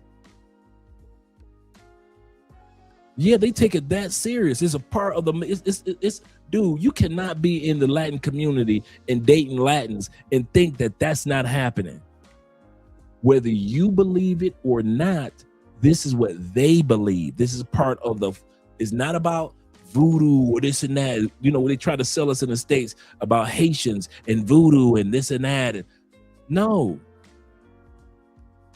All of this is a mixture, like he said, it's a mixture of different type of witch practices, from the indigenous in the Amazon to the Africans that came here through slavery to, like they say, even the Catholic Church brought some type of beliefs, and they blended it all in. So if we don't believe in it, that's cool. I'm just letting you know that it exists. That's all I'm talking about. So don't think that we're like, you guys must believe. No, we don't. This is a Christian house. Like in the words of Moses, as for me and my house, we shall serve the Lord. But we're not naive, and I'm not naive enough to not to let you guys know that if you're dating a Latina, doesn't matter where she's from, 9 times out of 10, what we're talking about tonight, right now, for the next few minutes, will impact what you hear. My brother AMSM said that. He said most of us men have slept with a woman who practices a craft and didn't even know it. Absolutely correct. It just didn't affect you because you didn't protect yourself. I mean, because you're protected. Absolutely correct. I give another example. We grew up with the same, we called it superstition. My mother used to always say, get that hat off the bed. Don't sweep my foot with that broom.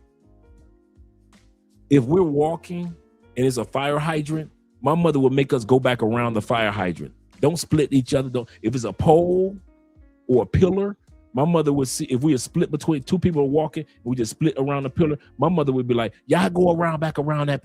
The same thing. So if you think that superstition in the Black South was not the same type of witchcraft, it was. We just called it superstition. The 4-leaf clover, superstition. The rabbit foot in the 70s, superstition. A lot of us got superstitious mothers and fathers and grandmamas to this day. It was the same thing. I didn't believe, dude, I keep my hat on a bed and or wherever I want to keep it. I was never superstitious like my mom was. If your hand itching, that means money coming. If you drop a dish rag on the floor, that means that you got company coming. All these were the exact same thing that Latin community did or does, and we have our own version. Theo says this. Shout to Theo.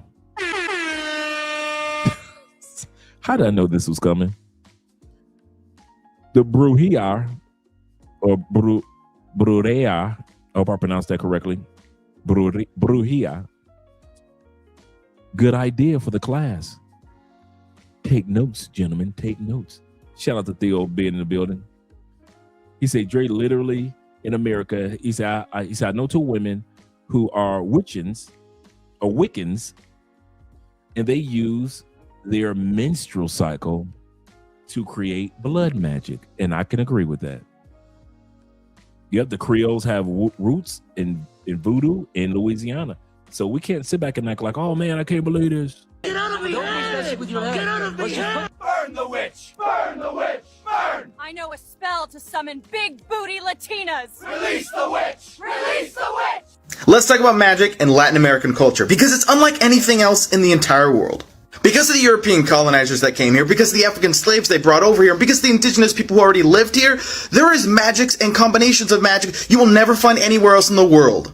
So not only do these people practice the magic they brought over, but they combine the magics together in a very unique way. For instance, Santeria, it's a faith that combines both African and European influences. But the most interesting of magic, in my opinion, is the brujos and brujas y brujexes who lived there, the actual original magic users, who didn't have a name before Spain came to them. They were just called sorcerers. One of the most interesting things I find about brujos and brujas is that there is no faith based around it. There is no book you follow. It's a magic that you have to learn. And that magic is good and evil, and you use it however way you see. It's been a long time since I talked about some spooky stuff on here, so I thought I'd talk about the witches of war in Colombia. Now, some people may not think what I'm about to say is true, but it is. For many, many years, guerrilla groups, paramilitary groups, soldiers have used black magic and witchcraft as a tool of war in Colombia. True. These types of practices are very common within paramilitary and guerrilla groups, especially those located in the jungles in the eastern plains or in remote areas where supernatural just like I said that documentary that's on Netflix about those missing kids, did I not say that they use black magic to save those kids? And it's on the documentary. Things are very real. What happens is that these groups or individuals will seek out a well-known witch or practitioner in the area and force them or hire them to cast protection spells over them. And other things as well. But what exactly do these protection spells do? So my grandmother, who I never met, was a very well-known witch or bruja here in Medellin, Colombia. And one day my grandmother was forced to become one of these practitioners for a guerrilla group. My dad told me that once these groups and individuals had protection spells put on them, not one bullet could kill them. He told me bullets would bounce off people's bodies. People would become invisible in the jungle so their enemy couldn't see them. He would tell them the other enemy's plans or where they were located at the current time. Now, when I say witches of war, I don't just mean for these bad groups. I also mean that they were used for the families who were affected by guerrillas and paramilitaries. Many relatives of people who were kidnapped would hire witches to help find them. Did I not say that with that documentary? That same documentary of those kids that were missing when that airplane crashed in the middle of the Amazon jungle. And this was recent years. This wasn't like 30, 40 years ago. This was like within the last 10 years this happened. That plane went down in the middle of Amazon jungle. The only survivors were 5 little kids. 4 were, all of them were under the age of 10 or 12. And the youngest was a newborn, was a baby. They were the only ones that survived.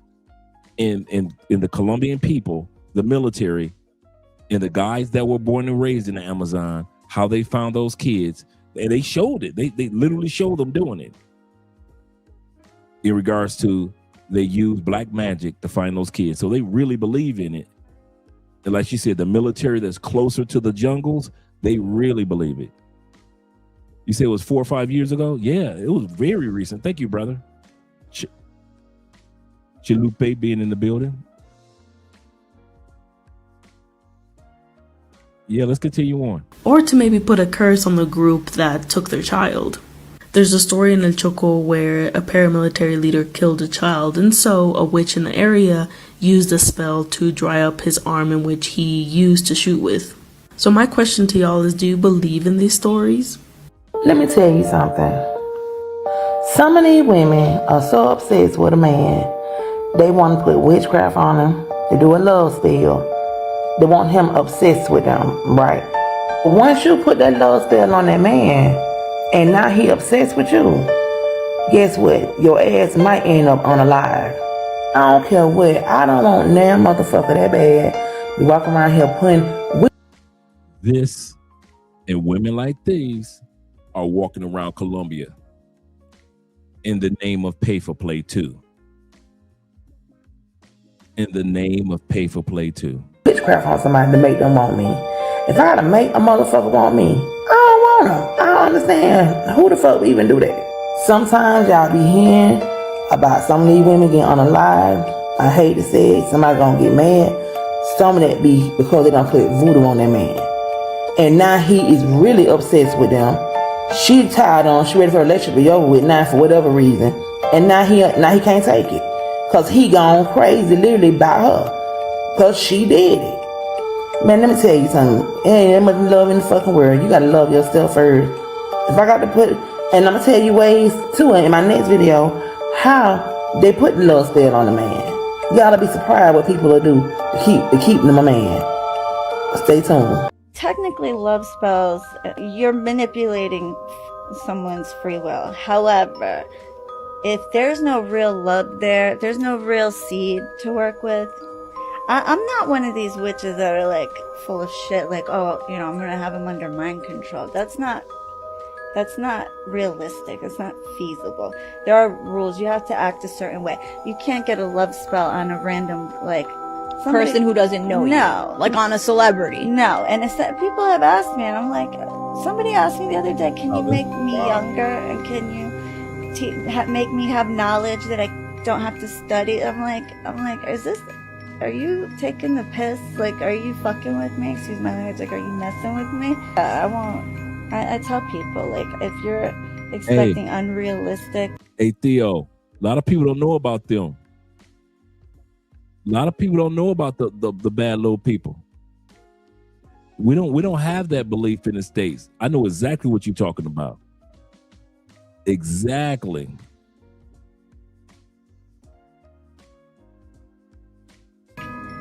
You know.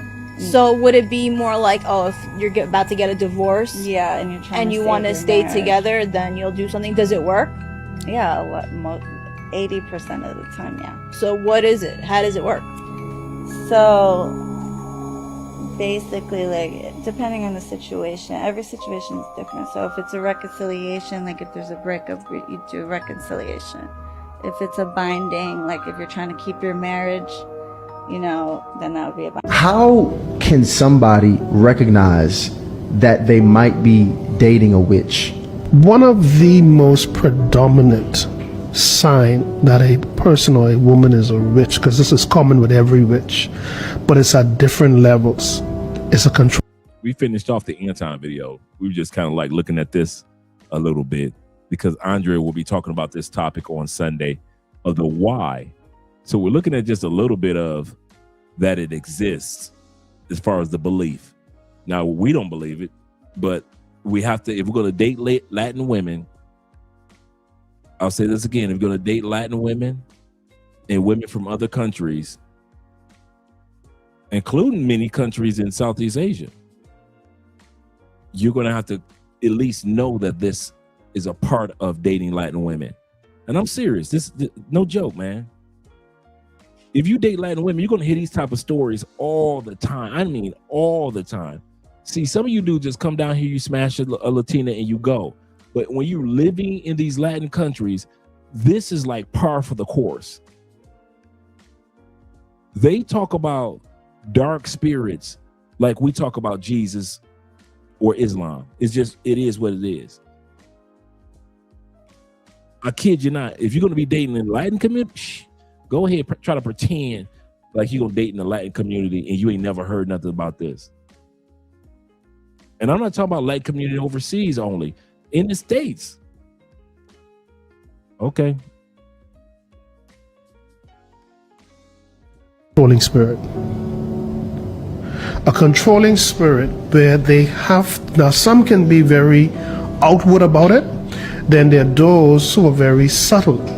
For example, subtle in the way that while they may not be vocal and loud, they could refrain some services that they once offered you. In the case of a relationship, refrain sex or stuff like that. But the idea is to bend you. I think if someone want to know an in-depth understanding of this, study the life of Jezebel. Study the life of Jezebel. So good. It'll give you all of the traits, all of what to look for. The second thing is, a witch, if you're involved with a witch, they love to isolate you. So all of a sudden, they can keep their friends, but you got to get rid of yours. They don't want you to go anywhere. Why don't you stay home with me? Why you always have to go out? Piece by piece, they're dismantling things that mean anything to you. So all of a sudden, you turn against your mother, your friends. You don't associate with them no more. Why? Because they need to get you in the corner to program you. So everything that you do now has to go through the witch. And is it a difference between men, like male and female witches? No. Is it all the same? It's all the same. Because there's a spirit of witchcraft upon them. Just like a lying spirit. Every one of us have a lie in our family. Right. True. If we see them from a mile, look at this liar coming. right. And if you ain't got one, you lie. Right. See, because at the end of the day, they're all spirits. And once that spirit is upon you, then it now conforms you to behave like it had everybody else that was under its spell to behave. So a controlling spirit, a spirit that isolates people from their family, loved ones, and so on. Let me put it this way. Maybe the general public will get it better. A narcissist, to sum it up in everything. To me, a narcissist is the epitome of the devil. Absolutely. Word of advice for these men. Stop hurting these women because you don't know who you're dealing with. Are there secret witches out there? Like a man could be dating this woman or dealing with a woman and it's possible that he may not know that she practices. Did any of the guys that you knew that you practiced witchcraft? No. And that's the thing. It is so easy to date a witch, especially with online dating. And a lot of people be doing, meeting up. That person, it probably have a whole altar, which I had, going out on dates. Don't know really what this person's really about, especially when especially rings and crystals. That's already a first symbol of any kind of witch. Certain crystals that you'll wear, so it's protection. Always open up your third eye with that person so you can see what you're about to encounter, what type of energy you're about to go into. I think that guy, huh? You gonna let that guy Alakazam in your mouth? A little hocus pocus in your pussy? I don't think so. No matter how fucking nice his cloak is. That's what I was saying about Cuba. That's where they took us to, where they sacrificed the brother, because that's part of his religion. So the brother was telling us, and he just part of the tour. In Cuba, he took us to right off the river, right where they sacrificed the animals, the goats and chickens and all type of stuff. And he was like, this was what happens. And he was cordial. He was a really cool dude, man. He just giving us a rundown of how they do it. And I was like, okay. And I know you haven't, because that's not vegan, okay? Incense is a very powerful tool in use in spell work, especially love spells, money spells, as well as spiritual development, spiritual cleansings, etc. If you don't know how to burn charcoal incense as you're watching in this video, it's definitely a skill you'll want to learn. I have a video on how to do so, I believe, here in my account. Charcoal incense is definitely better and stronger than incense sticks, cone incense, etc. But something is always better than nothing. So you can definitely use incense sticks if you can't. I burn incense because I like the smell. I ain't gonna even sit up here and hold you. I ain't thinking about no, and that's the difference. And I just literally burned a charcoal while we were on the live stream tonight. I actually, behind me, I had burning a charcoal on my look. I don't know if you guys can see this. This was a gift from one of you brothers. Let me show it to you. Kid you not. The little cauldron, if you will. And I put that little incense off in there. And like I said, I had a piece of charcoal incense in there. You can't see that now. There's nothing left. But I put this in here, put the incense on top right here. This little top has holes in it where the scent goes through. And this has the little turn it on, turn it off, like little button. And you let it dictate how hot or how cool you want it to be. And a lot of times I just have incense burning behind me. That's for the scent, because I like, and he brings me like Arabic scents. So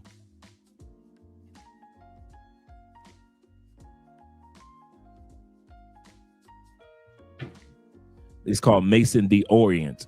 So he brings me Orient scents, right? A box of Orient scents. And some of them come in different, each packet, like it comes like a box full of like 50 of these. Each packet has little wood chips that have different Middle Eastern oud. Basically, I like it because it's all oud scents from the Middle East. And so this is really, really cool, right? But I'm not sitting up here doing no spiritual, magical, mystical, bibbity bobbity boo, I just like the smell of the incense.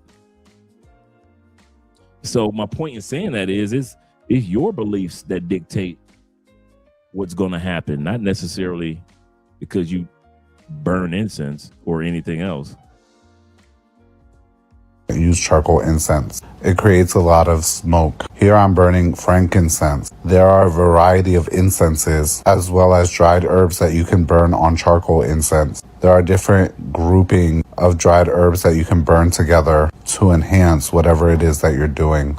As always, like, comment, follow for more. Share so we can help more people. If you need my help, my link is in bio. Highly consider adding this to your practice. Stay blessed.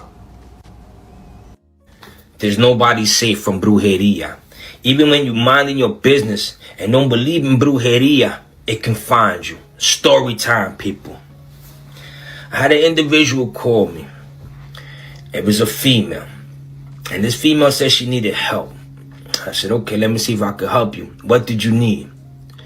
This female told me that she's interested in a guy, but the guy is in a relationship. And she wants to do a trabajo. That's very, very common in the Latin community. Very common. Women will try to get guys or ladies like him to cast a spell on either your girlfriend or your wife, to have something happen to her, or cast a spell on you to get you to fall in love and leave your wife or girlfriend. That one I hear about all the time here in Colombia. A brujeria, some kind of spiritual work to separate them two, the man from the girl. Then she want me to do a trabajo to tie the man to her. So in other words, she want me to separate that couple, and then that man, she want me to tie it into her. And I sit there and I say, wow, look how this world works. You could be in a beautiful relationship with your significant other. You might not even follow a spiritual lifestyle, okay? You're over here working, providing for your family, you and your significant other. One day, out of nowhere, you and your significant others just start going at each other, turmoil, start disliking each other, start not wanting to be around each other. Then you start taking you off for each other. And y'all sitting there saying, yo, where this come from? We were never like this. We always have love. We always got along. And where it's coming from? Then more of a sudden, things get so bad that y'all find yourself breaking up and splitting up. Yeah. And you think it's just life. You know what? It just didn't work. Me and that person just didn't work. We grew out of each other. That wasn't true. Somebody did a brujeria on you and you didn't even know. We're living in times where people do evil things just to get their ways. But you see how foul that is? You could be in a relationship in love with somebody and somebody sees your significant other and want them for them. And they go to somebody spiritual to do a brujeria, witchcraft on you to separate y'all two so she can have that other. Yep. And what they do down here in Colombia, people will pay to get the curse taken off them.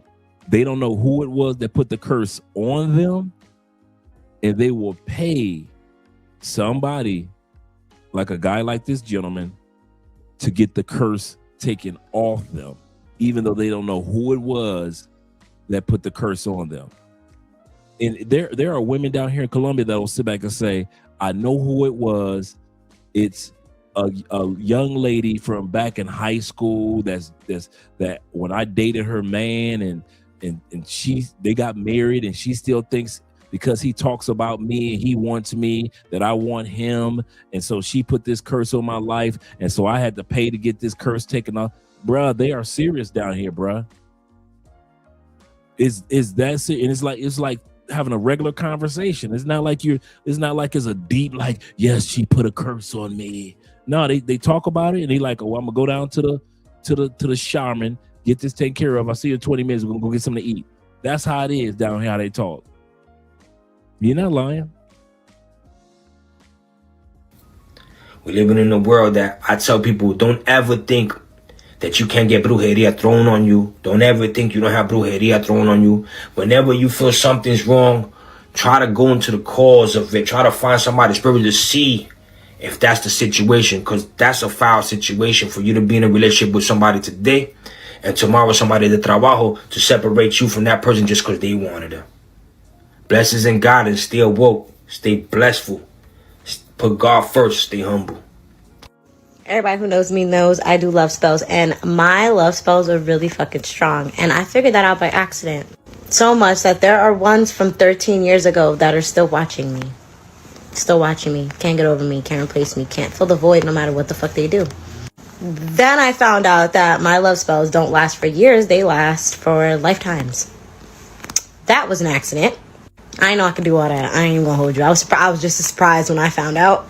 I'm like, damn, just like imagine just lifetime after lifetime after lifetime. You're just lonely. You're just trying to fill a void, and like no matter what the fuck you do, you're just trying to fill this space that's just still fucking empty. No one's ever gonna be able to fill it. Until you come across me in the lifetime, and I feel so comfortable, I feel so right, I feel so familiar. I just feel like I fit so perfect, unlike anybody else. Bitch, that's because you couldn't get it right in any of the lifetimes. None of them. Here we are again.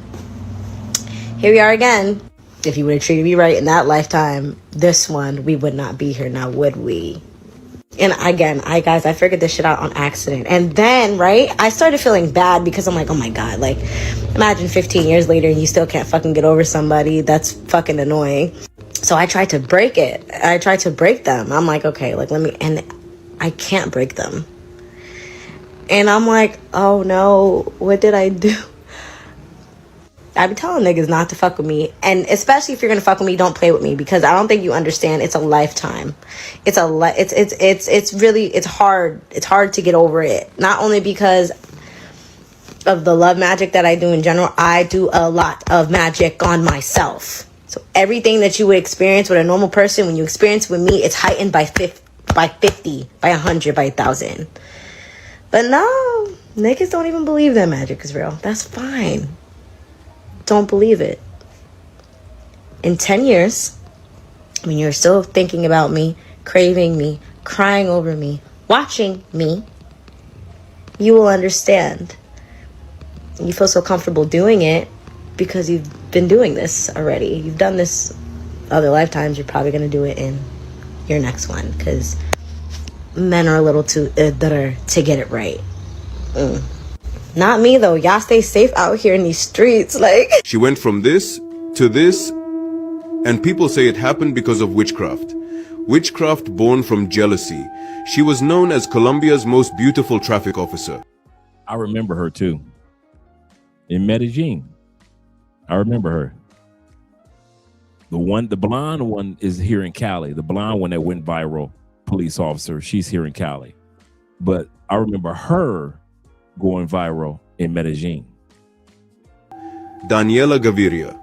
Passers-by filmed her one night, and within hours, the video went viral across the entire country. She was in the headlines, on TV, everywhere. People admired her calm, her smile, her beauty, but then, suddenly, nothing. For months, she completely disappeared, and when she finally reappeared, she was unrecognizable. Her skin was covered in dark spots, her hair had fallen out, and her once radiant face was now marked by pain.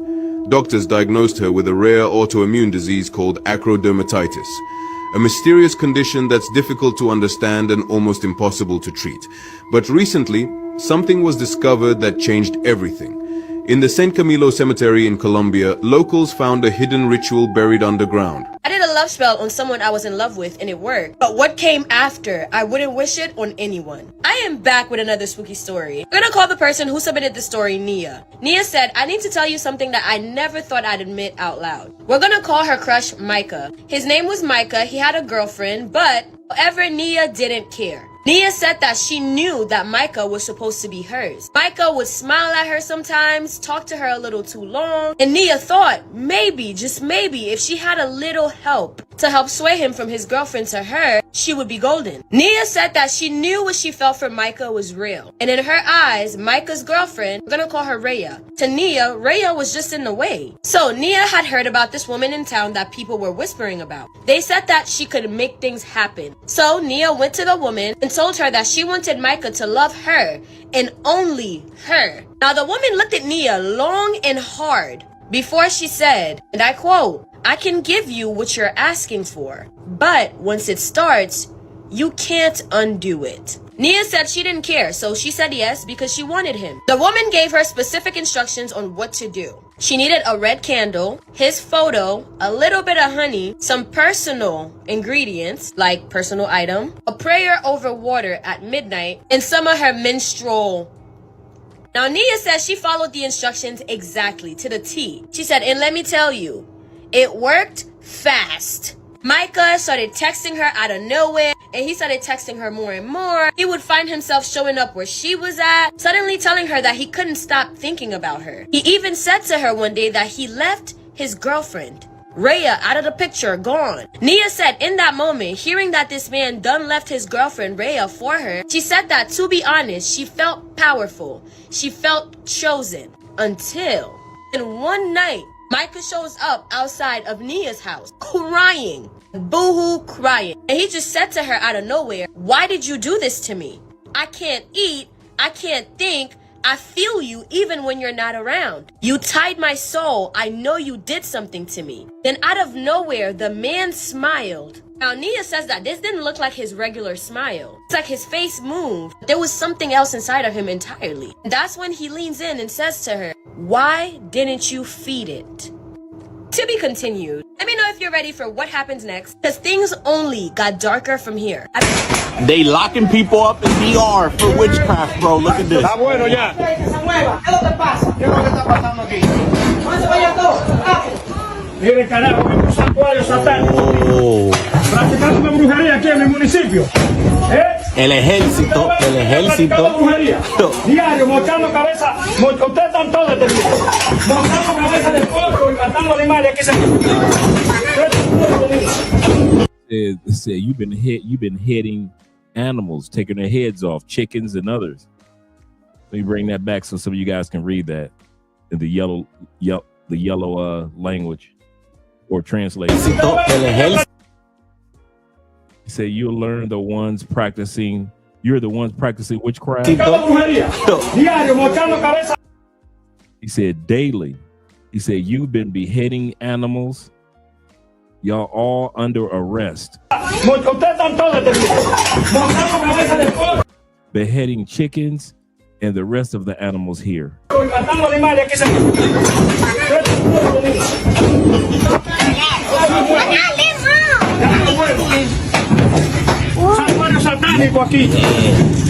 There is a satanic altar here.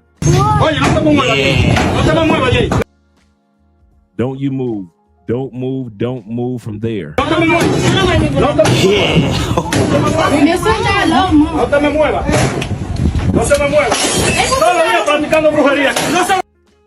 Every day here practicing witchcraft. Every day here practicing witchcraft. He said, I won't permit this anymore or anywhere. I won't permit this anywhere. Yeah.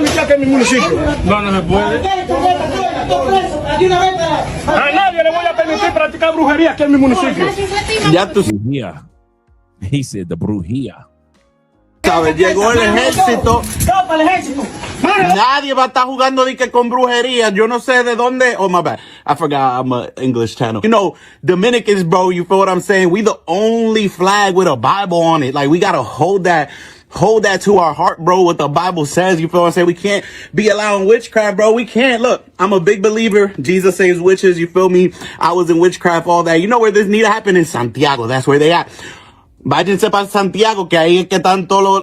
Letting y'all know where they at in Santiago. Todos los brujos y la bruja go. Y'all like to go pay for play.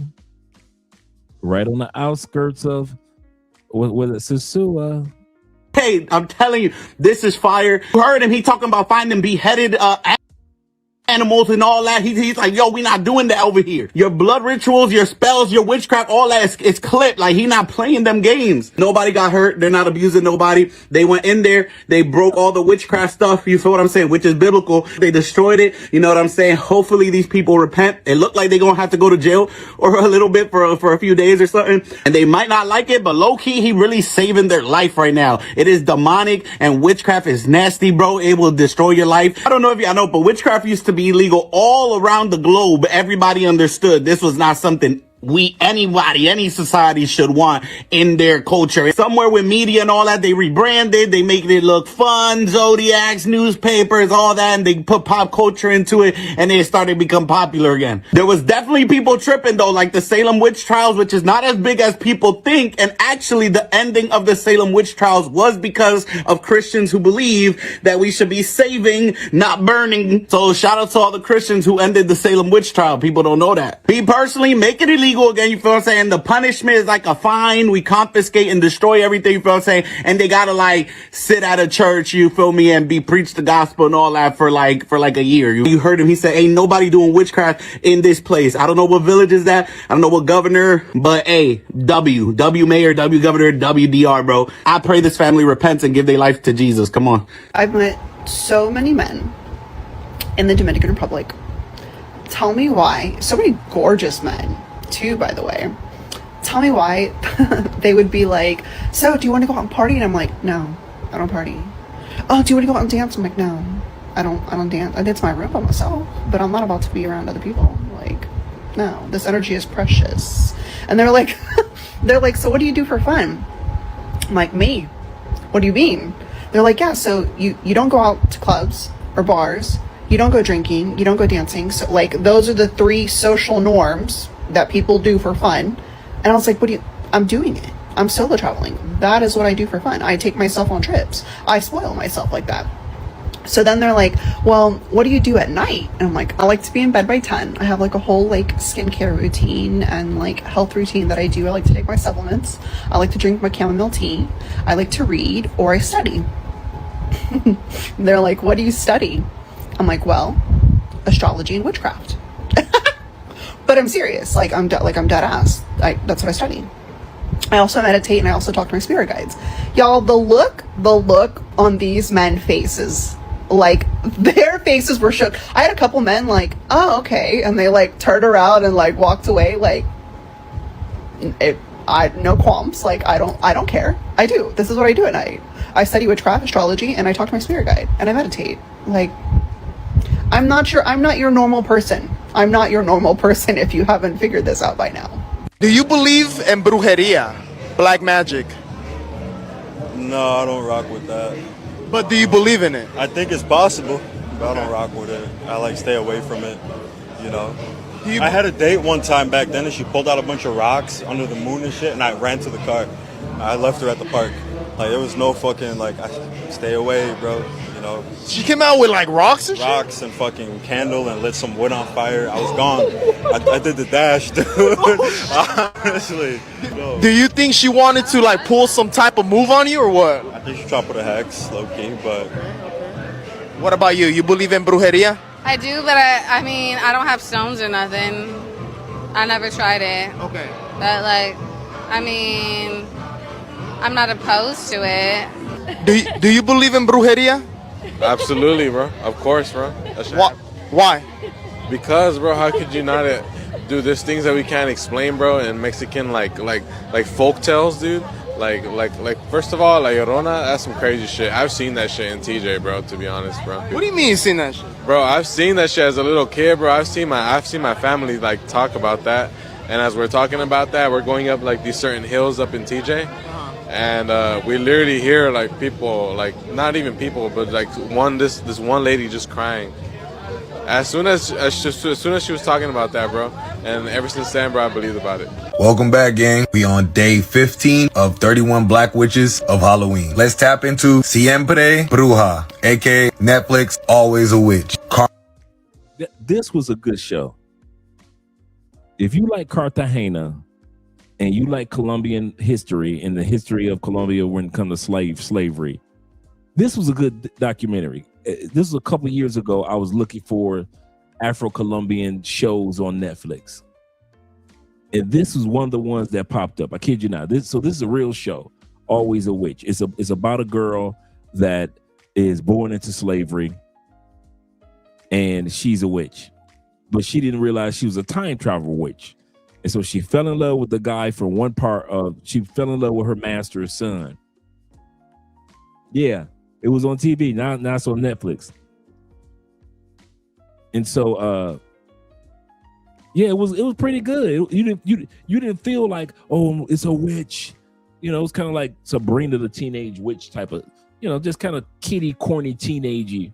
But it was kind of cool to sit back and see how they did the set for old school Cartagena and then modern day Cartagena, because she was a time traveler. So the show kind of like had you going back and forth through the old Cartagena and the new Cartagena. And it was kind of cool because it was the first time that I got a chance to actually see an Afro-American star show with this young lady. And it's kind of funny. They make her look creepier than she is on the show. On the show, she doesn't come across like this, like, I'm a witch. But on this advertisement right here, they try to sell it like that. But that's not how she looks at all. And it was kind of cool to sit back and see Cartagena for the first time on a television show on Netflix. And like you said, it was on TV as well. But it was kind of cool to sit back and see that. But it was, so if you really enjoy just to see Cartagena on a from that perspective, a television show perspective, it was a really good plot, really good show. And I watched it, like I said, on Netflix. Some of you guys said it was on television. He said, if y'all brothers in Colombia see a woman crying in a veil, go the opposite way. Forget about her big behind or that big butt. Never trust a big butt to cry. That girl is, seriously. Don't do it. Lloroja. La Lloro. Ya. Wait a minute. La Llorona. Did I pronounce that correctly? Ya. Oh, wait a minute. La Llorona. Oh, I destroy that. It means crying woman. That girl is. Carmen, the time-traveling witch from Cartagena. In the heat of the Caribbean sun, where the sea meets the ruins of colonial Cartagena. Carmen's name been whispered throughout time. Carmen's story begins in the 1600s. She was born into chains. Carmen is an Afro-Colombiana woman who was enslaved in a world that feared her beauty and her magic. But Carmen carries something ancient in her blood. When she fell in love with punk-ass Cristobal, the white son of her enslaver, he broke every law in time. Y'all know his laws against race, class, and control. And definitely around those times. That love became her death sentence. You know I had to do it. You know I had to come through and talk about the legendary, the infamous, the notorious Filomena Lubana La Morena, aka Santa Mata. She is all over candles in South America. All over candles in South America. La Dominadora. This Loa is a very infamous Loa in Dominican Republic and the 21 divisions. She is very legendary, and people in the Dominican Republic take Filomena Lubana La Morena very serious, extremely serious. Do y'all remember her? This is Anais from Love and Hip Hop. If you don't remember her, this is what she used to look like. Daddy. She's still pretty though. So if you remember the show, this was her Dominican boyfriend right here. But she cheated on him, and guess with who? Apparently she cheated on him with Rich Dollars. That's tea. Anais was already ahead of the program. She was too big for the program for Love and Hip Hop, to be honest, because she won the Spanish American Idol and she was a big singer, like my girl could sing. But they say after she cheated on her Dominican boyfriend, he put brujeria on her. Let me know if I'm saying it right. Yeah, I don't know why my green screen not working, but apparently this is a Spanish word for witchcraft, and people be like, this is very common. And so basically he put some roots on her, because it's a spell work, talking to spirits, ancestors, or saints. They be having candles and altars, and he put some roots on that girl. So I don't know. And they say that this is what she was looking like afterwards, and she has never been the same since. So y'all send her some prayers.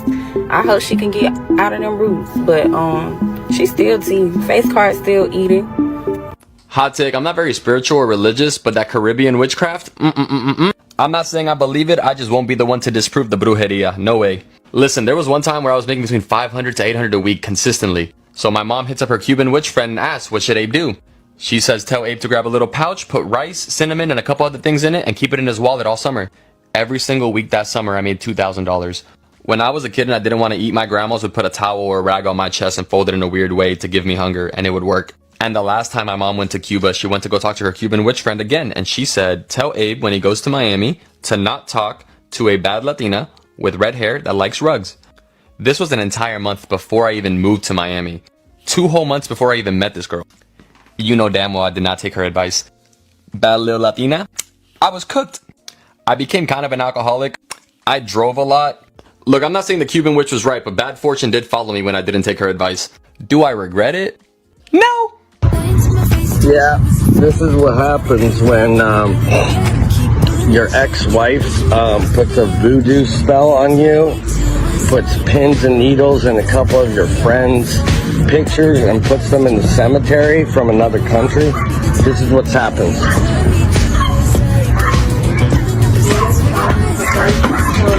This is what happens. The energy is so bad right now. I feel it. It's like, the energy is like absurd. Absurd. Y'all doing these love spells. Let me tell you the dangerous part of it. If a person don't want you, and you do a spell to make that person come back, did you know every little thing that person don't like gonna come on their mind? Let's say you got a man, right? The only thing make him mad is when you keep going out with your friends or dudes keep hollering at you. Did you know this how the devil work? The devil would send all those different kind of men to talk to you, knowing your man crazy. All of a sudden, your man want to jump on you, put his hands on you. And men put spells on women too. Trying to make that woman stay with him because she fine, she got this and that. I don't want nobody to have. I'm telling you. Some of these women go crazy over a man. And then all of a sudden, different women in your inbox, all of a sudden, all these folks trying to talk to you, she think you cheating, and you done broke her heart so many times.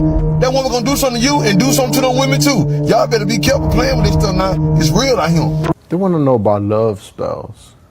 I think love spells are the most dumbest, stupidest shit you can do. And let me tell you this right now. If you do a love spell, you will never have that person the way you want to have them. They will beat your ass. They will leave you looking like a raccoon, and they not gonna fuck with you, or they'll treat you so dirty. And then check this shit out, right? When you get them, you know what I mean? When you get them, you know what I mean? You're gonna get tired of them. And what they gonna do? They ain't gonna leave you alone. They obsessed with you, and you're probably gonna be like, oh yeah, they get my little coochie wet. That give me yeah. No, honey, it's gonna be sick. I'm talking about it's gonna be hard. It's gonna be hard to get them off you. Hard, bro. And you're just not gonna like the way they're gonna treat you, bro. It's gonna be really, really bad. So I think if you're doing a love spell, be really, really careful. Watch who you do it to, because you never know what's hiding behind those people's thoughts. Some of them are sick. You know what I mean? And if you bring that side out of them, shit. Domestic violence. Domestic violence. But this will be mine, right? Yeah, I'll be yours. Oh, that's all that matters. You fix that fucking attitude right now. Don't make me correct you again, Mom. You know better. Stop being a fucking brat. I will knock your ass out. And a part of me is like, hey, if they believe in magic, they believe in manifesting, they know all about the stars, about the universe's truths and all that, and that is so great and wonderful and amazing. The thing that be killing me is if I'm trying to build something with them, and I be like, yo, so what's your credit score? Well, I mean, you know, in the physical realm, credit is just but a. Oh shit! This girl got a 420. We can't do shit together. Oh my god! Like, wait, so you gonna live in the physical world? You gonna talk all this spiritual shit, but you ain't gonna do all. He said her credit score is 424 in the spiritual world, in the actual world. Fuck, when Jupiter and Mars lined up together, the credit really don't really matter if you can really think about it. Like, what oh the my fuck are you talking about? Like, yeah. No, it get into that. And again, I love them forever. And I'll be like, I'm getting to a point where I get so much money and I got so much going on in the physical world. Baby, you good. Just teach me about spiritual. We can work with it. But when you start saying shit like, you know, the money just gonna manifest itself, and I don't really worry about money. Money comes to me. And I fuck with the affirmations, but when it don't. Y'all really be thinking it's sexy and fun and the way to go to date a witch because it's exciting. Until it doesn't work out and she walks out of your life, then you're quick to say she cursed you because your life is falling apart. No, babe, she took her protection with her. So I had this female friend a couple of years ago. Me and her no longer friends because I cut her the fuck off. Here's why. She was a pretty girl, but she was heavyset. But that didn't stop her from getting fucked. She wanted love, but she was fast in the ass. And most men, they treat big women a little different. They not gonna love you in public, but they'll fuck the shit out of you behind closed doors. So one day she decided that she wanted love by any means. She gets with this guy. He was everything she wanted, but she couldn't get him to stop fucking other women. But then she tells me that he becomes obsessive. He's real clingy. He won't give her space, and he just crazy. He all over her, he's crazy. She made it seem like this just happened out of the blue. Come to find out, she had them put love spells on him. And she told me she put love spells on him. She said she wanted him, and she wanted him all about her. So one day when they was having sex, she put spells on him. Of course he did not know about it. And of course she took advantage of him. She told me all of this. So in the end, she got the man. She got some of what she wanted. The man was all about her. But he was so all about her that she couldn't breathe without him jumping down her throat. He was literally obsessive, possessive, and if I'm not mistaken, he ended up getting violent. Now I say all that to say, that's typically how the love spells work. When you forcing somebody to love you, you forcing somebody to be with you, it is unnatural, so the results will be unnatural. Ladies, if you want love, heal yourself internally. I'm telling you, a beautiful spirit will attract what's for you before a fat ass and big titties will. Become feminine, not just some of the times, but all the times. Forgive them people, let it go. Start going to the gym, drink your water, and truly take care of your spirit. That's how you attract the man that's for you. There ain't a man on this planet that ain't attracted to a beautiful spirit. Even the ops attracted to beautiful spirits, baby. Now, before I cut her off, I should have had a conversation with her, but I didn't. I didn't trust her. I lost all respect for her. I can understand that, brother. I can understand that. All right, gentlemen, we've had a long evening. We started at 6:30. It is now. Well, how long are we in? We have been at it for all 5 hours and 40 minutes. Shout out to all you guys that were hanging out with your boy this long. Let you guys get some sleep. We're not going to do an outro tonight. We're not going to do an outro video tonight. We're just going to cut off for the first time in a while. We're just going to cut off, let you guys get some rest, chill. But at least you guys know what people believe in the Latin community as well as other communities. I found in European and African communities, they believe in the same thing. And so he said, hell, I'm at work. Okay, I understand you. I hope we help you out with a few hours of enjoyment while you're at work. And so Andre will be talking about the why on Sunday. Why are the women in Colombia doing this? Especially when it comes to relationships. That's what she's going to talk about. Why are these women using love spells when it comes to relationship with foreign men? He said, no outro, I'll unsubscribe. Oh, let's get this man an outro. Let's get this man an outro. And make sure that you guys, if you unsubscribe here, make sure that you subscribe to Andre's channel. Make sure you do that. He said, what is Cologne? Cologne of the night is, I didn't even get a chance to put it on. Cologne of the night is Liquid Brune, which is a vanilla scent. Liquid Brune is the cologne of the night. So I'm going to I guess that's going to be the cologne on Friday night, since I didn't get a chance to put it on tonight. Put that back in there. And let's get this man at least one outro video. Let's do it. Let us do it. We haven't looked at this one in a while.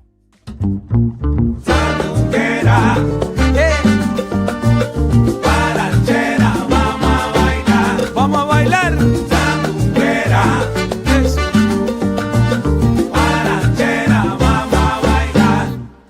Ay, la sala está llena de gente, cuerpos sudorosos acá. La pista está hirviendo, pero te destaca, mamá, brillando como una estrella. Mira qué bonita está. Escucha el coro, mamita, que te voy a dar. Sandunguera, ranchera, vamos a bailar, vamos a bailar. Ranchera, vamos a bailar. Ay, siempre un paso para adelante, después un paso para atrás. Ahora te suelto, mamita, muévete con el ritmo que va. Sandunguera, te estoy llamando, mira qué bonita estás.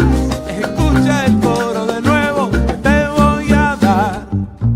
Sandunguera, sandunguera, ranchera, vamos a bailar. Vamos a bailar, vamos a gozar. Sandunguera, ranchera, vamos a bailar. Ay, sandunguera linda, vamos a bailar tú y yo. Ay, qué sabroso. Vamos a bailar, mi nena linda, vamos a gozar. Vamos a gozar. Muévete, sandunguera, vamos a guarachar. Ay, repítelo. Vamos a bailar, mi nena linda, vamos a gozar. Ay, vamos a guarachar, mamá. Sandunguera, vamos a guarachar. Oye, mira, mami, vamos a gozar, vamos a bailar. Vamos a gozar. Juntos tú y yo en la pista, mami. Vamos a guarachar. Ahora vamos a gozar. Ay, esa cosa que me hiciste, mami, me gustó. Vamos a guarachar. Muévete bien, chiquita. Vamos a gozar.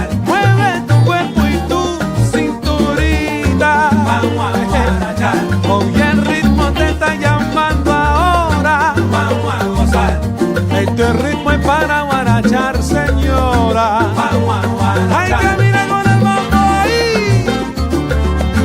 Vamos a gozar. Si mamá Guerrera oye Lola. Vamos a guarachar. Vamos a guarachar. Vamos a bailar. Vamos a gozar. Ay, qué rico está, qué rico.